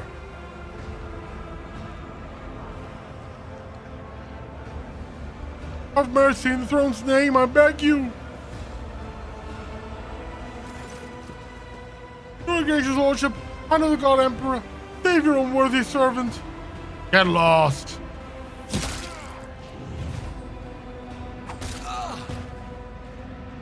The sound of breaking bones, man scarred at the enforced grateful laughter, reminding of what you went through yourself. Too vividly, too permanent. You gain the echo of torment. What's your apologies, I'll capture you boot. I'll clean it right away.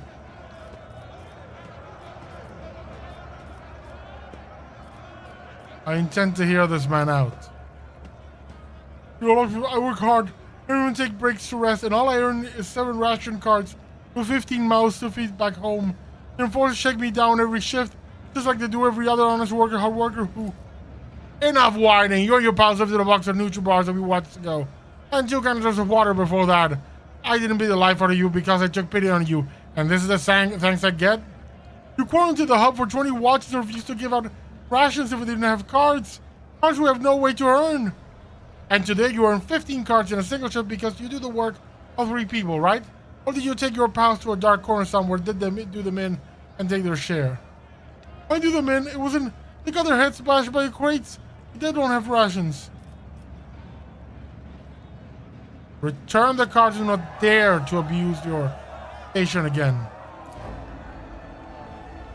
Awareness is succeeded. A sullen red-bearded man with keen black eyes draws your attention. His oddly piercing gaze seems to size you up for the whole time you were speaking, but now he has hastened to conceal himself behind the gawkers. Next thing you know, you are watching him hurry deeper into the tunnels. May God Emperor protect you and a whole house of Valencias, your captain. Ooh, we got someone strange. We got something strange in the neighborhood. Forge ahead. Never linger.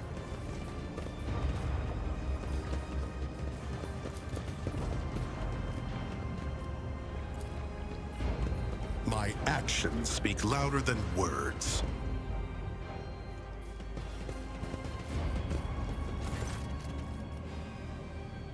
Who are you? There'd also be anyone... doesn't matter.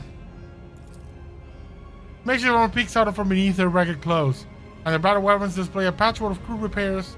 The group stares longingly at the rack where the good plasteel gleams, wrestling clutch of the humble weapons. You notice a little finger on every person's right hand has been cut off. Probably a coincidence. Abelard, help these wretches realize the full extent of their unenviable position. Before you stands Lord Captain Octavius Rogustratus von Valancius, master of this vessel and everything on it, including those goods you are pouring at with your unwashed hands, and your miserable lives as well. What are you gawping at? Hurry up and bend your backs as is right and proper. Your lordship, you must excuse these blockheads. I was taken aback myself. Not every day you see the rogue trade in the flesh. As for this, I won't insult you by denying it. You've caught us red-handed.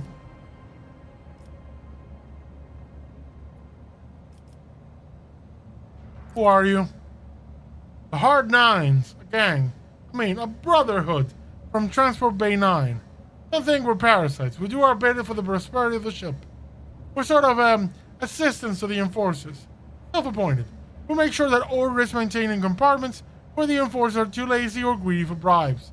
We put a stop to a robbery and free thinking, and well, make a small contribution, as sure of a thanks. Douglas did not expect anyone to be here. The enforcers providing cover for you.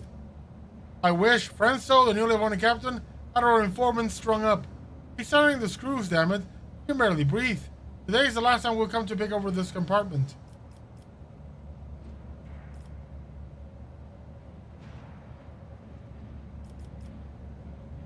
Why do you want my weapons? Are you going to rebel?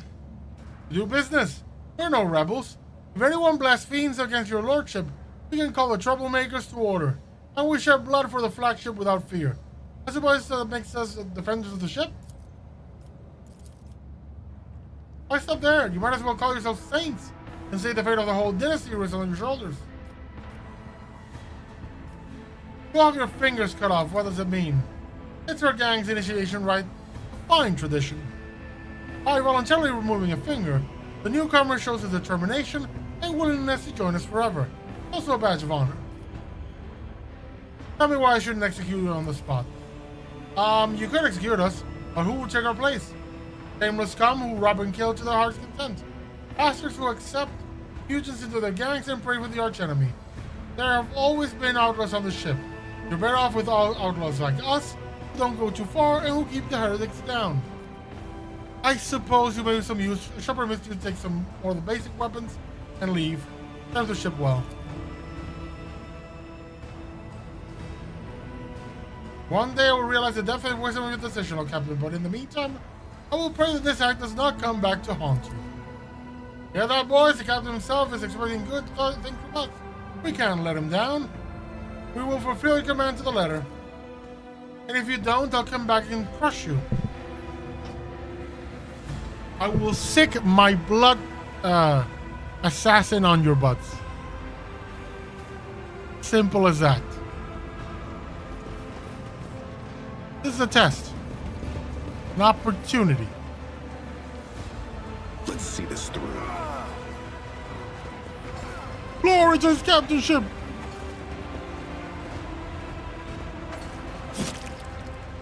Whoa!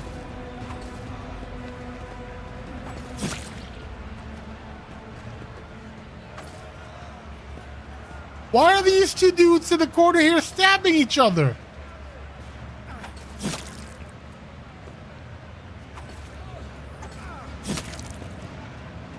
This place is deranged. Can we move?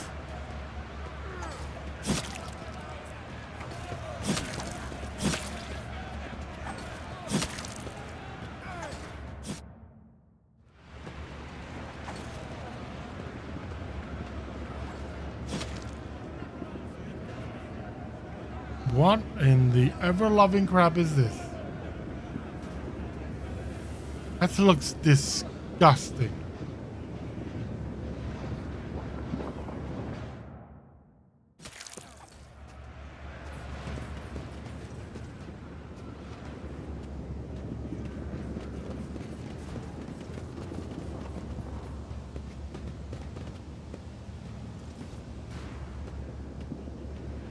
I need to go back to the last place I saw a blood symbol. All the way. Where was it? All the way over here.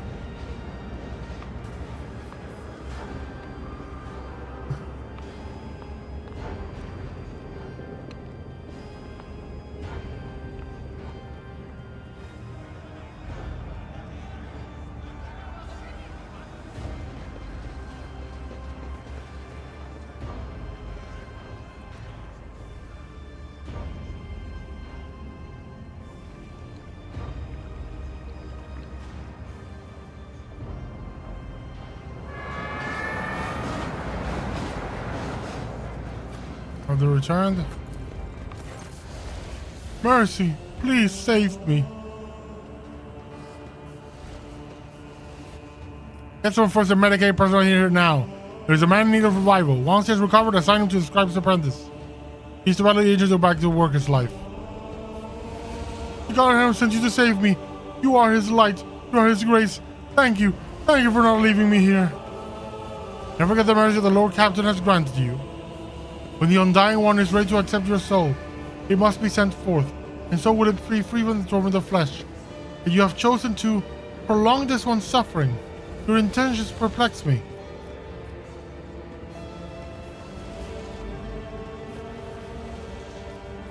Who are you and what happened to you? I'm Vale, a cleaner. I was in my house asleep and forces came. Set fire to it. I didn't make it out in time. I wonder how long he's been sitting out here like this. A watch? 3? The Whispers say nobody cared, but he didn't matter. Because he didn't matter. But they also say he's someone supposed to matter to us. Strange.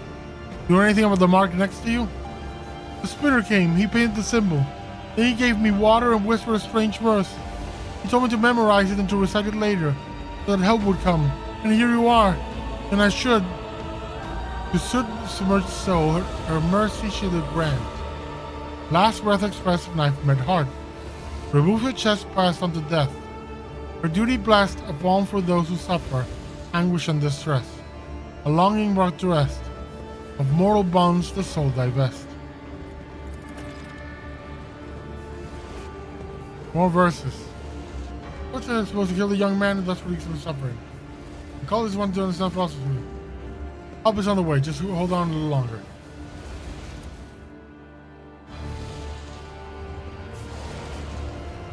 You may fall, you may be, you know, sacred assassin. Stay I'm sharp. not.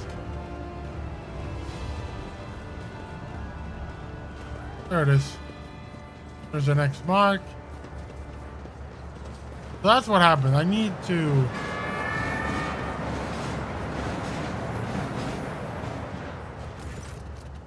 A seemingly middle-aged man watches the bustle of the bay with a detached expression. Every so often, whenever his eyes linger on the blood markings nearby, his face changes strangely, and his hands clench into fists. As you begin to hear the rumble of an approaching train, the man's gaze turns towards the tracks, leans forward.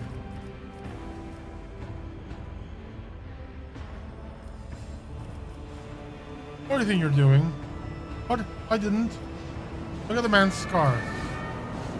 The scars all vary in length, width, depth, and shape. However, you notice a pattern in the way the scars are aligned, as well as a series of faded symbols on the man's rough skin. Death cultists bear similar marks on their bodies. The spinners are constantly renewing their wounds, but this man's look long since healed.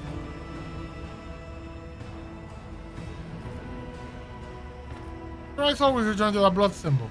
What do you know about it? It's a symbol of the blood-spun web. I come here every watch, but it hasn't been here before now. I guess today must be a special day. Have you come to take me to the other side? I don't know you. Death's gaze is not upon you. Well, then why? Why is it here?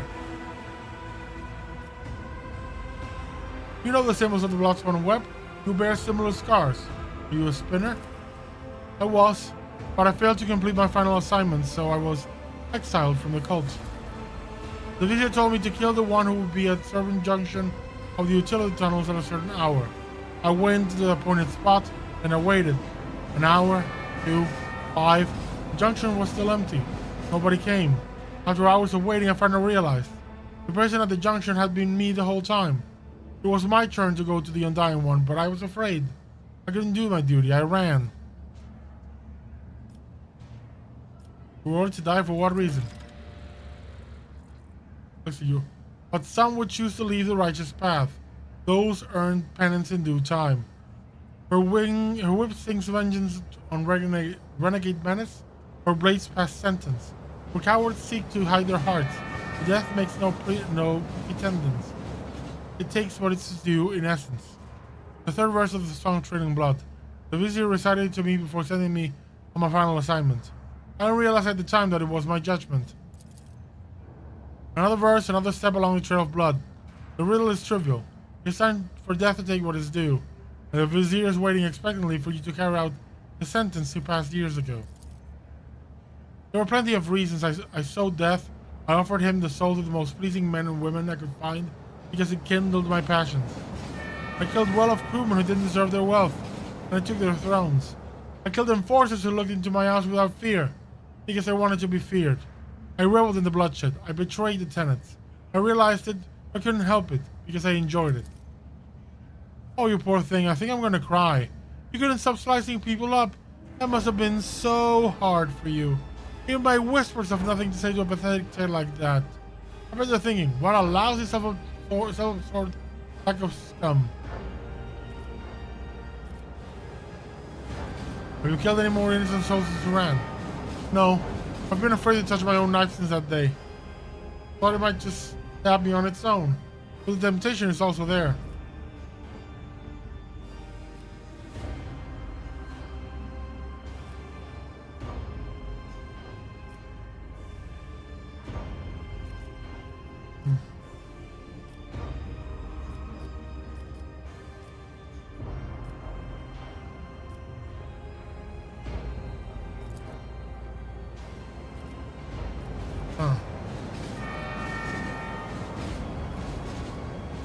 You don't sound particularly remorseful. I spent years of remorse. I'm tired of it.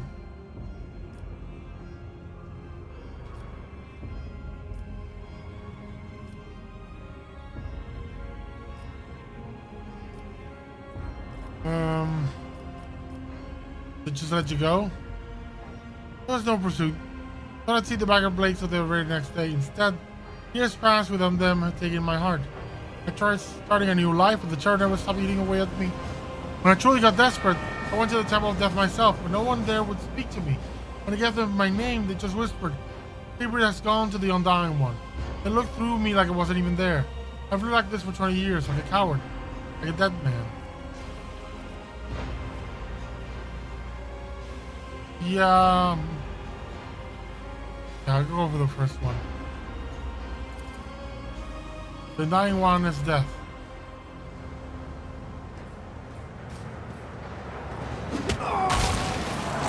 Damn. Truly, it's better to die to him than live for yourself. This you forgot. Venture forth.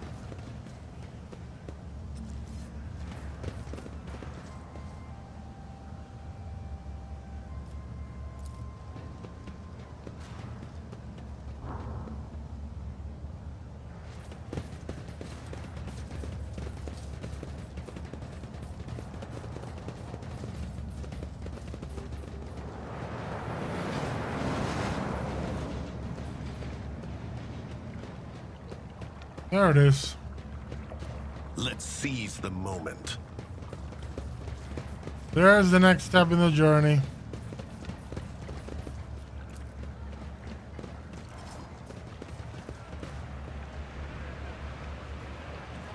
Oh, this is getting a bit long.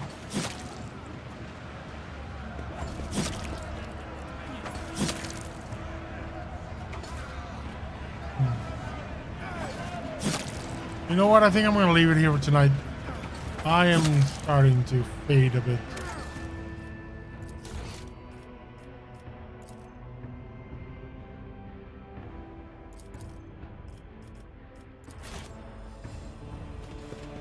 Yeah, it's going to be it for me for tonight. It's been a long one, and I'm really very sleepy, so it's been a long day. So I'll be back on Saturday with Monster Hunter 1. See you next time.